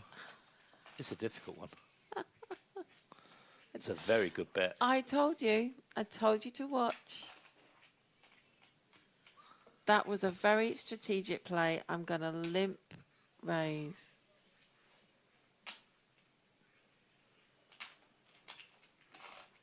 It looks extremely strong. It does, but I think Seb is maybe thinking he's on an ace-king or something like that. But the raise is very big as well. It's very big, and you just can't call. Oh. Look at that It's a play. good bet. Look at that. And what, he picked up about 16,000? Yeah. Bet. Good bet. I agree, Cation. Always, always, always aiming for the first. And look at Seb. He doesn't believe it, does he? Did Dominic show? No, but Seb's Oh. face just said it all. Yeah. No, just because sometimes Dominic will show. Always aiming for first. There's no point you playing any tournament to just to min cash or just to get to something. But my question was, sorry, I did ask the question, so that's why you're saying give me an answer. Ignore me. I'll go away soon. But do you go to the final table just literally going, right, I'm just playing for first? Or do you get to the final table and go, right, I want to get to here, and then when you got there, I want to do this? You know, I'm not talking about laddering. I'm on about setting yourself priorities. I guess your objective, your Mini goal. goals. Mini goals. These are some hands. What are the chip stacks here? Oh, Chris is not going anywhere, obviously. Actually, I don't think Master is either. All decent stacks. Yeah. All playable hands. This is going to be a very interesting flop. If this comes down with high cards, it's going to be... Ace Jack, probably, in my opinion, the least favourable hand out of these. 8, but 9. Oh, look at King 10, the professor. yeah, but if he does pick up a 10, it gives Master the straight, high, better straight.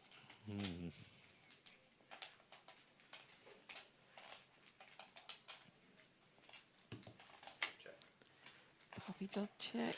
Another 7. Somebody has to make a bet now. Somebody has to make an attempt to take this one. Gonna see a Well, they're check. all decent stacks, and there's 17 in the pot. It is worth a punt. I would say a bet of about 6,000, 7,000 you'd see where you're at. I think Professor with the draw here. I think I'd probably make that bet if I were the professor. Oh, money card again.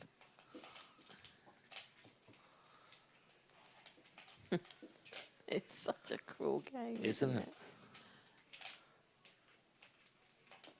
I don't think there'll be too much money going either way here because there's a straight on board with.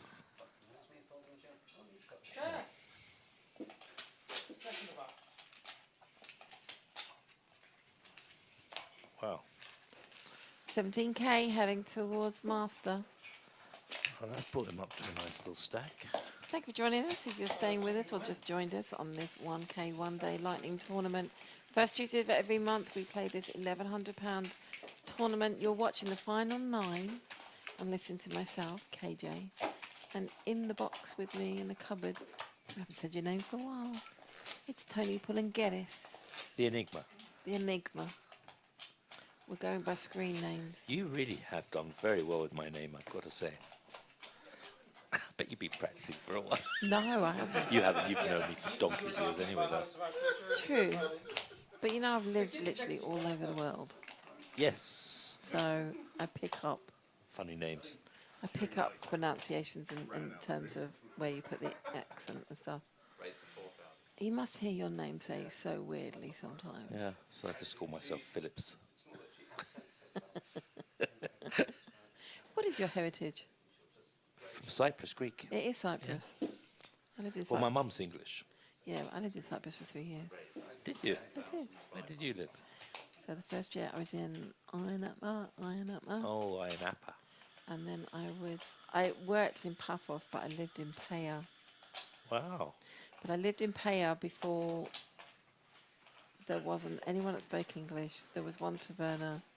What have we missed? Did I just see pocket 9s folded? Potentially. I'm too busy chatting. I'm sure I saw pocket 9s folded there. Don't know who it was. I think people don't want to tangle with Chris at the moment. But look, Masters, by picking up that last pot, it's harder for Chris to make raises now. Yeah. And Master is a regular on our cash game. Chris won't have that much information on him, I don't think. But Master is one to watch. He doesn't play by the usual rules. So yeah, I lived in Paya when there was one taverna, nobody spoke English. And now it's just full of hotels, apartments, villas, and has an English mayor. Did you speak Greek? I understand Greek, I don't speak it. Wow. I didn't know that. Funnily enough, actually, my family originally came from Paphos. Nice. I would consider going back and living in. It's a lovely place. Not sure I could live there forever, but I just don't want to be anywhere that it's just full of non-locals. yeah, I would agree with that. Ooh, aces for Seb. 42, but he's been patient. He has, but I mean, he can't shove. Will raise. Daniel, not a strong enough hand to call. Is he re-raised? He should do. He has. It's gone to 11k. That makes sense. That's actually, yeah, that's the sort of sizing that it should be. Daniel should just flat call here, see what happens. Don't have much information on Daniel. I just don't know that King Queen offsuit is strong enough. Well, since he's put in 7 already, no, yeah, he had to put in another 7, didn't he? Yeah. Oh, he's not going anywhere now. 5, 3. He's going absolutely nowhere he's now. Not. He's got top pair king kicker. Doesn't know that he's walked into aces. What a beautiful flop for Seb. But he's got to bet because he might be half worried about the diamonds. Makes it 7. Love that bet. That's a nice little bet. Love that bet because it just looks like I don't like the queen. 10 of clubs doesn't change anything. Seb now I think needs to bet a third pot, maybe a little bit more. Board's starting to get a little bit more wet. About 13, 14. Maybe a bit more than that, actually. About 15. What's he got behind? I gotta say, shoved. I just looked. He's got 24 behind. He can only shove. If you're going to put in 14, he can only shove. Daniel's going to ask for a count. I think Daniel's going to call. It's close, isn't it? It would. I think if he calls, he's going to do it grimacing his face. It's one of those crying calls, isn't it? Don't want to, but I think I'm obliged. Yeah. I think if he lays this down, it'll be a very good lay down.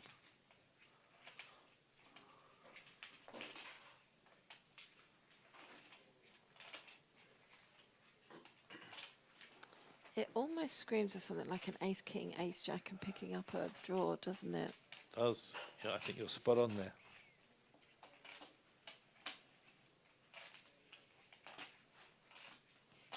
The 7k bet on the flop was a continuation. I don't know how he can get away with it. I'd like to think he can, but I don't know. A lot of people put a lot of... Yeah, there you go. Yeah. He's got outs. He's got 3 outs. 4 outs, any king. Or queen. And 1 more queen in the deck. No, double up for Seb. Yeah, that puts Seb in a good position. Puts Daniel down to 20 bigs, not in the screaming arena. Seb's been very patient, to be fair. Yeah, no, absolutely lovely. Played that pretty well. I'd agree. I think he played that really played well. that really well.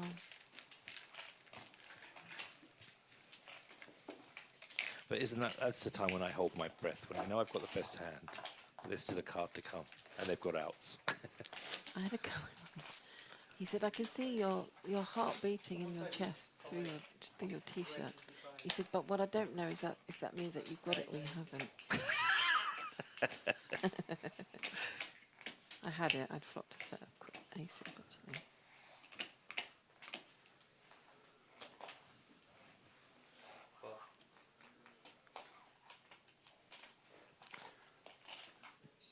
Do we know what the average is?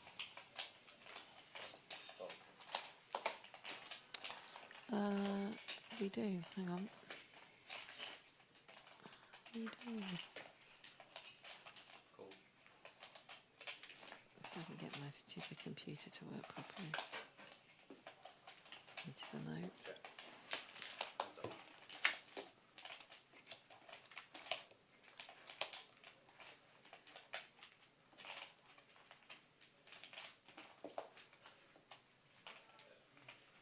Chris is in the mix again.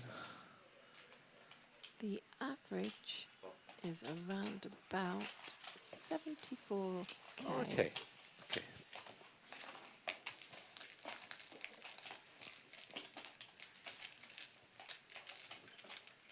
I've got 5 above average.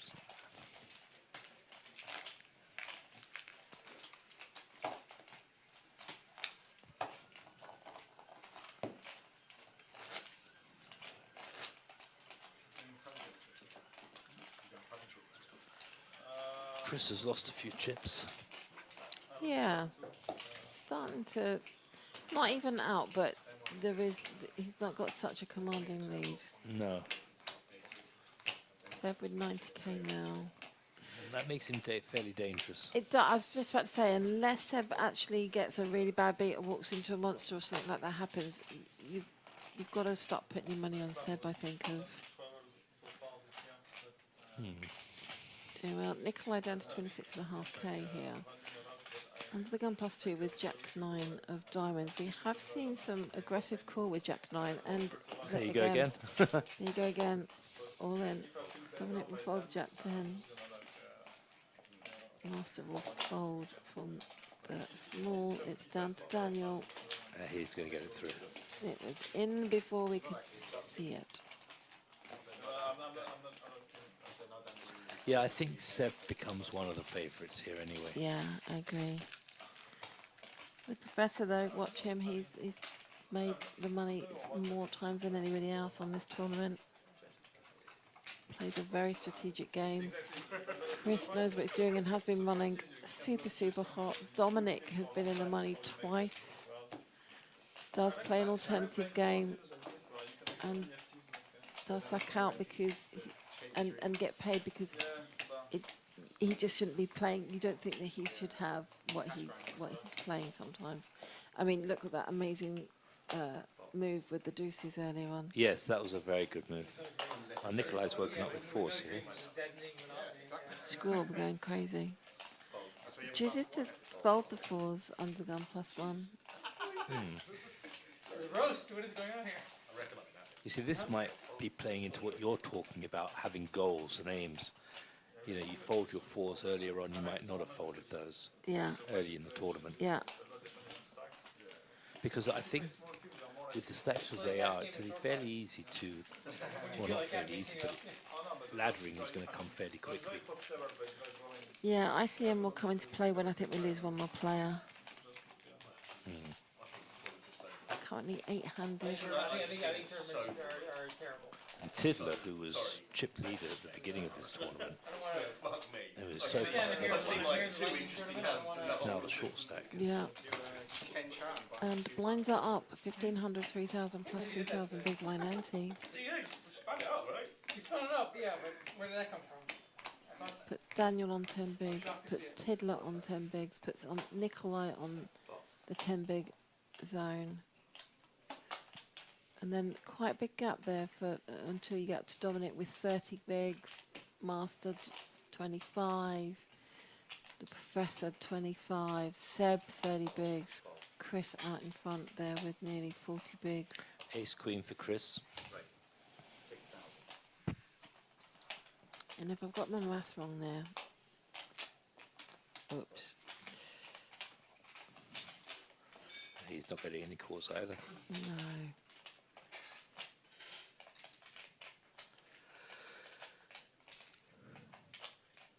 Well, that's both of us yawning. Sorry? That's both of us yawning. You made me yawn there. No, you made me yawn. I'll get yours first then. It's gone past midnight. I thought that Seb was going to maybe try something on there. Yeah. I think he just doesn't need to tangle with Chris. I've played with both of these players quite a few times. And to be fair, I mean, to be honest, Chris never changes his way of playing. It's always the same. Very strong player.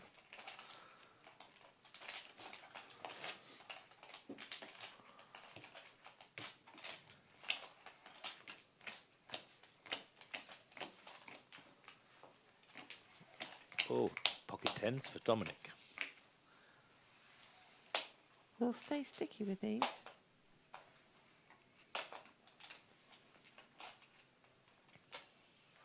Do you know who he reminds me of when he plays? He reminds me of John Duffy. Same Dominic. style of play. Super aggressive. Oh, Seb's got sevens here. I think he's going to at least call. With that stack, he has to call. And Nikolai's got pocket deuces. What do you think? Think he'll fold? I'd shove. But no, I don't think he's going to play them. I think he would have maybe...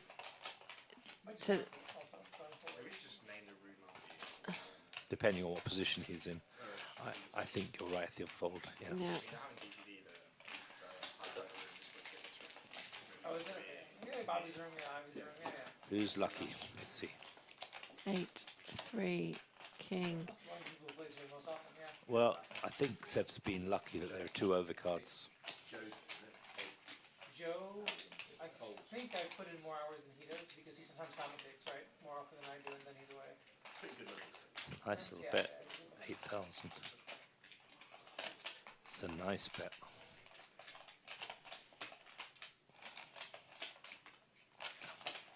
And gets a call.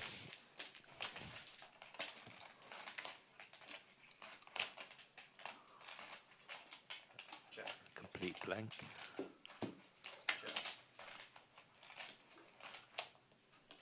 And a queen. I don't think Dominic's going to get too much value here. No. I'd say a bet of around about 8 to 10,000, no more. Let's just check. Okay. Very interesting play there from Dominic. You've seen him play uber aggressive, holding lesser hands. It's position, isn't it? A lot of it's to do with position. But there were 2 overcards to his 10s, so...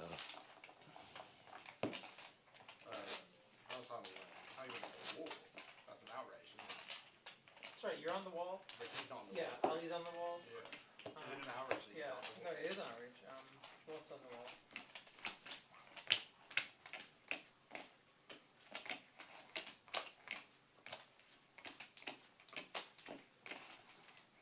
Sam's on the wall. I think he is. Yeah. Yeah. Yeah, what do people patch? Doxel. I believe he is, yeah. But he's 6,000. He's a legend. Deserved. Satiana's the guy that had a massive boat. Well, who's that? Little Bardo organization. Cool. I don't know what you mean. No, you would. No. Heads up.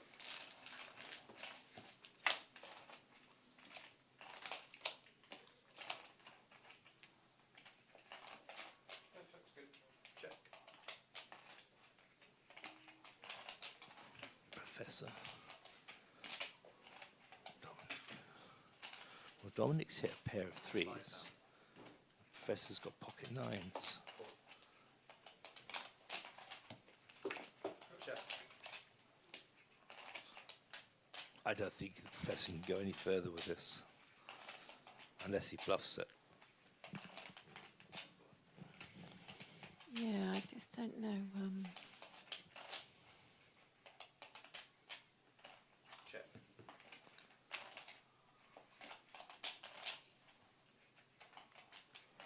That's a blank. Yeah. I think it's just going to go check. Check.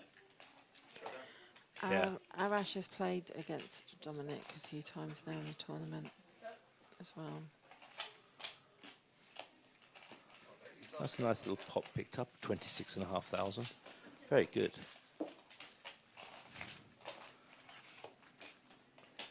Stacks are really evening up at the They top. really are, aren't they? I mean, you've still got Nikolai, sub 10 bigs, Tiddler, 10 bigs, Daniel, 11 bigs. And They're looking, but one double up. You are still looking, though, that somebody has to have a really good hand to call them if they're going to be shoving. And they sub 10 bigs, they should be shoving. yes, for sure. And look, Chris has really just been caught up by Dominic up at the top. Yeah, Dominic picking up a couple of good hands there.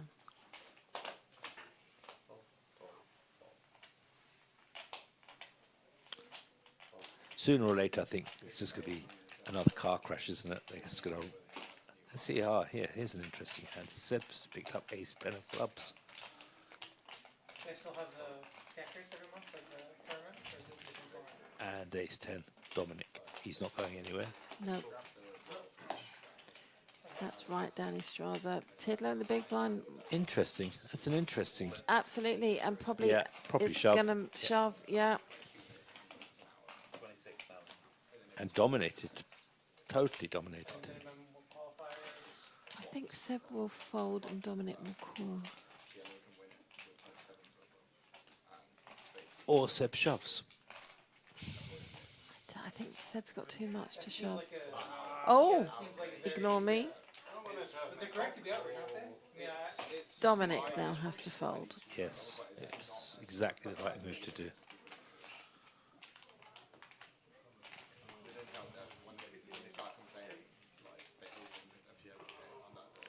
I think this is a bit of oohing and ahhing, but I think Dominic will find the fault here. Yeah, he has to.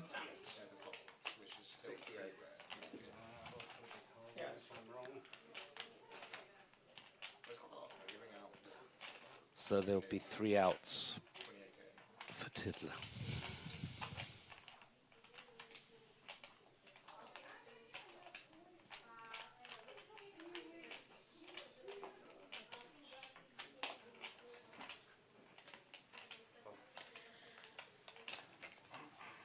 Yeah. Dear, slammed the table. I just said he's not going to like it. With all due respect, Dominic, it's not the same hand. No, As little as it is, the suited Of course, yes. does make a difference. And now look at these 2 suits. Diamonds are Tiddler's best bet here. 3 of spades, 9 of spades, 4 of spades. Oh, there's... Did Dominic have the ace of spades? Did he? I don't know. No, I think he'll be very angry if that... Oh, he's hit his queen. No, There's a ace of spades is still out there. Oh my goodness, if there's a spade, it'll be... So he's hit his queen. Gets a double up. Wow. Plus, because he's still got the money in there as well from Dominic. Yes. Dominic will be quite happy now that he folded after that. But did you see the way he slammed the table?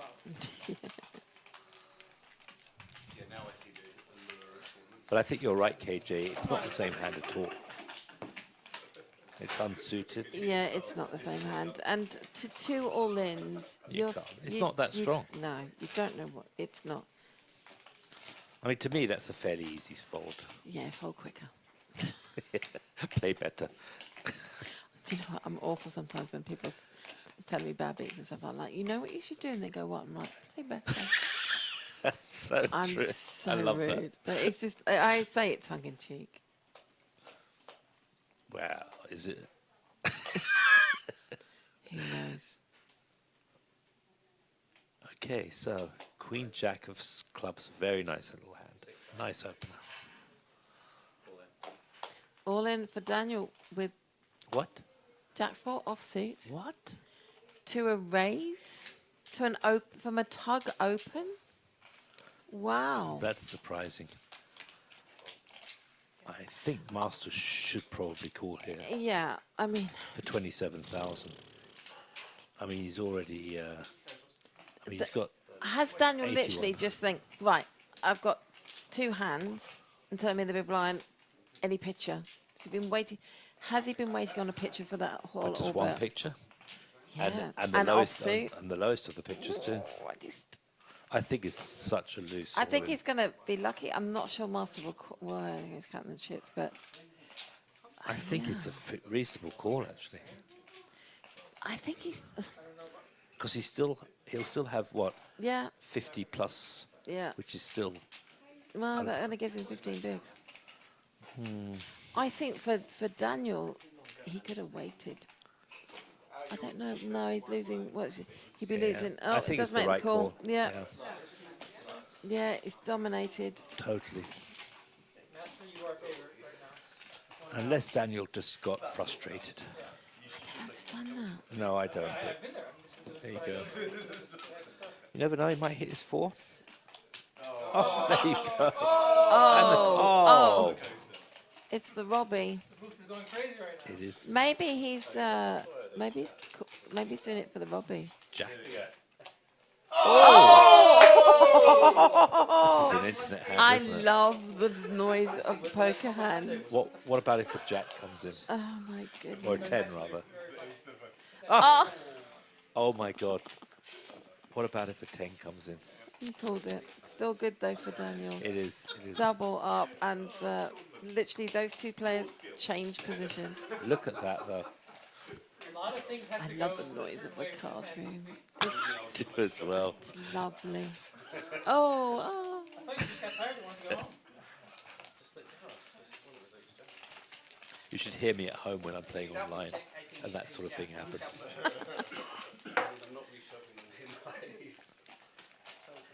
To be fair, yeah, Wow. the hand you thought you had should have played. That was action on every part of that flop, turn, and river. There was definitely something for everyone. Yeah, roller coaster.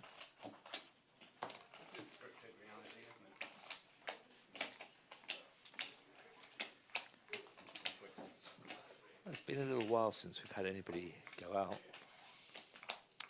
Indeed. Yeah.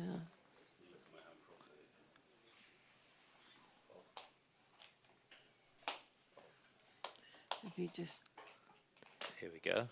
given somebody the commentator curse? I think I've done that at both times so far. And you? Come to think of Yeah, it. absolutely. Making my way on a 30-minute delay. So really, we're not cursing anybody, are we? No, it's already happened. It's already happened. Master defends with 9-7. Does hit 7, but Seb still way ahead with pocket 10s. But not a bad flop for 9-7, as a matter of fact. So he might think he's good. I think this is an instant call. This is definitely a call. Knowing Master as I do, it is. But don't expect him to not get a little bit more aggressive with it. 38 bigs, 38k behind. 12 bigs. Yeah, he's shoving. Is he shoving? No. He's calling. Just calling. Which of that stack size with second pair, I'm not sure you can. Now he might do something because he just thinks that he's got two pair. Can't put Seb on a... On 10s, higher pair. No. Maybe, maybe not. What does Seb do here? Put 15 in? Half master stack, give or take. I think that's what I would do. I'd put in about 16.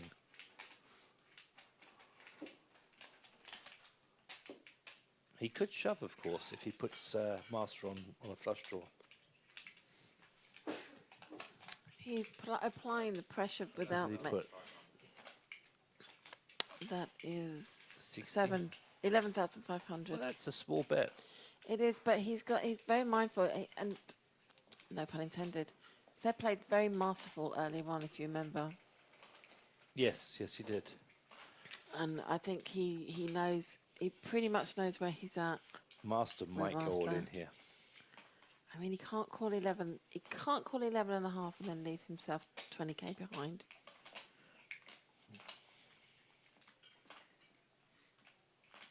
Or can he? I don't think he can. Just don't believe it. Why, Victor? Victor. Don't believe it.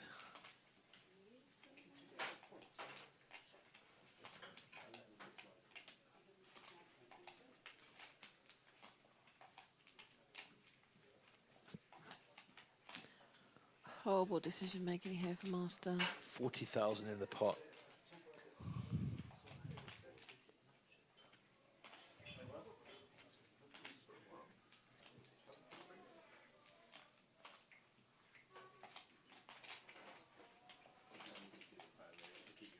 It might be an all-in.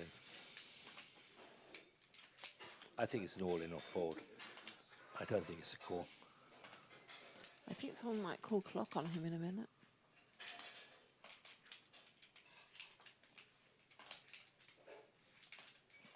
It's a horrible decision. And I actually think the longer you take, the harder it is. And the longer he takes, he is going to move all in. I mean... Yeah, there you go. And Seb is going to call... Well, I mean, not for 1 minute did Seb think that Master, you know, the big blind had a deuce there. No. You were behind. That's it. That's it. GG, Master. Good game. Unlucky. But Yeah, defending with 9-7 off on the big blind, you can walk yourself down a one-way street. He's still in. Oh, Has 2,500. Less than one big. really? Okay. And that puts Seb in quite a good position here. It puts him at about 120, 130. I think he's become chip leader.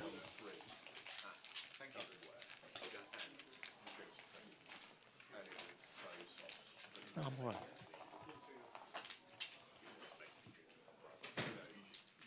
Super disciplined. Only play value, no funny business. However trying to work. That was the rule. No funny business. Well played, Seb. That was well played. And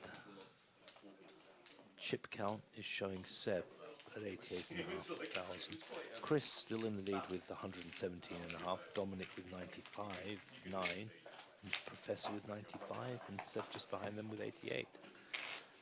Master down at the bottom with less than one big blind. But you never know in this game. You never know.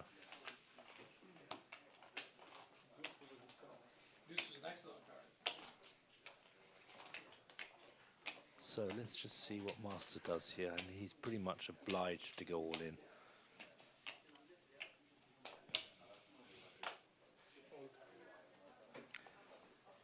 Oh, he's folded. Interesting.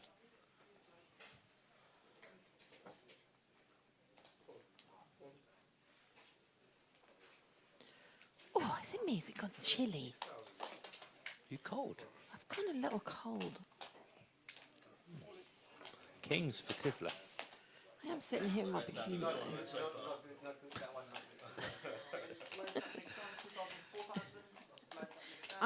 I'm also on my OnlyFans page at the same time as doing this. Girls got to make some money. Do you know what I mean? You know what I mean? You know what I mean? My OnlyFans page is doing very, very well. I only do photos of my feet. Not on stream, Ryan. But, yeah, no, but I only do photos of my feet. Really? I make a fortune. I bet you probably do, actually. The Look fact at that all of my photos have my feet over the back of my head has nothing to do with it. That's the end of Master, but unlucky there. But Tiddler with Kings. Not much. Picks up the smallest part. It's not awful, not awful, but you know what I mean? You're like, I've got Kings and... Yeah. Not He on got the smallest stream. pot, didn't he? He did. Well, better than a kick in the teeth. Do you know the not on stream story? No. So, there's your chip count. So we are officially 1, 2, 3, 4, 5, 6, 7-handed. ICM starts to come into play now. 2 away from the money, 5 get paid. Haven't seen a bubble deal being done on this tournament ever, I don't think. Oh, okay. So it was a little bit giddy. It was our last stream before Christmas. And I didn't have my glasses on. And somebody wrote in the chat about the cash games. And somebody wrote, when are you going to do a BBJ? BBJ. And I only read it as a BJ. So I just read it. And I was like, when are you going to do a BJ at the Hippodrome? And my instant response was, well, not on stream. Oh, I'm so sorry. That's funny, though. So now I have a few of them come in and just write, you know, not on stream. Where then? Yeah, way before there were camera phones. Ace at 10 for Daniel in the small blind. And actually a very, very a hand that you can defend quite easily. So I didn't clock the sizing in terms of small blind, big blind. Now, we was talking about earlier on about how you should indeed increase your bet when you are button into big blind, button into blinds, obviously, small blind to big blind, 10k. It's Yeah. a fairly instant fold here. Yeah, I don't think you Professor can defend this. got nothing to keep him around. But yeah, sizing up to just over 3 bigs. Puts Daniel back up in the burbs. Back in the burbs. It works, doesn't it? It does work. And I've been thinking about when you're very deep stack or you've got a very big stack. I think it's in the mountains.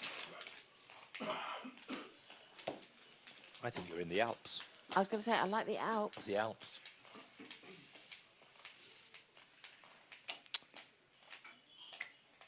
I don't know. No, I'm trying to think. I'm just trying to Got my own island. play on words. But in the burbs is good. Above a fish shop. Above a fish shop. Flat above the fish shop. That's very good.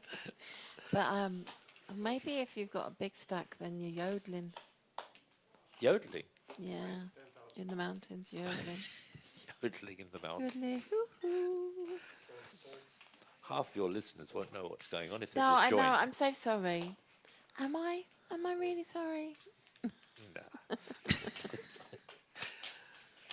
So, Seb, Jack 10, should really defend this. And he does. Very loose.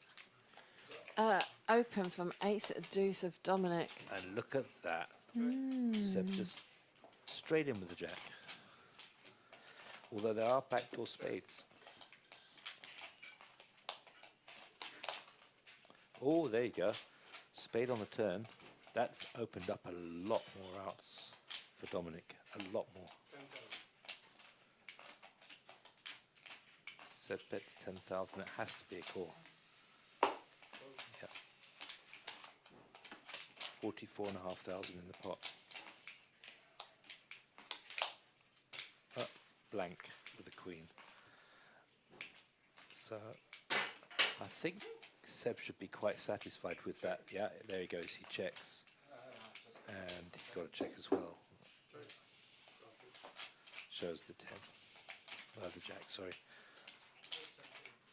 Picks up a nice little pot there of 44,500.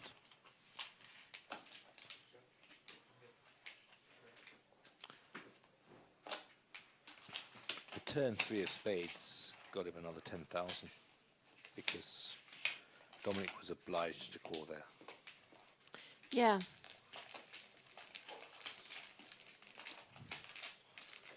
And that puts Seb well over 100,000 now. Nice. We did say one to watch. One to watch. One to watch.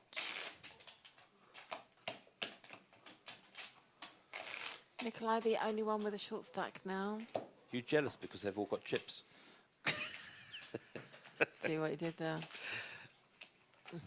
I don't. I've got a bowl of chips just put into me. I normally don't eat chips.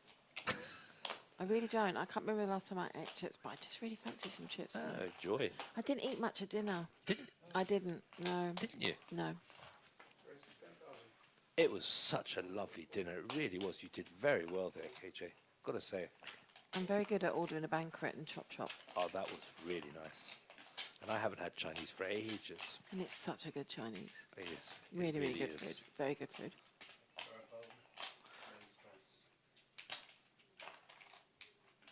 I mean, I've eaten at Heliot a lot with the steaks, but I haven't been down to Chop Chop.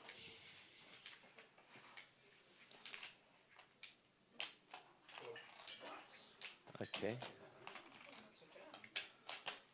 So.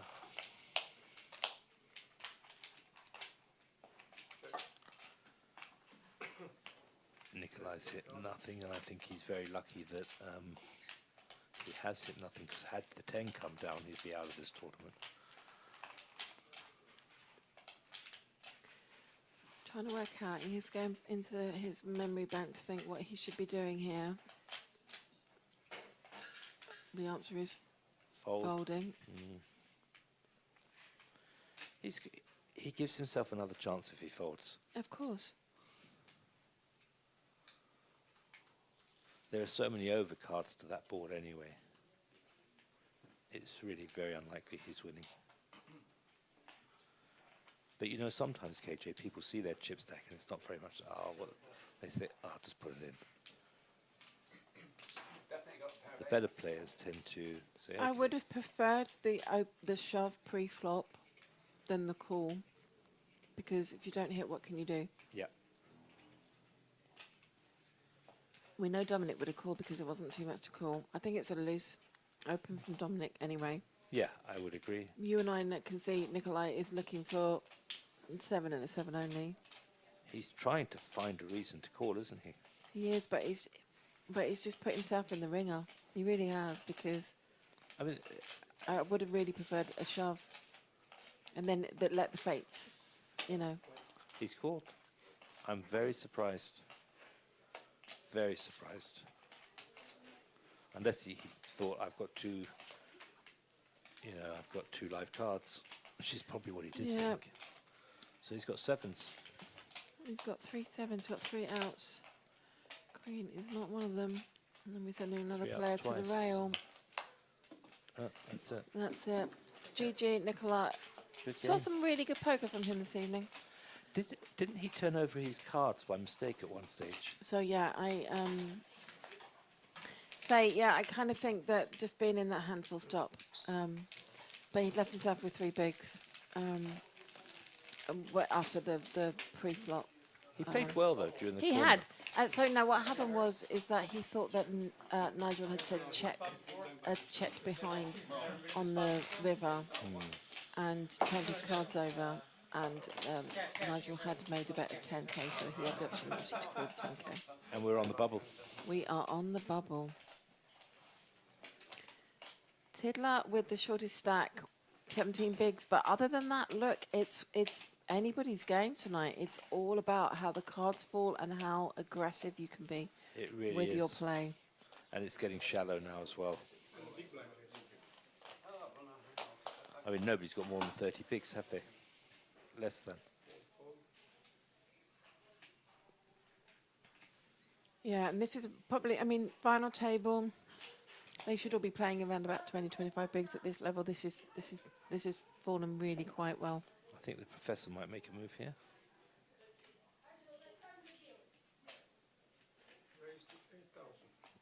Just mini raise.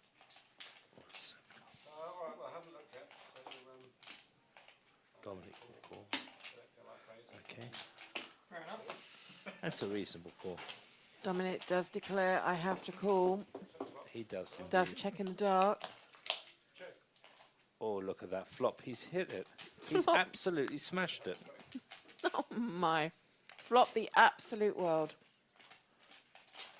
That glass of wine might go over you if you carry on like that, Dominic. So Dominic will start to try and build the pot now. Yeah. Puts in 8k. I mean, luckily for the professor, he's got nothing. Yeah. Absolutely nothing, so loses the minimum. Do you think Dominic will show this hand? No.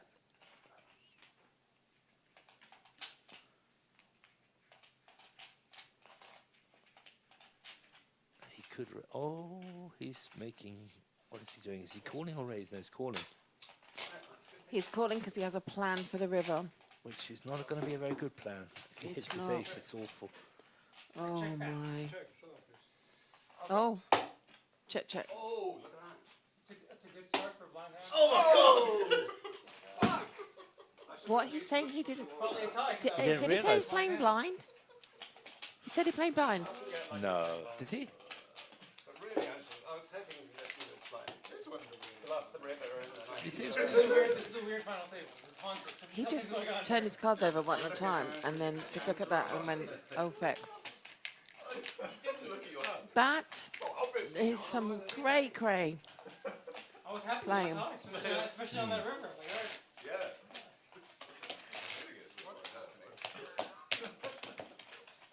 I play blind in the satellites a lot of the time, just for the hell of it, just for the fun. A couple of bullets. Never ever done it. Oh, I have so many Never times. ever done it. I did it in the main event. I did it in the main event EPT once, when I was bet that I wouldn't go all in first hand, and I actually woke up with aces against queens. Satellite or main Main event? event. Oh my gosh. I couldn't believe it. Well, the bet was 3,000 euros, and the buy-in was 5,000. Wow, well, So I okay. thought worst scenarios, I'm going to Yeah. lose 2,000. Yeah. Best scenarios, I double up and Yeah. get 3,000 more, and I did. The Professor, Ace King. I was just about to say, we'll go all in.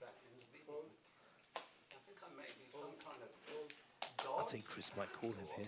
No, actually, I don't think No, he I will. don't think you will. Why'd you make me just put it all out for you on display and then It's too much. do anything. It's too much. I think there's a very good argument for going all in pre-flop with Ace King rather than just sort of making a raise. When I jammed, What do you think? by the way, I'm folding. Yeah, we're free without you. I'm holding, don't make a chip. I'll let you know when I finish my chip. All right, finish your chip.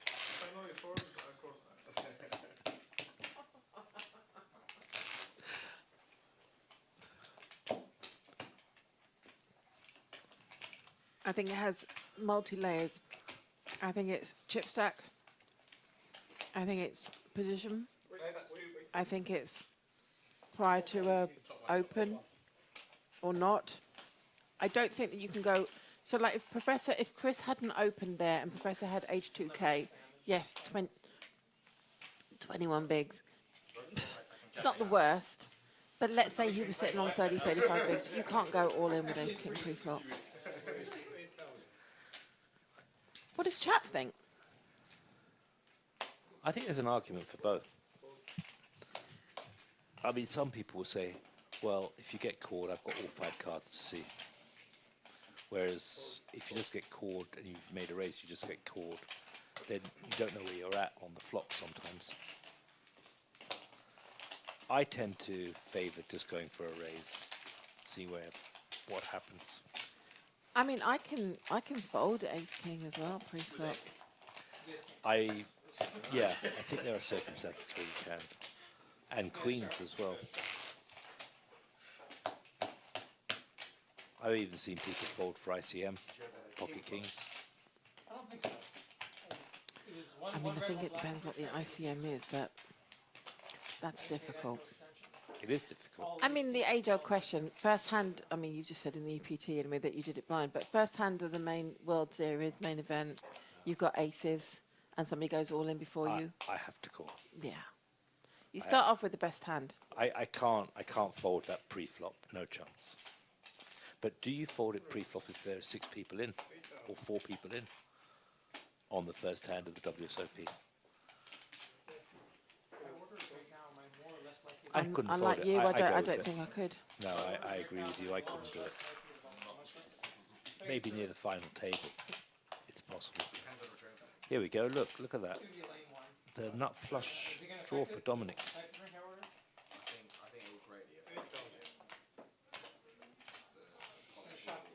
Seb's got very little here. I think he's going to have to fold. Oh. Is he calling for runner? Don't know. Or hearts. Oh, he's got up and down. No, but Dominic's made the... Dominic's, I mean, this is the nut flush, he's won it, but... Now, what does Seb do? Does he check or does he try and bluff a little bit out? I think he's going to try and bluff. well, I mean, I'm wondering why... No, he's going to check. Wondering why he played the flop if he didn't have a plan for the turn. I thought he would represent the clubs there, the way he played that. People have to be very mindful of Dominic. They've got to pay attention. You've got to watch him. Yes. Could I get an oats hot chocolate? That is more disappointing than that. Dominic now at 140 plus K. Chris has dropped down now below 100. Yeah. Seb's up to about the same as Chris. In fact, the only short stack there is Tiddler.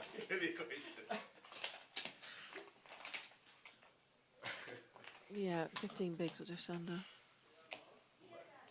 But it's still anybody's game, KJ. Absolutely, 1 double up for Tiddler and he's up in the top 3. I think right now, strategy has really got to come into play. You've got to find your best game. Agreed.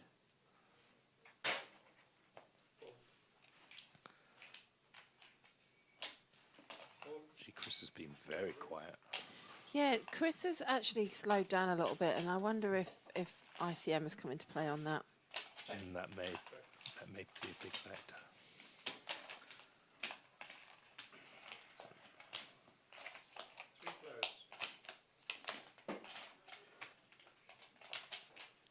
Professor hits his jack while Daniel hits his 9. Dominic's got...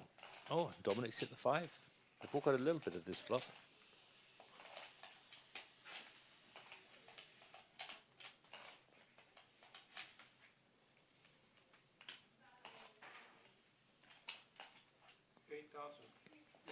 I don't understand the call by 9-4 offsuit and small blind. No, it was very loose. But he's gone. It's just bleeding chips there. That's actually quite an interesting card, that heart. It really is. And I think it's going to slow things down a little bit.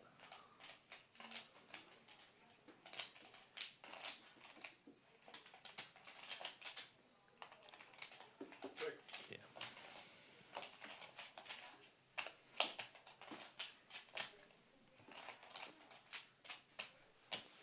This might just go check, check.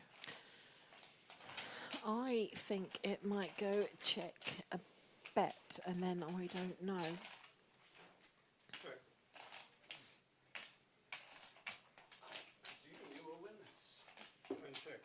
Okay, given up. Gave up. Yeah. Bottom pair.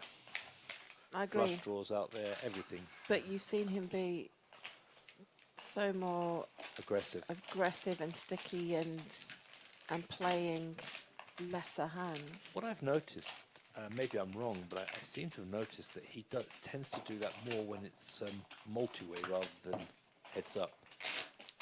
Possibly, haven't noticed it. We'll pay attention on that. He did it with his pocket deuces. He did. Which was squeeze play, and it worked really well. But I mean, what position was he then? I think he was last to act, wasn't he? No, he was the cutoff. Oh no, he called, and then there was a raise, a call, and then he squeezed play. And it was king 5 off, wasn't it? Did he have king 5 off? I can't remember the hand, but he did. It was a good bet. Okay, you're going to see a raise from him here. King, queen. He's involved in every hand, isn't he? His VPIP is high. Tiddler, ace 3 of clubs. Doesn't get involved. Queen deuce from Chris folds. Ace 9 of Daniel. No, Daniel. No.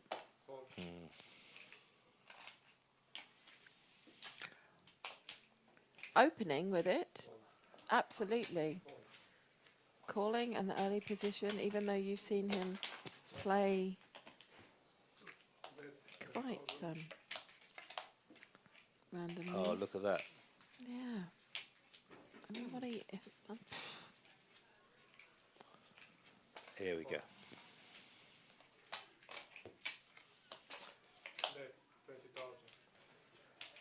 Now, what would you do? Had you be the ace 3 and still being in now with a club draw? Not flush. He would have been out on the flop, I think, though. Yeah, No, you either go all in with that ace 3 or you fold.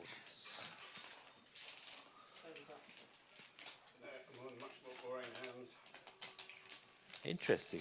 His VPIP's very high, you said, yeah? Has to be. Yeah, I think so. It's got about 70 something, hasn't it? He's played I almost think every hand. he has played almost a hand. I think the figures get a little bit more skewed because you're very much aware of him playing. But I would, yeah, certainly very high. Big blind and on blind, then you have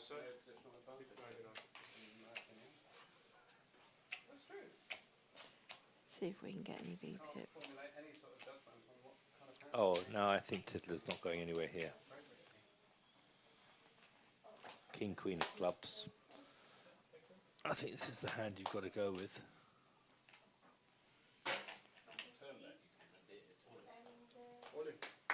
Yep, there There you go. That's them all in. These are all folds.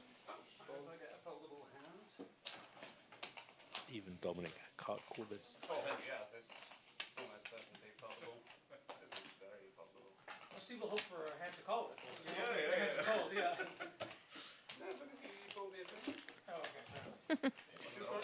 it. Dominic's saying, do I have a foldable hand? And really, you should be going, do I have a calling hand? Well, Tiddler's picked up 10,000 there, though. Yeah. Which is... There's your VPIP. There you go, as if by magic. There you are. Dominic, just at 35%. No, that can't be right, can it? That's what the computer says. And Seb at 34. Doesn't look right. Maybe it is. And he might have had ace of spades. I thought Dominic would be much higher than that. Yeah. You made a very likely to have won, right? It was a four to a flush, yeah? Yeah, but he needed ace of spades. Yeah. But I may not have had ace of spades. Yeah. I may not. Ace 5 offsuit, very playable pre-flop from the button. Payouts top 5 for Husking. 2,660 for 5th. 10,360 up top. If you scroll up a little bit, you will see the payouts. I think it's a reasonable call from both Dominic and from Tiddler. Currently on the button. We don't really want to see clubs, do we? Oh, look at that. Smashed at both of them, Dominic and Seb. They both think they've got the absolute nuts here. I think they're going to be slightly disappointed at the end. Do they though with a 5? I think they probably do. Tiddler picking up now a little bit more equity, needs a jack. If he gets the jack, that will be... Brutal. That would be brutal. I mean, season triple up.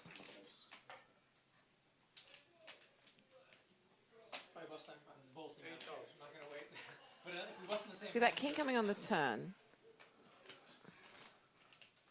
It gives a lot more split pots. It does. But do you ever play thinking, I'm chopping this?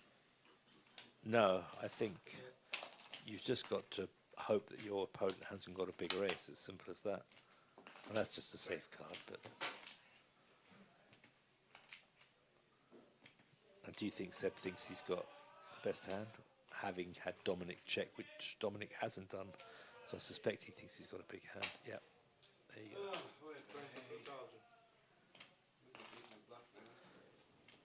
It's a decent bet. I think Dominic's got a call. Especially he's got 154,000. He can't really fold this for 22. Well, he's not. He can't be thinking that he's losing to Queen Jack. It's Queen 10. He can't be thinking that he's losing to Ace Jack or Ace King. He's only thinking that he's losing to an ace with a better kicker. Sure. And there's a king on the board. There you go. There is like. Seb's disappointed.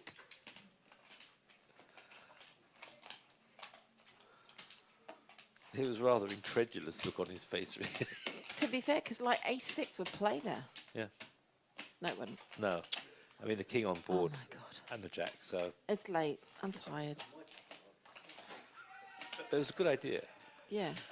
They Well, changed the the rules. heart was in there. The heart was in there. The thought was there. The thought was there. It's the thought that counts.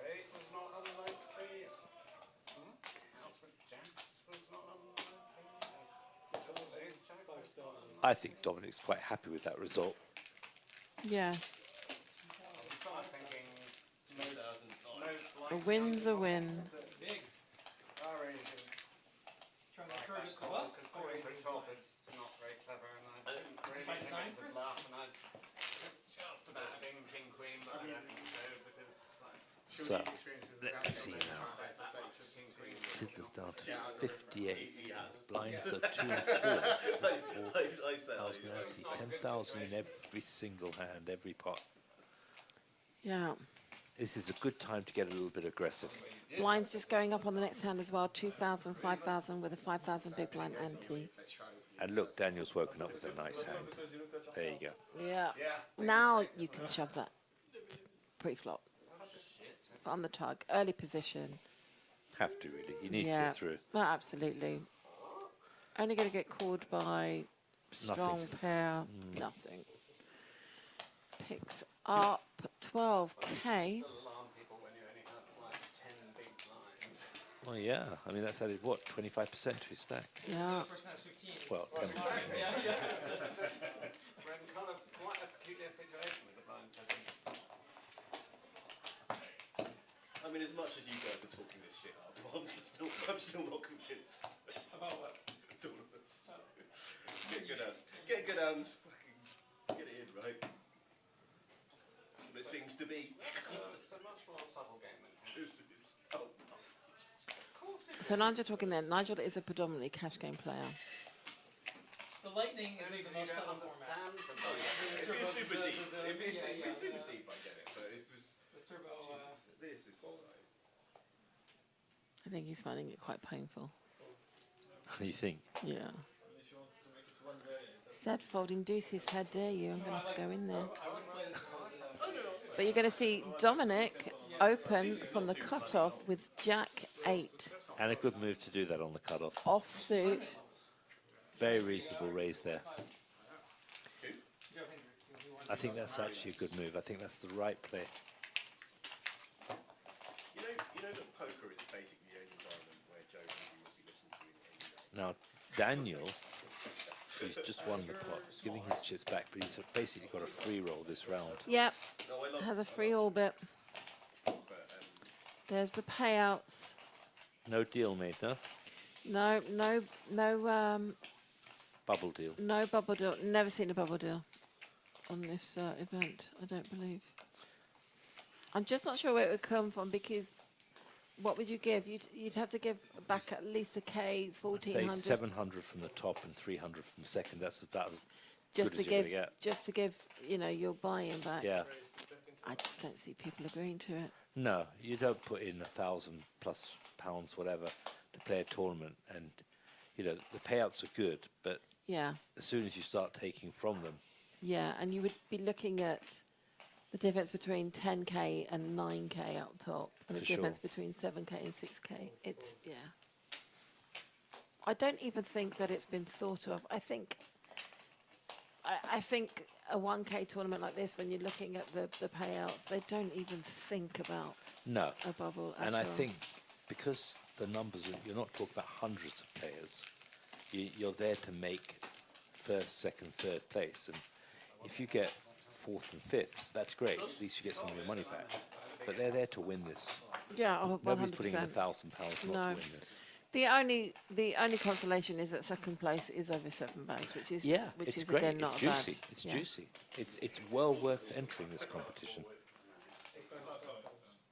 I mean, we have had.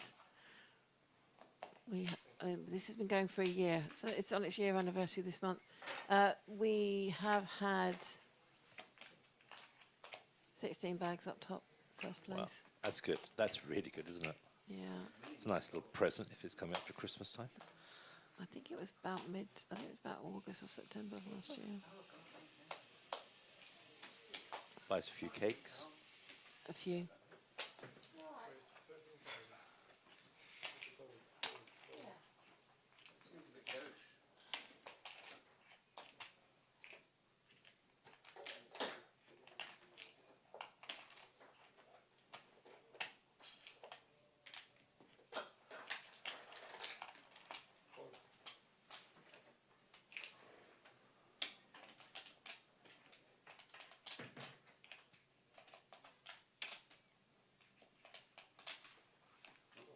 Seb here looking to defend, but Queen Deuce in the window. Immediate service for Dominic. Yeah. He's running really well. He is, but the professor looking for a 3. Yeah. 15,000. Dominic is not going to let him get there. That's a nice bet. Big bet. It is. It's yeah, it is. And Looking for a gut shot. I don't think you can call I this. don't think you can call. You're looking for one card. And you don't want it to be the hearts. He Oh. has. He has called. Particularly elegant, actually. Most places perhaps aren't. Thank you. Sometimes you just feel it. Yeah. Laura, Yeah, we've had that conversation. Sometimes you do.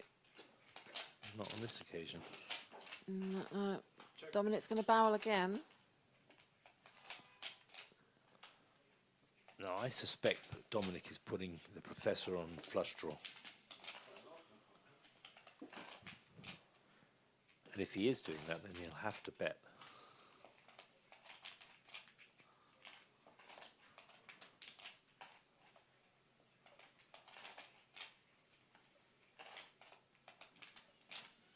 Top pair, top kick.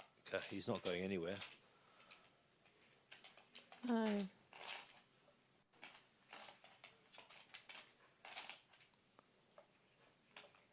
I'd love to know what he's thinking. How much am I going to bet? Is probably. I think he probably wants to bet to get him off the pot. Yeah, there you go. Yeah, he's just going big. You buttered me up with the baseball cap to bluff me? 25,000. Professor is convinced that he's bluffing, but can that call? No. You can't call He's with... gonna show. It's a hand I don't want you to get. Don't want you to catch. But the professor can't call. He's got 4 outs. He might think he has the ace as well. Yeah, yeah, he might do. Absolutely.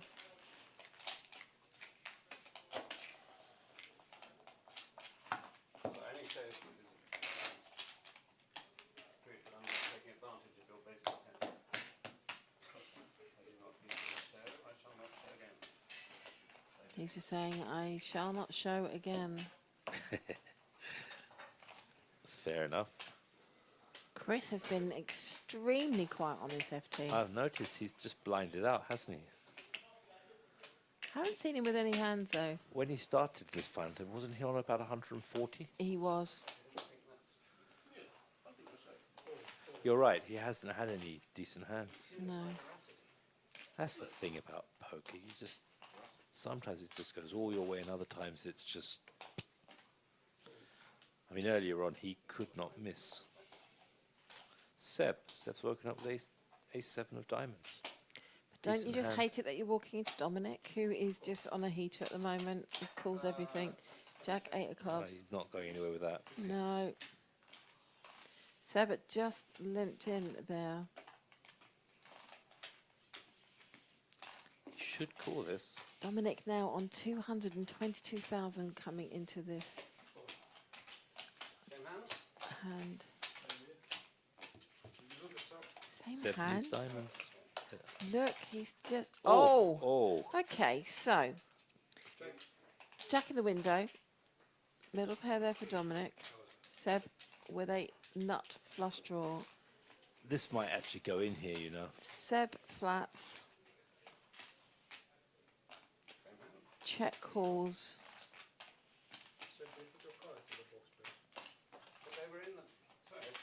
Eight of diamonds would be a killer, wouldn't it?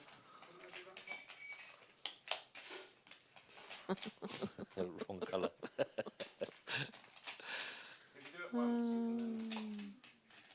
What, So palaver, now, eh? so Seb now can't even hit his ace. His ace is no good if he hits an ace. He's looking for 6 outs. We have seen a number of diamonds already folded. That top right bar does show you what has Just diamonds. already been folded. Oh no, sorry, only 3. There's 3 diamonds been folded. Seb now with 48k, needs to bet 25. Oh, this is a tough one. It's a shovel fold, isn't it? I don't think he can shuffle. He can. He can call. He would leave himself so short, though. Yeah, but he's... What do you do?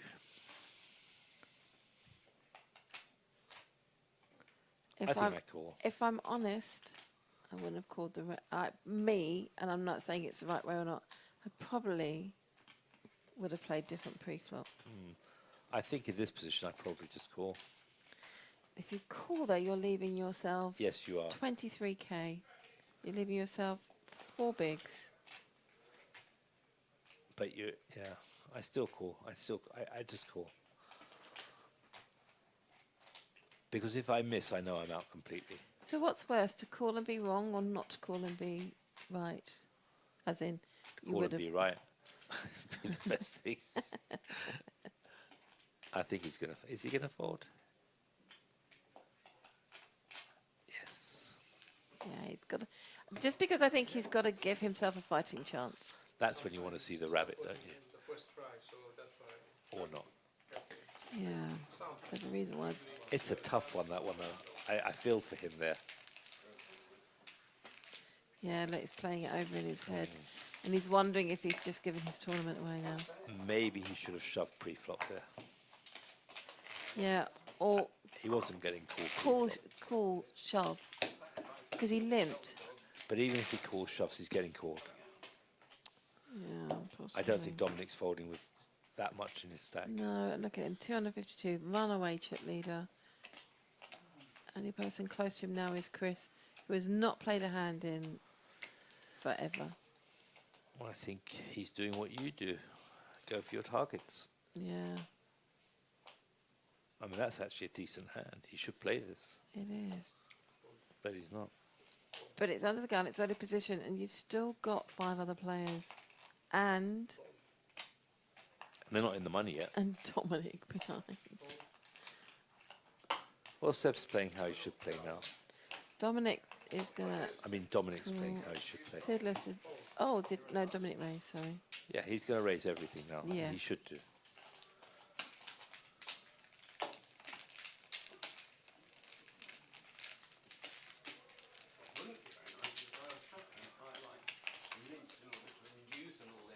He's totally dominating this table now, Dominic. He's telling Nigel, and Nigel is not buying it. I think he's enjoying his wine. I think he's enjoying life. He's just enjoying being in the table, tip leader, and just enjoying his play. He's a regular at this tournament. He has played it a few times. He's invested in what he's doing. Yeah. 100%. Well, he's getting value out of whatever he's paying. He's enjoying it, as you said. Yeah. Oh, he's going to raise. He'll raise everything now, every hand. Yeah. And it's standard APC play. You have to. He's going to be up over 300k very shortly. Seb, 9 bigs. Professor, 11 bigs. Tiddler, 8 bigs.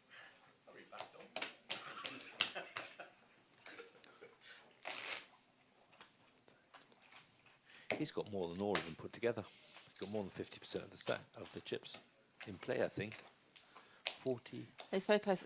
560,000 chips in play, so yeah, very close. Yeah, yeah, he has. He's literally 600 off it.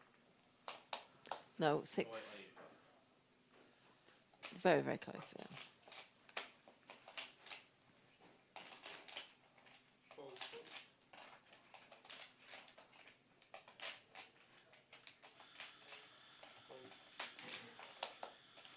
Yeah, it's about 16,000 off. That's it. Yeah, let's see something different here now from Chris. Has folded to him purely because Dominic has walked away from the table. Is in a small blind with a king 9. That's it. And He moves on does then. it. Yeah, Because of position. 100%.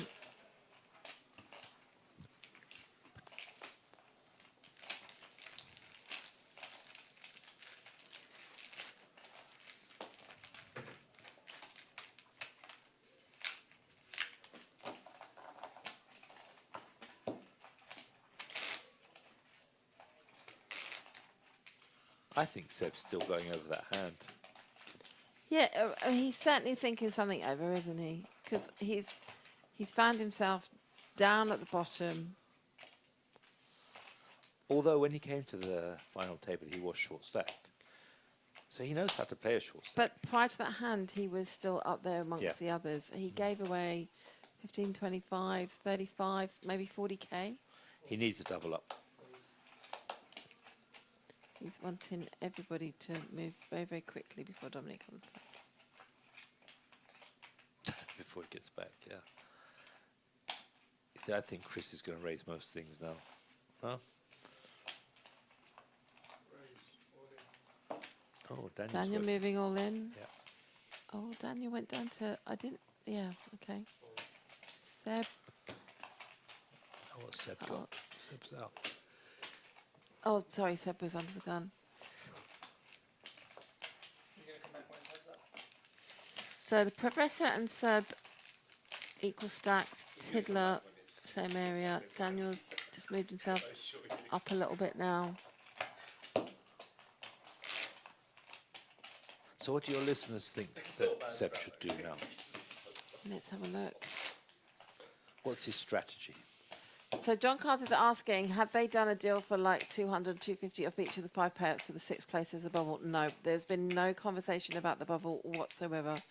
I have never, ever, ever heard them talk about bubble prize on this tournament. I don't believe ever. So question, what does Seb do now? Seb has put himself quite low. Right, so I think the Professor is going to make a play. Seb is probably going to defend. Oh. Yeah, this is all in, all in. You cannot put the small blind. Small blind, big blind is standard. On a stronger hand than what you've got when you've got ace jack. Wowzers. He's got no choice, he has to. Yeah. Can't blame him.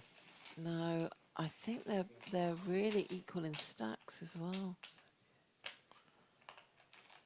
Yeah, Seb's all in to call. Yeah. Professor covers him. By 500. Oh, this is painful. Brutal. I don't know that Seb can get away from this. On the bubble as well. The thing is even a small pair is, even a small pair is beating you. Oh, look. It's pretty sick. But we've seen this before, haven't we? We have, and it's not over until the 5 cards are out most of the time, but we will see. That could change.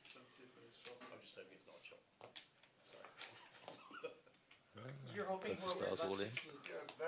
King, deuce, ace. Nothing changes.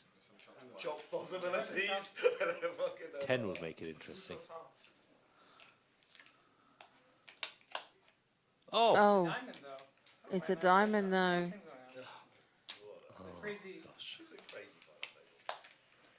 Wow. We've seen it so many times Wow. tonight. Absolutely. And that leaves Professor with 500 chips. Oh. What a turn card. What a run out that was. That's awful. That's just tough. You know what they say about poker? When It's you're going cool. ahead, you don't need good luck. You just don't need bad luck.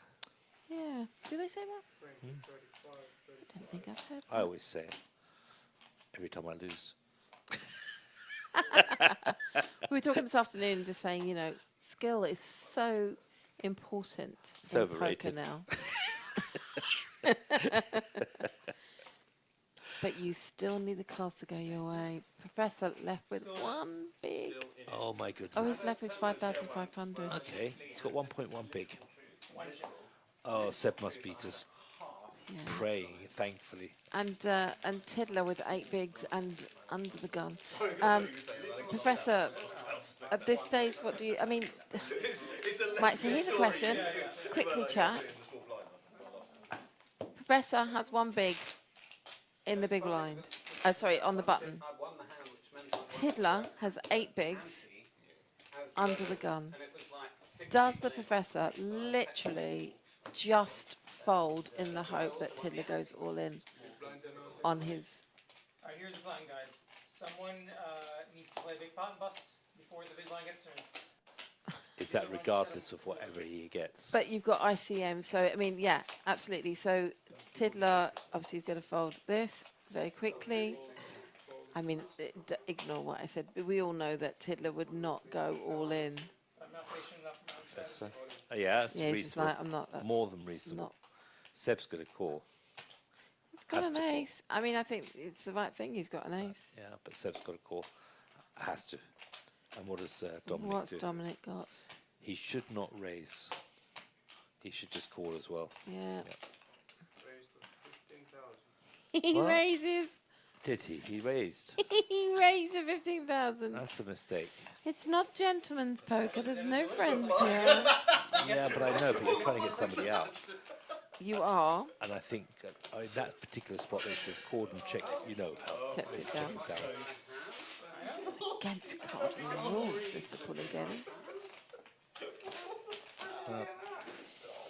I survived It's an it. unsaid rule. Unspoken. No, you were crying over there. Spoken only behind closed doors. Imagine if an ace came down now with it. Oh. Oh, don't know.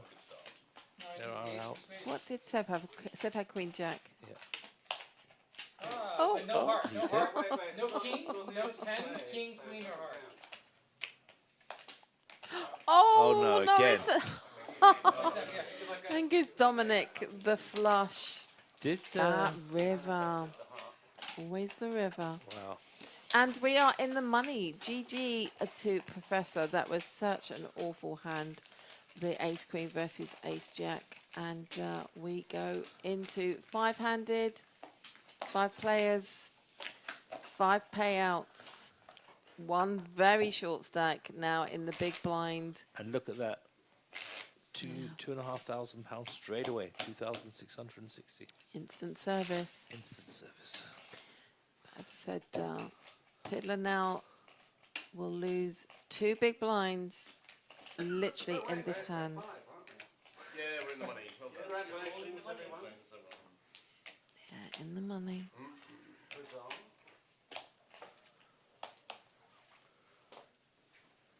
Look, everybody looks more relaxed.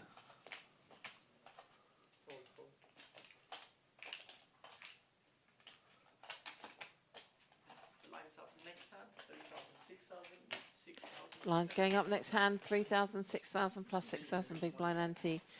That is going to really change the dynamic. Yep. All in from Seb. Yeah. With ace 4 spades. Tiddler couldn't get it in quick enough. I think Tiddler has found this quite painful. Well, we're going to find out now. All of his pain and suffering, can he make him feel better now? Will this make him feel better? 8, 10, yes, queen. Oh, no, not quite. He's got lots of outs there. Got lots of outs. Do they come? No, not that one. So he needs a 9 or an ace. Or King. king. None. No. Couldn't hit. He didn't, yeah. GG Tiddler. I know, I think you found that quite painful. At least he got some money. I think Seb's the happiest on this table. From Yeah, surviving that virtually last. going out, Yeah. and he's already got 4th place money straight away without even thinking about it. So who's your money on now, chat? Final 4. Who's taking the trophy? Who's taking those 10 bags home?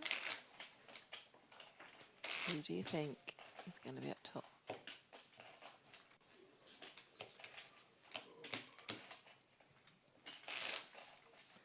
It's an interesting dynamic, this table now.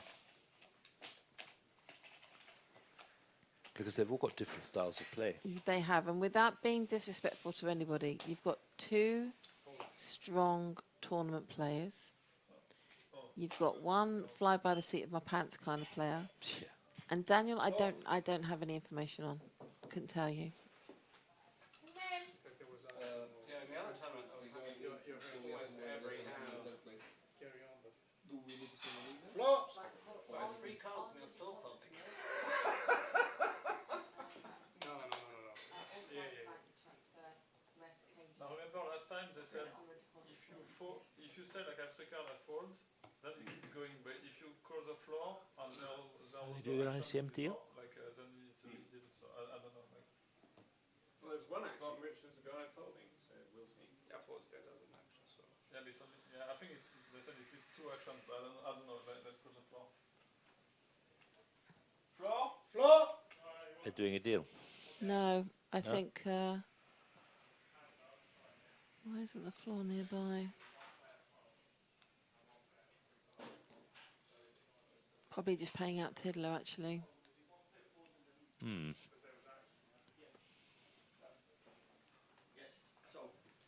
He has three cards. He folded. Oh. So we have so is that big blind only, right? Big blind only. Yeah. And then we only have one action. Yes. So it's a misdeal. So there's not been substantial action. So it's a Is misdeal. that a bet out of turn or a fold out of No, turn? he's got three hands. He's got three cards. Ah. First one of the night. He was dealt three cards. Could you, if we say a serving person, could you ask them?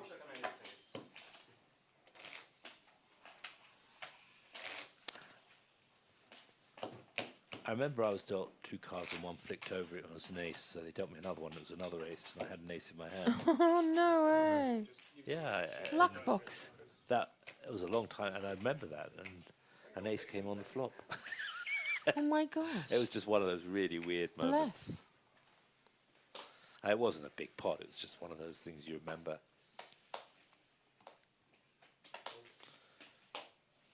Raise to 12,000.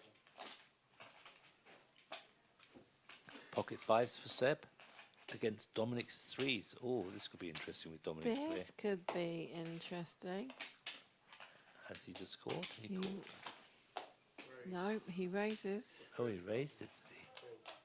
Seb raised 12. Dominic raised 3-bet to 30. This could be interesting. I think Seb probably just calls. No, he folds. He folds. Wow. Yeah. I'm surprised at that. Seeing the way Dominic's just played every single hand, I think I would have been tempted to at least call there. Look at him building his towers. I mean, he's clear favourite to win this now. I mean, look at the stack sizes. 305,000 for Dominic. He's 3-1 chip lead on Chris, anyone. yeah, John Carter. I don't know. You've got to think of maybe ICM. I'm not sure. I mean, to be fair, I'm actually in favour. I think Chris and Seb probably are my two favourites here at the moment, even though Dominic's clear favourite as a chip stack. I get you. John saying 400, but FFS. No, I hear you. Dominic is striking gold though every hand. I don't know if Seb is literally just playing ICM in terms of he's got a better stack than Chris and Daniel here. Chris with He should call Queen at Jack. least. We haven't seen much hand action from him. The thing is if it depends who takes it. If suggesting that it's Dominic and Seb, it depends who takes the other two out. Chris is very mindful now of ICM. Dominic has opened to 12k. Not going to get any lookers on this one. I think, but with Chris's reputation at the moment, it seems that he's very, very tight because he's played, what, 2 or 3 hands on the whole final table. Yeah, we haven't seen much action out of him at all. I think he only had when raised Dominic wasn't on the table. But I also think had he raised there, Dominic might have thought twice about if he had re-raised Dominic. I think Dominic would have thought 2 or 3 times about calling, because purely because Chris hasn't played. Yeah. John Carter asked in the chat, do you need to be a Hippo member to play this tournament? You need to join our loyalty program, because we can't literally put you into the tournament unless we have your details. And of course, any payout will be over the legal threshold. So, long-winded answer, but yes, you would need to become a member to be able to play this tournament. Don't you think also that you should already like the chat as well in order to play this tournament? I think so. I don't know how many. I haven't done a refresh. Let's see if we've got any likes. I think all the chat members should like it because it's very, very good. I can't see. I'm not seeing.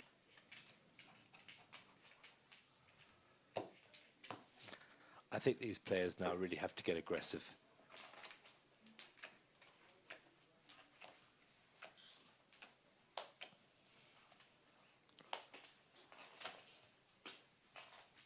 Chris is playing for ICM for sure. You've got to think that that's what's happening here. Daniel's gone all in now with King 5. And let's see if Dominic can call this, see if he can accommodate him. Again. Dominic's going to call. It looks like a call, doesn't it, the way he's... The thing is here is Dominic goes through periods of time when he's super, super patient, and then... Suddenly.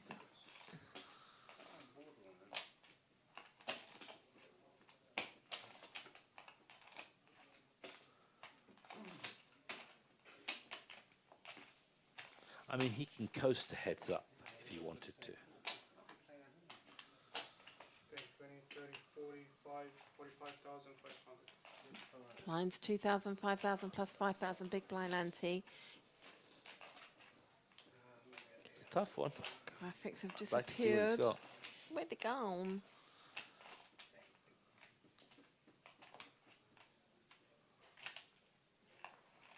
Oh, Dominic has an ace. He's got to call this. I think he has to. He's got the chip stack to call. He knows that Daniel should have quite a wide range. There you go. Yeah, absolutely. Dead man's hand. Absolutely. Ace 8 against King 5. Well, I just got this funny feeling about the 5. Maybe wrong. Let's see. Deuce, deuce, jack. Very, very clean flop for Ace 8. No hand there. No help. 10 of hearts. No help. Looking for a king or a 5 only. Nope. GG, Daniel. Good game. Lost a big stack when we first moved to the final table, but yeah, has put himself there in 4th place, and we go 3-handed. Dominic now with a runaway chip stack. And now we've got the top 3 prizes, which are actually all very good prizes. Yeah, yeah, absolutely. 4K plus, 7K plus, 10K plus. Really nice prize pool left in the pot. Blinds at 2,000, 5,000 plus a 5,000 big blind ante. Dominic sitting on 376,000 over 3/4 of the chips in play. It's a nice stack to be on at the moment. Well, you just got to sit and go, right, okay. Now, again, chat, what do you think? Strategy, do you let the other two get into it with each other so that you're just, you know, you're getting involved, or are you just going to keep applying your pressure, playing your hands? I mean, Dominic plays his own game anyway. Does raise to 15K with ace 3 suited. 7 deuce game not in the mix today for Chris in the big blind. I think he's got to carry on playing the way he has, because the others have just got to wake up with a hand. Yeah, and it's not easy to wake up with a hand. No, and I just don't think that Dominic knows any other way, and that's not me being at all discourteous. I just think that Dominic has a particular game, and he won't be applying a thought other than I'm here to play my game. And it's let's face it, it's worked very, very well for him. It has. He's done. But he's also woken up with it. And sucked out as well. Yeah, no, he's just, you know, he's played the hands, and he has also hit. Yeah, he's played well. Cards. Yeah. You see, I'd be interesting to see what he does here. He's got Queen 4. He's folded this one. Okay. This is a shove from Chris. Yeah, this is a shove from Chris. And what do we have from Seb? Oh. Oh. Yeah. This is interesting. Yeah, and it's going to be a call. I think you have to here, just because any ace against a small blind into big blind shove. And Seb will still be in even if he loses this. Not have very many chips, but he'll still be in. I think he had to call, really. 9, 10. 7. 7. Oh, Seb needs rudder runner. That's not it. Well, unless an 8 comes down. An 8 comes into chop chop. Chop opportunities. No. And Chris will double up through Seb. And Seb's had a real yo-yo of a game. He really has. Genuinely, that's like the best hand you've had in like an hour and a half. Like, Yeah, and Dominic commenting that Chris has played very little in the last 90 minutes or so since we moved to final table. Three-handed, both of those hands are valid to call. Or shove.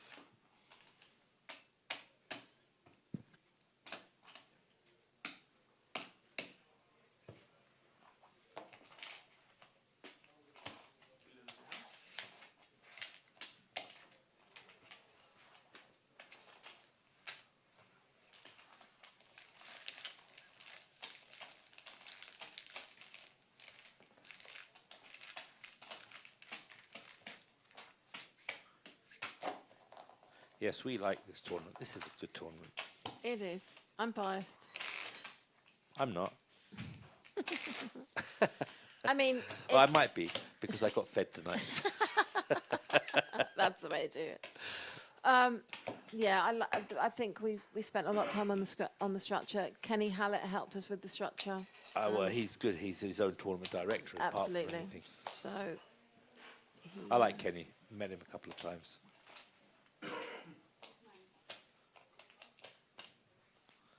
He's a real gentleman. Really is, yeah. Fellow team pro member with PokerStars.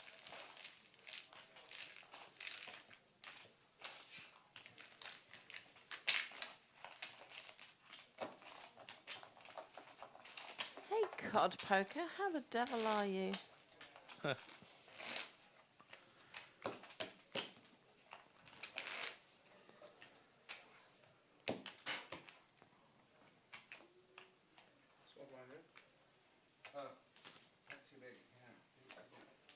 No doubt he was playing satellites tonight, Cod Poker. A lot of people playing satellites for the Irish Open right now. Yes, they are. We heard this afternoon that Dara has 19 bullets. Has he? 19? Through satellites, yeah. I've done none so far. No, I haven't done any. And I shall start this week. His record is 23, and he wants to beat that. Wow, that's really good. I That's think fantastic. we're 2 months ago. He's on target. Oh, that's how when he started 2 months ago. Well, no, we've got 2 months ago, haven't we? It's April. So there's plenty more bullets to go. Absolutely. So I'm going to actually. That's actually my next thing to concentrate. That and the and Malta. MPF. Malta. Yeah. Yeah. I don't really need to concentrate so much on Malta, but the Irish Open definitely do want to. Cod Poker says he's got three bullets. Well, that's a nice starting stack. Seb at 33 down in the Screaming Arena. Chris 121, Dominic 403,000. Chips in play is 560,000. No, Seb's got a fault here.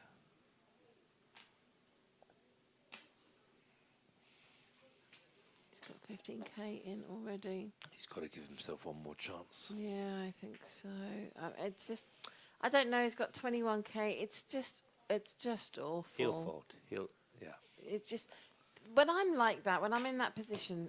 He's very disciplined. Yeah, but when But I'm in you're that disciplined position, as well. yeah, I am disciplined. But when I'm in that position, and I'm like, I don't want 6 deuce off to be my exit hand.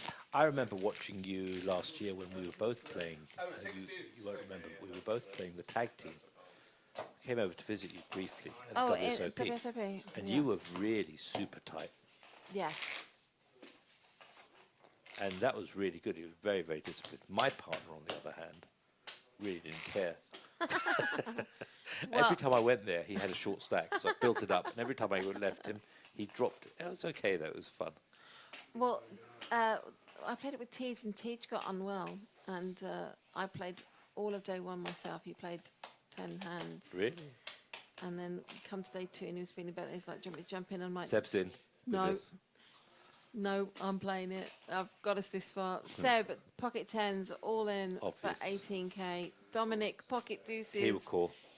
Snap. It's a snap call. Cod Poker, yes. Dominic is final table again. No smoke in the straw today. We haven't seen that. Oh. I mean, Dominic's been running absolutely like, he's Yeah. been Dominic just said he thought it was going to be running 50-50. pure, so- He thought it was going to be against 2 overs. Yeah. I wouldn't be surprised to see a deuce, actually, to be honest with you, the way he's been running. 7, 7. Great for Seb if he doubles up here with 48,000. Puts him back into it for No anyone diamonds? Yeah, No, both diamonds are covered. Both are holding the diamond. Yep, And flush. Flush there for both players, but the 10 will play. Gives Seb, puts him back up to 48. He could pull this back. It's not. He's not out of the water yet. Needs another one of those. Definitely needs another one. And fairly quickly.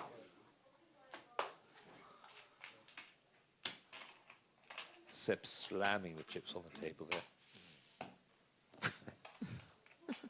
I don't think it was in anger. I just think it was No. Yeah. You mean Dominic? Dominic, sorry. Yeah. No, I wish that he had his straw, actually. I quite enjoyed watching him smoke a straw all last week. It was almost cartoonish. Like Sammy Farha sort of He thing. was facing a decision. He would be elbow on the table, smoking the straw and literally blowing out imaginary smoke. I used to do that with a real cigarette like Sammy Farha, but that was when I smoked, and not that I do anymore, I don't. But still couldn't smoke while I was playing poker, so I used to have an unlit cigarette. I've never smoked. Hmm? Never smoked. You were Well, wise. that's not true. When I was 15, I smoked for 2 weeks, but in the words, Oh, well, in the well, words of that's it. Clinton, I did not inhale. I was like I was smoking a straw. I would. But no, it's not.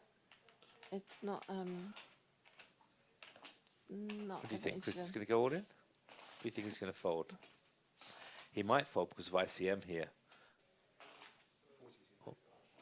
He's going to raise. Good move. Cop That's Poker actually- says that he didn't come and play tonight because he knew that Dominic was not going to smoke a straw. Oh, if he knew he wasn't going to smoke a straw, you'd come. Oh, I got it. Fair enough. Quite funny. Funny.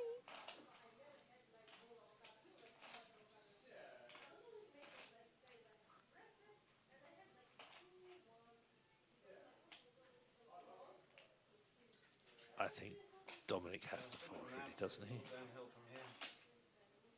Yeah.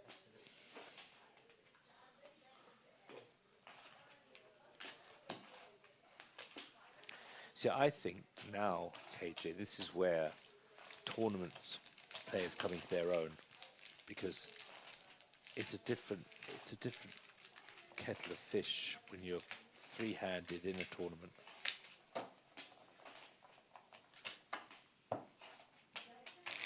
Yes, and three-handed and tournament and heads-up play is a different genre. You've got to they're individual study sessions. For sure.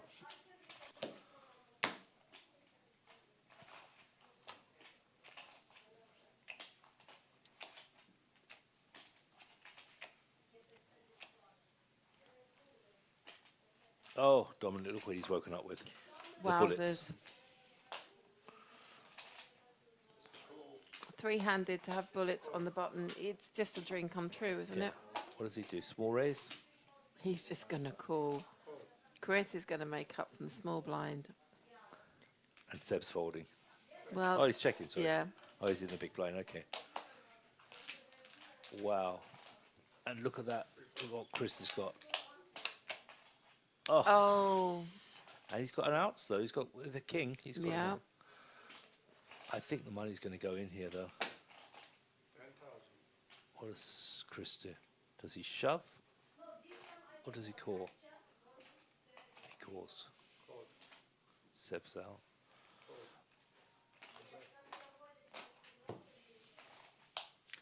King would be an action. Oh, that's another taste. A full house.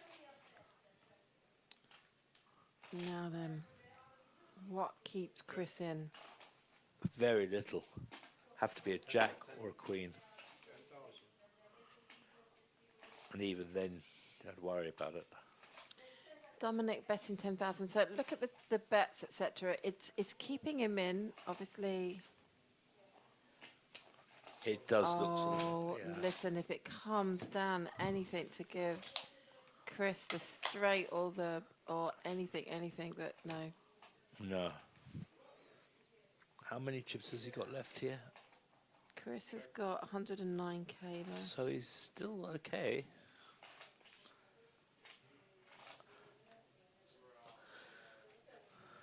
The paired board, the tens, make it look fairly safe. Yeah, I mean, there's only one overcard to his jack. 30,000.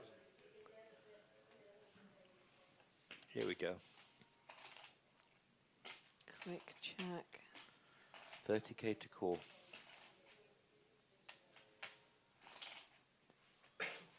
I think he might well call here.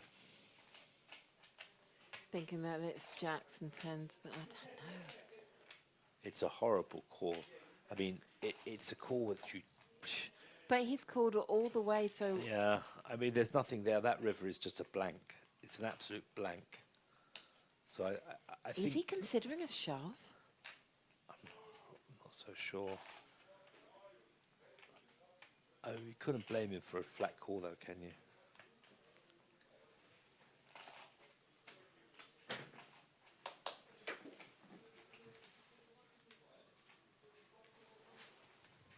I think it's a call.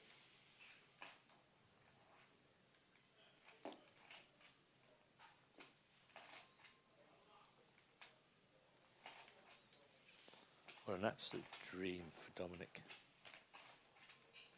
He does make the call, and Yeah. he's going to get the really bad news that Dominic has a full house. And start the hand with the best. He's been running so pure, it's ridiculous. He's just on an absolute heater. Absolute heater. Wow, so Chris is now down to 79,000. So Dominic, runaway chip stack here. 375,000. I think he's got more than that, hasn't he? 442,000. Only 560,000 in play.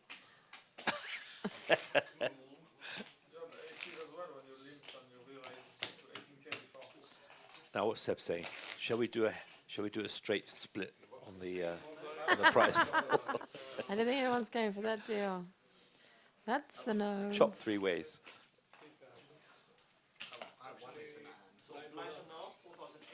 Do you know what I think? Chris and Seb should just go for this now. Just go for it. I mean, there's a part of me that agrees. The thing is here is I mean, Seb's got 36k. You've really just You've got to throw caution to the wind. There's no strategy here other than either surviving and this has got to go all in. Yeah, for sure. ICM. You've just got to keep going up against Dominic, but he's running so golden. You just don't know.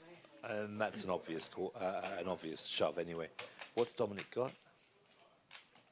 Half decent hand. Don't slow it again, Dominic. If you've got Anything above a 10, 9, 10, he should call. it's 4 bigs. You've already. No, he Oh, can't, but okay. is he calling that? He Surely will not. do. He's going to. Well, okay. Yeah, he's going Which is to. the best scenario for Seb. It was, yeah. It was 3 bigs to call. He has to. So, Seb very live. Oh, he hadn't even looked. It's not fair, he says. It's another hand where he just is calling all in and hasn't looked. Well, he's Oh, got straight draw. Yeah, don't. We'll be here till Christmas. There you go. Okay. Leading runner only. 2 for a sweat. Oh, no, that's No, it. that's it. Seb gets the double up. Again. Oh, Oh. overkill. That's just rude. What is 80k? Does put Seb now above Chris and with the button, so Chris and Seb sitting on 10 bigs. Dominic's sitting on top of the world. In the Alps. He's in the Alps. He's so far up, he needs oxygen. Look, that's nice prizes there. Even 3rd position is really good. It's a great payout. Yeah. It's a really good payout. So, none of them will starve tomorrow. We'll all be able to afford their fish and chips. Nobody living above the chip shop. Nobody living above the chip shop. They're all in the burbs or above. All in the burbs.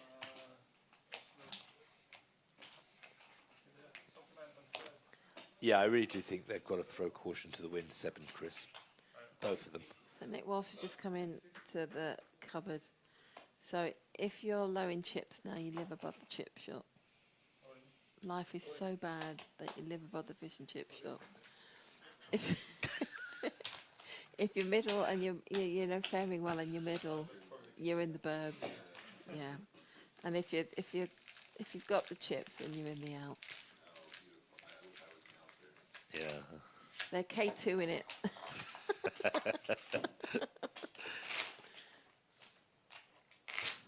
So on my feed, because obviously I've watched one, they just now keep coming in. I get all the Everest reels coming to my feed, and some of the stories and some of the videos aren't the happy ones. And I've never in my life thought that I want to climb up a tree, let alone a mountain. But I'm kind of like, well, I could get fit and climb up Everest. What do we reckon? Too many people have done it. It's boring now. Oh, okay. Yeah, boring. Chris is going to shove from the small blind with Jack 4. Seb. Oh, he needs to call this. He has to call this, doesn't he? I think he does, doesn't he? Seen his hand with one ceiling. Bless Seb. We have seen him, though, make the right call and have to give away three quarters of his stack. Well, 2 flush draws. Hits the 8. Queen 8. So, Chris needs a jack. Jack only. Yeah. 3 outs. Nope, that's it. That's it. Well done, Chris. GG. Played a very patient game there on the final table. Came in as the absolute table captain and the biggest in stacks, and then didn't really pick up much that he could play. And we go heads up with Seb and Dominic. And do you know what? Even though Dominic's got such a chip lead, I think I favour Seb. The thing is now, and I said this last month.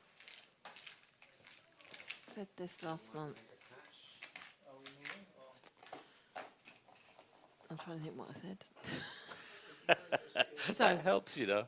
You have got in Seb an experienced tournament player that plays with a certain strategy and discipline. And again, I mean no disservice to Dominic, because this is 2 months in a row now that he's heads up in this tournament, and coming into heads up with a considerable chip lead. However, Dominic can get quite sticky with hands and get emotionally attached, and it will come down to fate. Yeah, I was going to say, I think there's going to be a little bit of luck involved in this particular heads up. Blinds 4,000, 8,000 with an 8,000 big blind ante.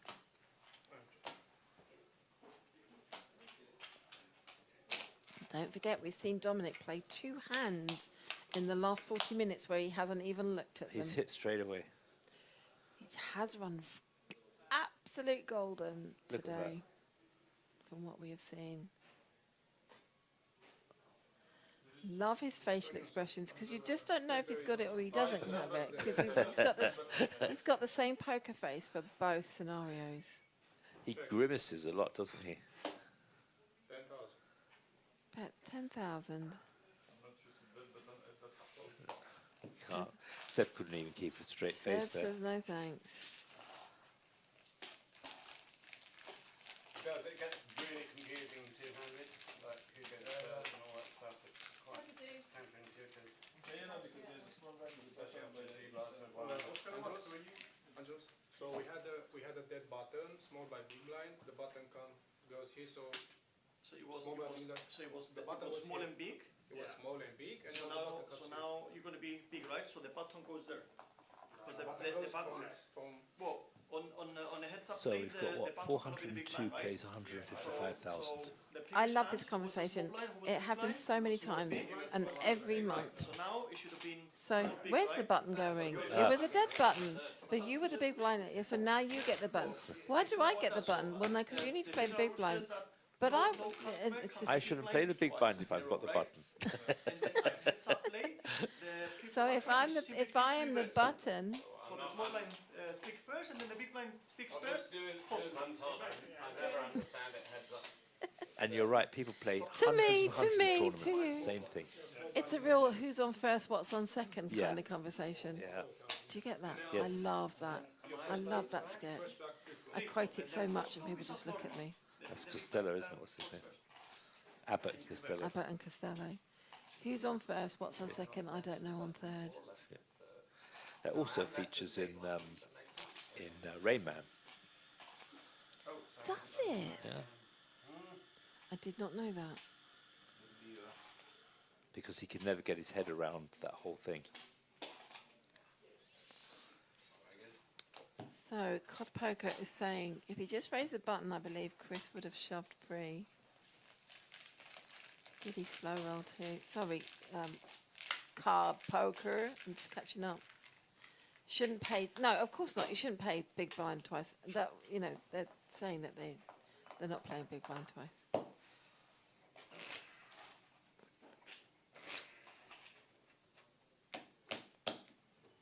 $159K for Seb, 398 for Dominic. Blinds 4,000, 8,000 plus 8,000 big blind ante.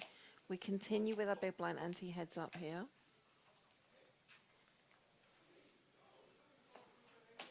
So Seb's woken up with suited semi-connecting hand.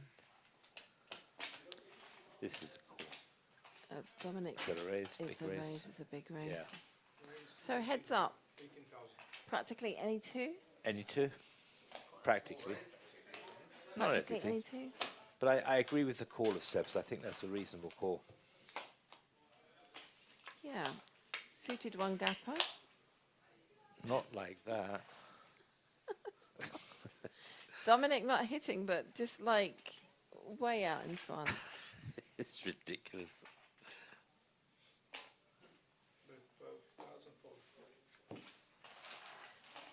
This is either going to end very quickly or we're going to see a complete shift Yeah, I would agree with what you're saying for and sure. we're going to be here till Saturday.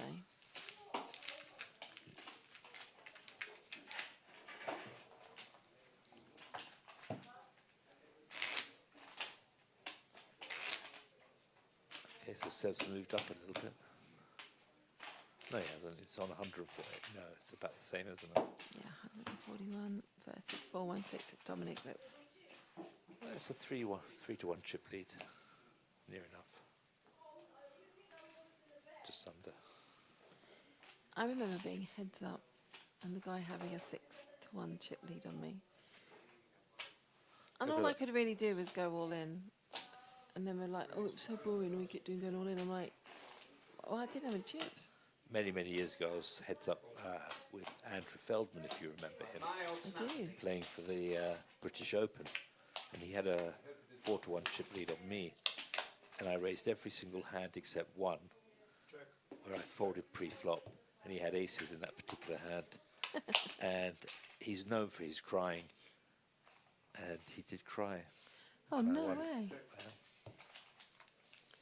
Well, I won every one. It's a very long time ago. It was 2007. And the last hand was 7 versus kings. Yeah, the kings are the 7s.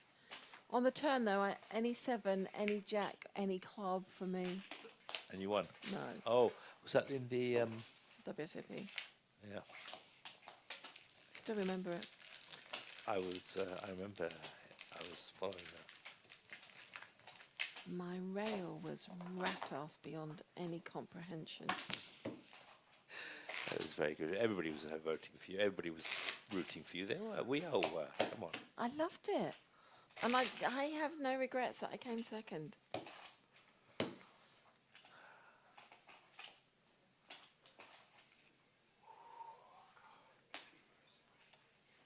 I honestly thought you were going to win that. To be fair,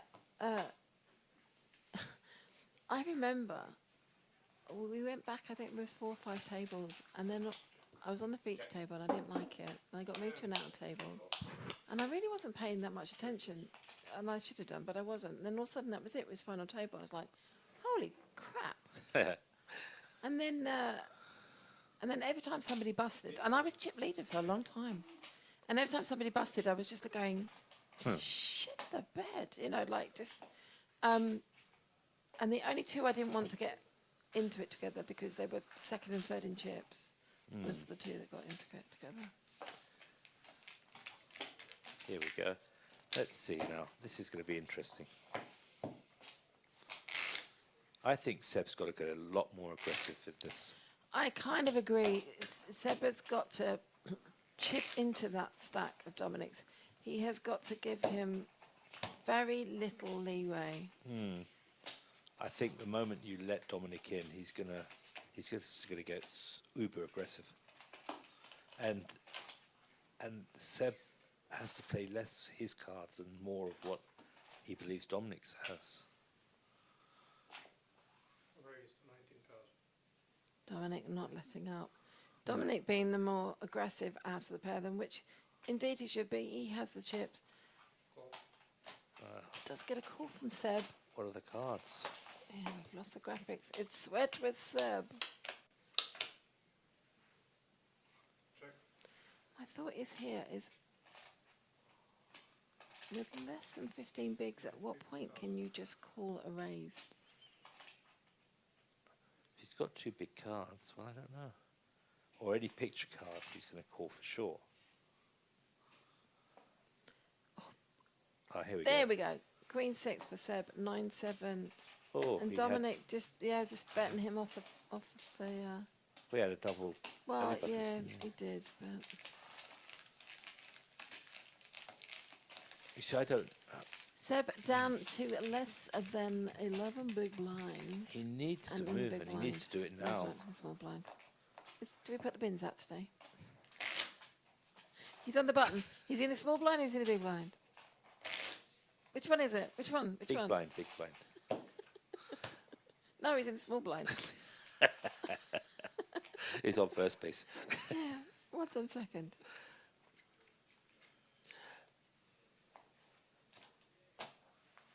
Seb, you got to move all in with that. Oh, he's just caught.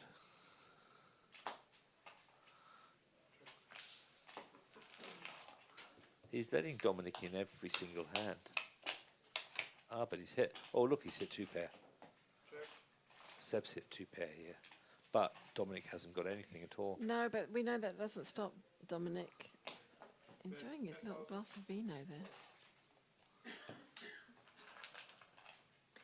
Somebody give that man a straw. Let's see him smoke his straw. And light it. He doesn't light it. But we'd all be out. But as I said, he does smoke it and does blow imaginary smoke into the air. Okay, so he's got above 100,000. Is he in the big blinds? Blinds 4,000, 8,000 with an 8,000 big blind ante. Seb sitting on 112k. Dominic sitting on 446,000. So there's not been any real change since heads up. I mean, a little bit of change because Seb's lost about 25,000. Yeah, Dominic's moved a little bit ahead. Dominic with 9-6. Let's see what he does here. I'd be interested to see this one. Is he going to flat call? I reckon he'll call. Oh, Seb, he's got to raise a little bit. Or is he going to go all in? I would raise, but I wouldn't go all in. I think he's going to raise. Yeah. I don't know what Dominic's going to Was do. it 20,000-ish? Oh, yeah, 20 to 25,000. Yeah, Dominic is going to call. Yeah, that's his style. Has he looked? He's got 1 over. Has he looked? He's looked now.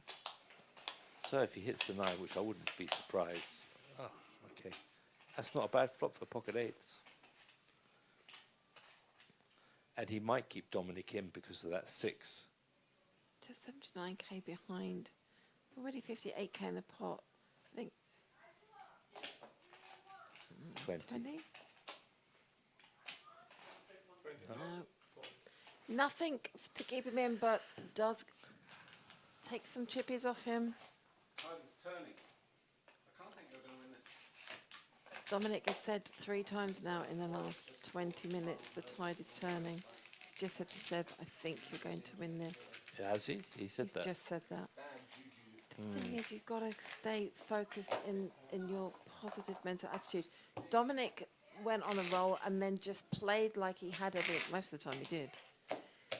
But, you know, his demeanour got him to where he is. I think he's still pretty confident. Yeah, he was playing so strong.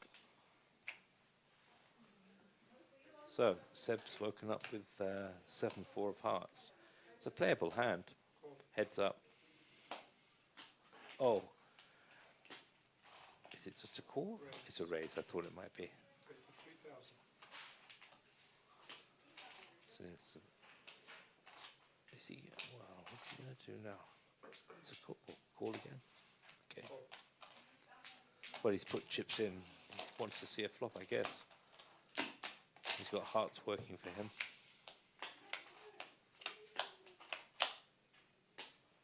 Dominic's hit the flop again.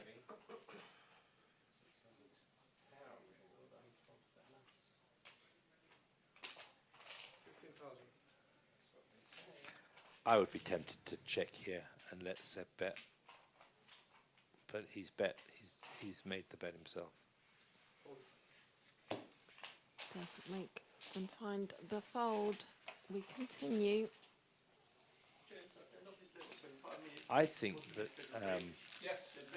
Dominic's only got one button, and that's accelerate. No, don't reduce it. You want 10 minutes? Yeah. Okay.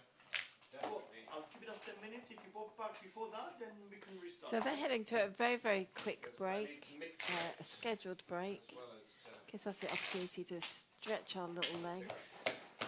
We will be back with you momentarily. Stay with us. Heads up action. This Lightning Tournament, we should have some more fun ahead. There's no reason why you should know it. No reason why I should know it. Well, that was a little premature because they're not going to break. They were just talking about going to break. Dominic picking up aces again. It's the 3rd time I think he's picked up aces, either heads up or 3-handed. He's got them in his pocket. Seb will call with 6-4 of clubs.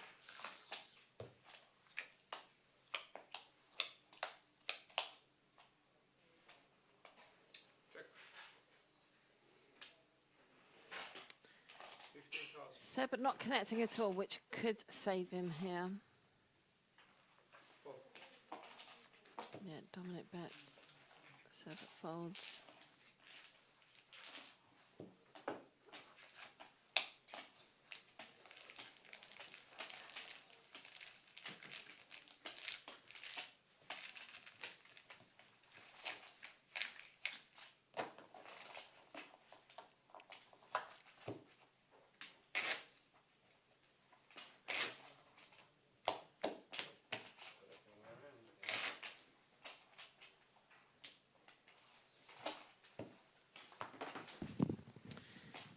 And we welcome in the chair. Oh, where's your wind muff gone? It's the man. It's, Hello. It's the one they call Nicholas Walsh. Hello. Oh, Hello. there you go. Put Can you guys hear me? I'll turn you off while you put your wind muff on. Those are always falling off, aren't they? I've actually got little ones now. They sit there very snug. So, you've been watching a little bit. You've got Dominic dominating 468,000 and a little bit of change. Seb at 90,000, holding in there.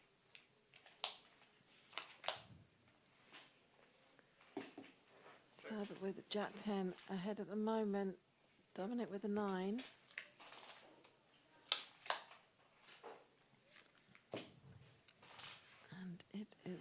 Seb's bored.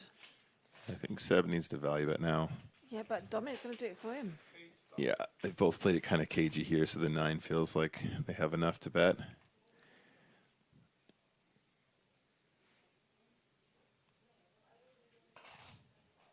It is just the one big blind here now, though, so if Seb is thinking about this, might even find a little bit of value given the fact that we've seen it check through all the streets so far.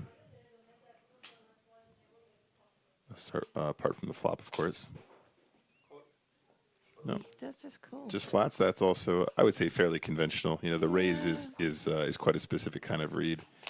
I think when we're talking about your tournament life, flatting is also completely fine. And Dominic has been running golden. I mean, it was Dominic who eliminated me. Is that right?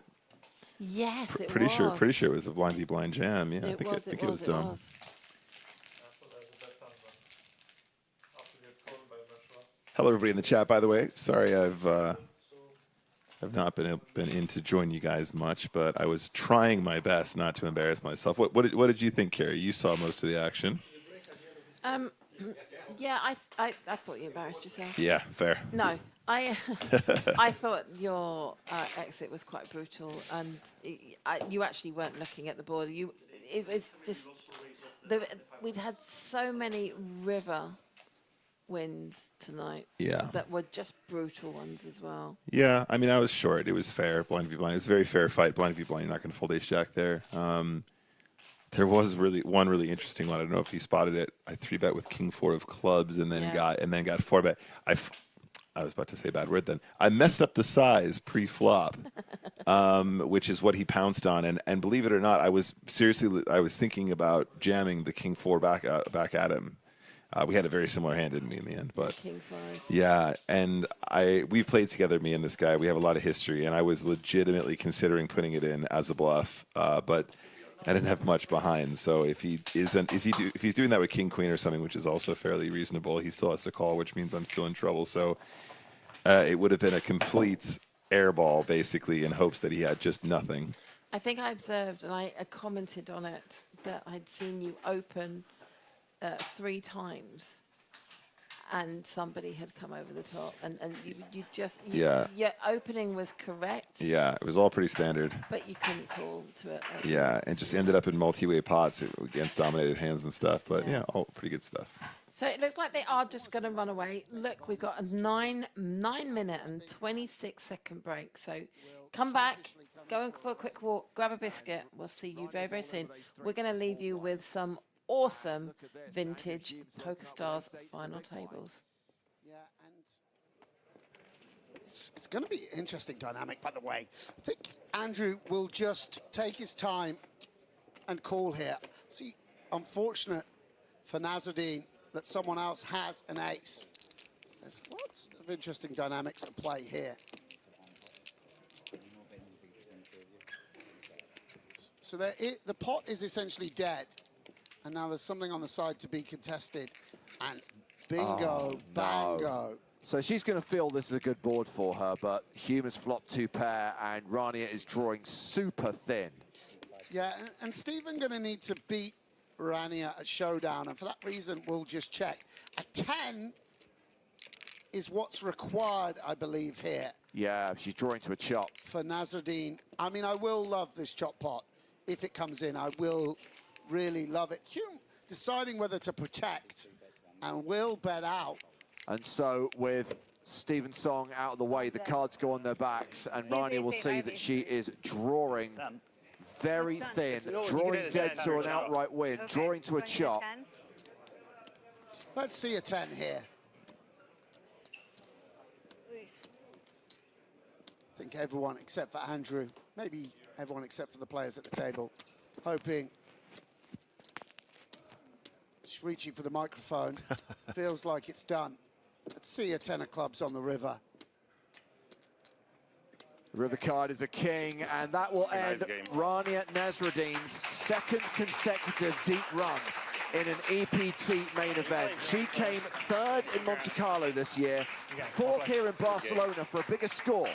She got 442 grand in Monte Carlo. She just banks 518,600 euros for her 4th place finish here in Barcelona. Blinds up to 15,000, 30,000 with a 3K ante. As always, I would like to remind the audience that the true first place prize on the EPT is the friendships you make along the way. That and the money. Fold around to Annette. That is an all-in from Annette Oberstad, 353K in the middle. Do you think she looked at her cards? Oh, sick. I want a hand. I want a hand. I want a hand today. And Annette Yes. won her first hand of the day. Sweet. Second, you So definitely happy. stole the blinds one. No, I didn't. I didn't. I promise. First hand. First hand. It's okay. Yes. Now you guys have Now I can lose. Now it's all right. At least you won one. Yeah. We almost killed 2 journalists. Almost fell over the ropes when I went in. Annette raises it all in. What's the minimum age you have to be to play in Monte Carlo? 18? Yes. I wish. Doubtful. So Annette Oberstad, 18 in 4 months or something probably at this point? I believe Annette Oberstad had just turned 18 when she won the World Series of Poker Europe, which would have been in 2007. So she's the ripe old age of 20 here, probably. She has a 2nd place finish on the EPT in an event that was not live streamed or televised. Are you kidding me? Yeah, the last time we went to Dublin, no cameras. Eventually, cameras were allowed into the city of Dublin, but it took until late 2012.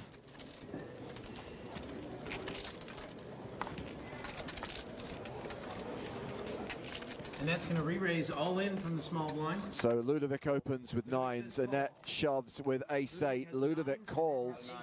Out of 9.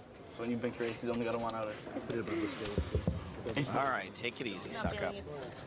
Yeah, I don't know. Ace of spades on the door card. Anyone on the nays?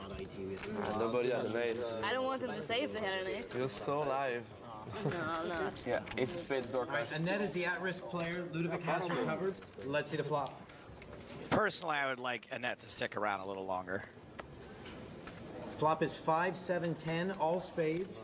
Can it be club? The ace of clubs in Annette's hand, not the ace of spades. There's the ace of spades. No spade. Annette's now taking the lead with her aces. And allegedly, there's only 9 She's left. looking to just dodge a spade. Queen of hearts, and Annette's going to double through. Oh my god. I can't believe I hit that.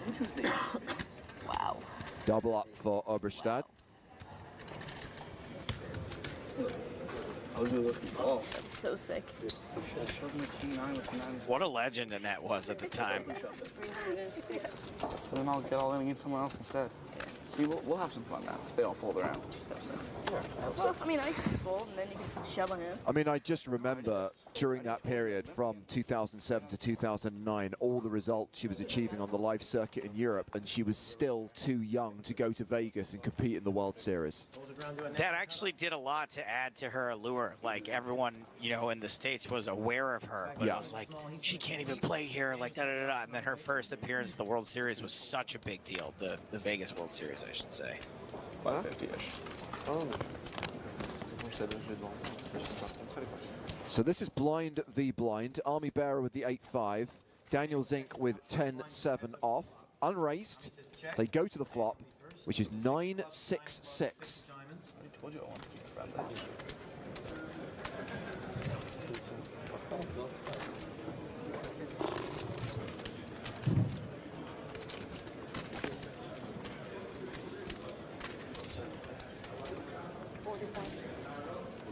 And with his gut shot straight draw, Zink will bet 40K. Army Bearer has a straight draw of his own and calls. Deuce of spades.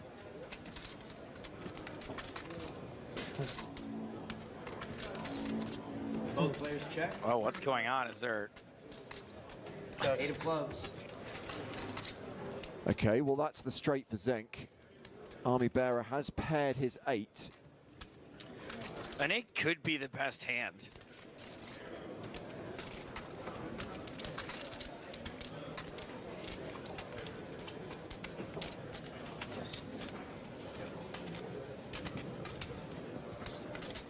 Pretty sure Daniel Zink is in the band Wheatus.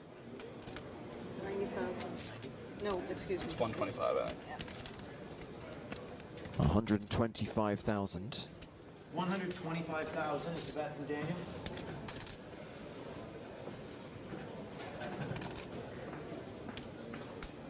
I think blind on blind, even though an 8 could be the best hand, you could be up against a 6 that plays it this way. You could be up against a club that plays it this way. People play pretty tricky. I don't know.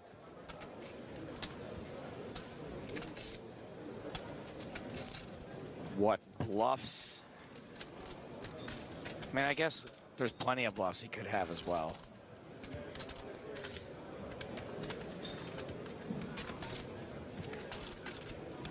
Call. Straight. Call. Daniel shows 7-10. Straight's good. Also, there's straights. I forgot to mention that. Daniel takes the pot. How much? 126? 125. Last bet.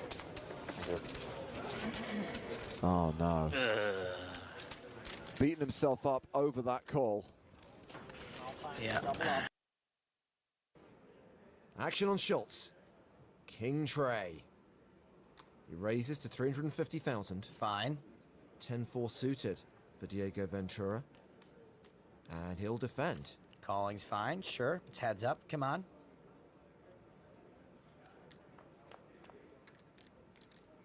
Oh, Ventura pairs his 4 to become a big favorite in this hand. He's playing in flow. He's checked to the pre-flop aggressor. C-bet coming. Aggressor's gonna aggress. 365,000. Diego should certainly call. It's hard to flop a pair.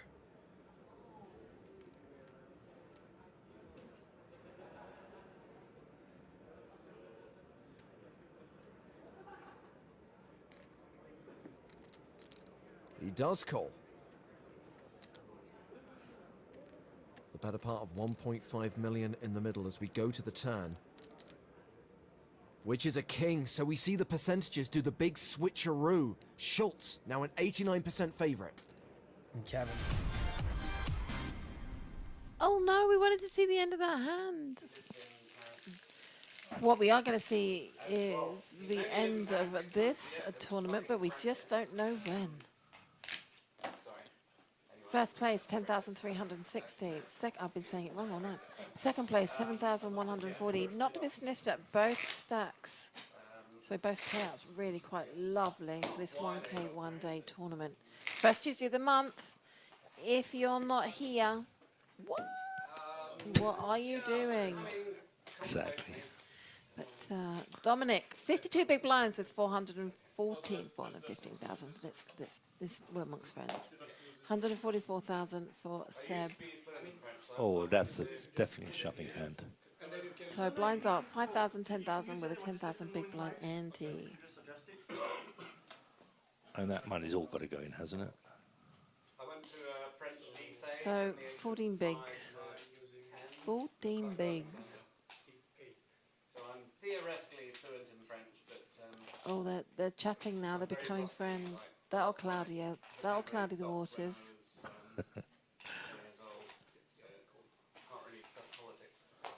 Yeah, there it is. Oh, look at this. Nines for Dominic. Dominic raises to 30. Seb calls. We're heading to the flop. Jack 10 for Seb. Diamonds. Our boy's best friend. 6, 6. Queen. 2 clubs, 1 spade. Dominic is going to bet again for 20,000. What does Seb do here? Does he shove and try and push Dominic off? I just don't know that you can. I think Seb has worked that out, that you can't bully Dom off a pot. Shaking his head again. We've seen Seb shake his head a few times tonight, and obviously replay a hand in his head. Yeah, he was saying that the hand where he had the ace-jack, one we were talking about earlier, that ran in his head quite a few times. So how would you be on this bit, French? English only on the table, please. Dominic, 3 deuce of hearts. Any 2 cards. Playable. He's going to call. Seb, 10-3 offsuit. Check, check. Let's see another flop. So it's just gone. Too much fun. 7, 7, 6. That's a lot of- Always coming sevens. Seb in front. Dominic is going to bet. Dominic is always going to bet. I don't have to do multiples of 10, do I? No, don't have to do multiples of 10, just has to be a minimum. Would help us though, if you did multiples of 5.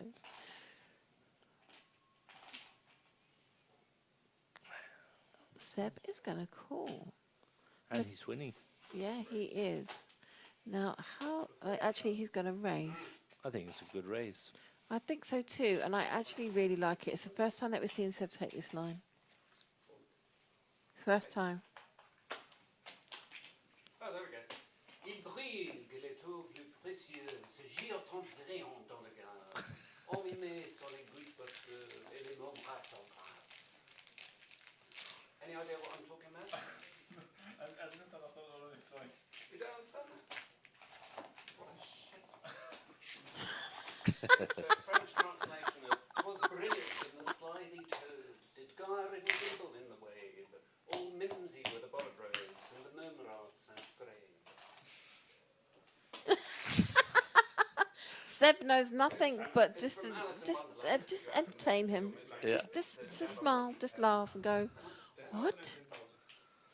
I think that's exactly what Seb's doing.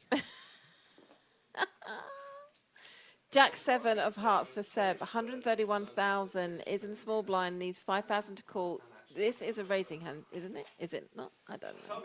I've lost all. I don't even know anything anymore. Dominic with pocket nines is going to raise. And he's going to get a call. Yeah. Is it going to be a shove or a call?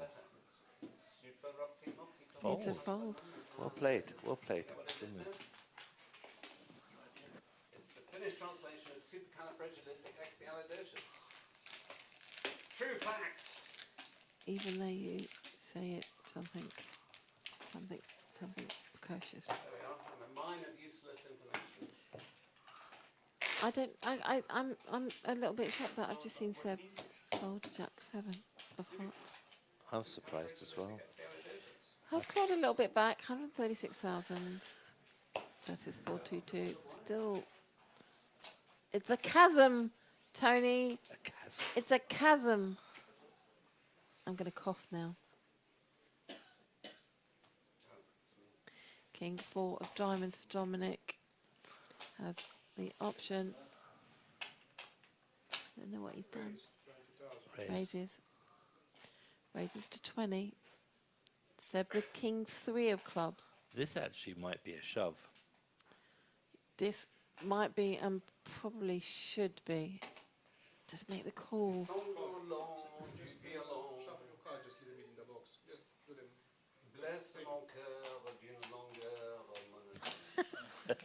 I do hope that you can hear Dominic in the background. He is...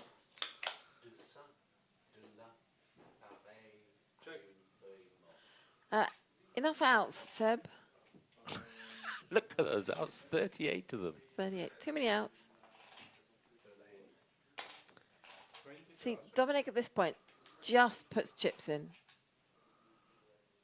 Just like putting chips in. And there you go. I think I would have liked to have seen a shove from Seb pre-flop then. I think so. I would have. However, you've got to bear in mind that it would be only 100k for Dominic to call, and he's got 400 and XXX of them. 25%. But they would have much more chop opportunities than anything there, I think. But of course, we can see the cards. But I think, you know, a king heads up is a very strong card to have in your hand. A king. Kingdom for a king.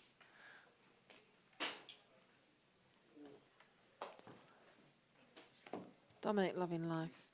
I love that though. He's having a swell. Oh, here we go.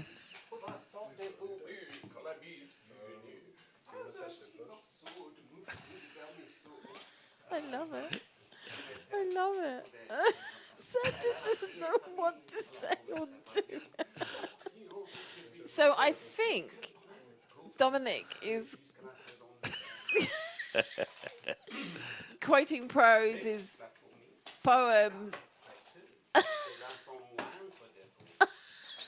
I adore it. And like maybe even lines out of a play because he's enacting them. Seb just doesn't know what. He doesn't know what to think or say, does he? Love it.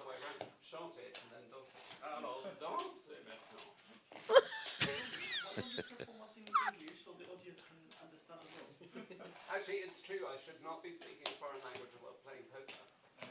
I have said that. I mean, I'm very sorry that my floor staff are not, paying attention. English only at the table. But I love it.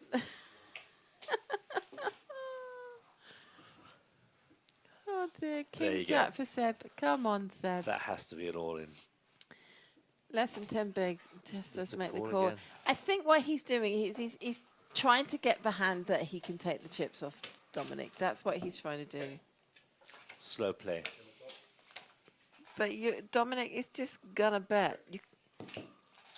Oh, it does check. This is the first time I've seen Dominic check. Got a gut shot.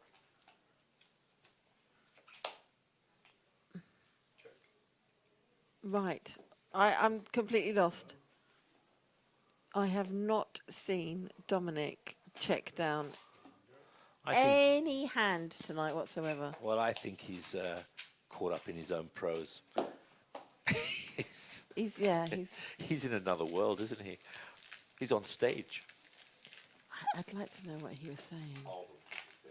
Yes, all the world is a stage. I like that. Well done, you. And it's mere actors. Or it's cast. Yeah. I don't think Seb's ever come across this before. Play on. Play on.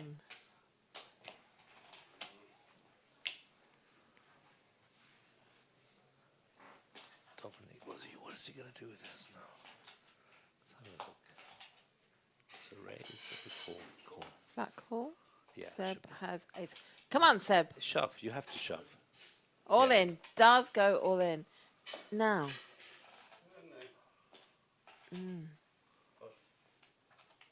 Dominic folds. Little chip away there. Still staying steady. 4-4-2 for Dominic. 1-1-6 for Seb. Blinds 5,000, 10,000. 10,000 big blind ante. We do continue with the ante when we're heads up here at the Hippodrome.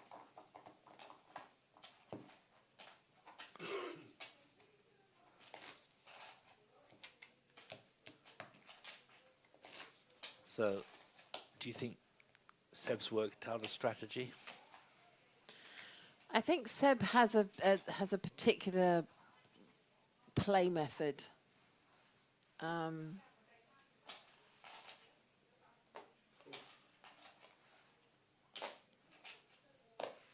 Dominic is going to check to... Ooh, Dominic in front with the jack. He seems to have hit jacks every time he's had a jack in his hand. Seb is actually... So Dominic did check this time. Seb is leading out. Raise to 40,000. And then Dominic is going to raise. I love a check raise. I do love a check raise. I think I say it every time. They're so underrated. Very old school. It is I old love school, but I check agree raises. with You like check raises? I do, but I hate it when I get a 3-bet afterwards. Or a 4-bet.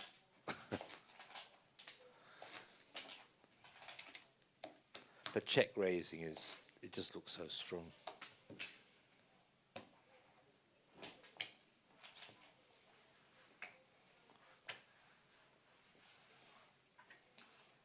Dominic 4 deuce offsuit. Oh, that's Small blind. wow. First time I've seen him fold heads up, I think. With no action, with to no raise, etc.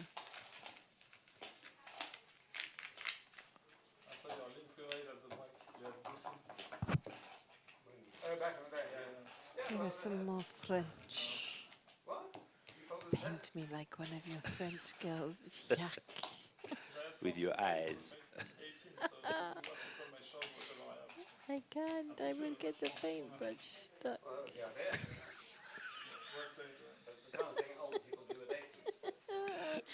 Ace. Ace 10 offsuit. Seb limps. Dominic's got Again, nines. nines again. This is surely this is an all-in and a call. Of course it is. He's going to raise. Seb has to shove. You have to shove, Seb. Dominic's had cannot nines so many flat. times. No, it's an all-in. It's an all-in. And It's going to be a call. So here we go. Nines of Dominic. Seb at risk with ace 10. Straight race. Oh, I don't know which way it's going to go. 55-45. Still that flop. Slightly in favour of Dominic. He's going to win this hand and he's going to win that. Dominic was playing heads up versus Kenny Hallett this time last month. Did come off a second. We got a king, we got a 5, we got a 4. No help right now for Seb, looking for an ace or a 10. It's a 6. Is this the hand? Yep. It is indeed. GG, that is it. Great Our game. Lightning Tournament winner is Dominic.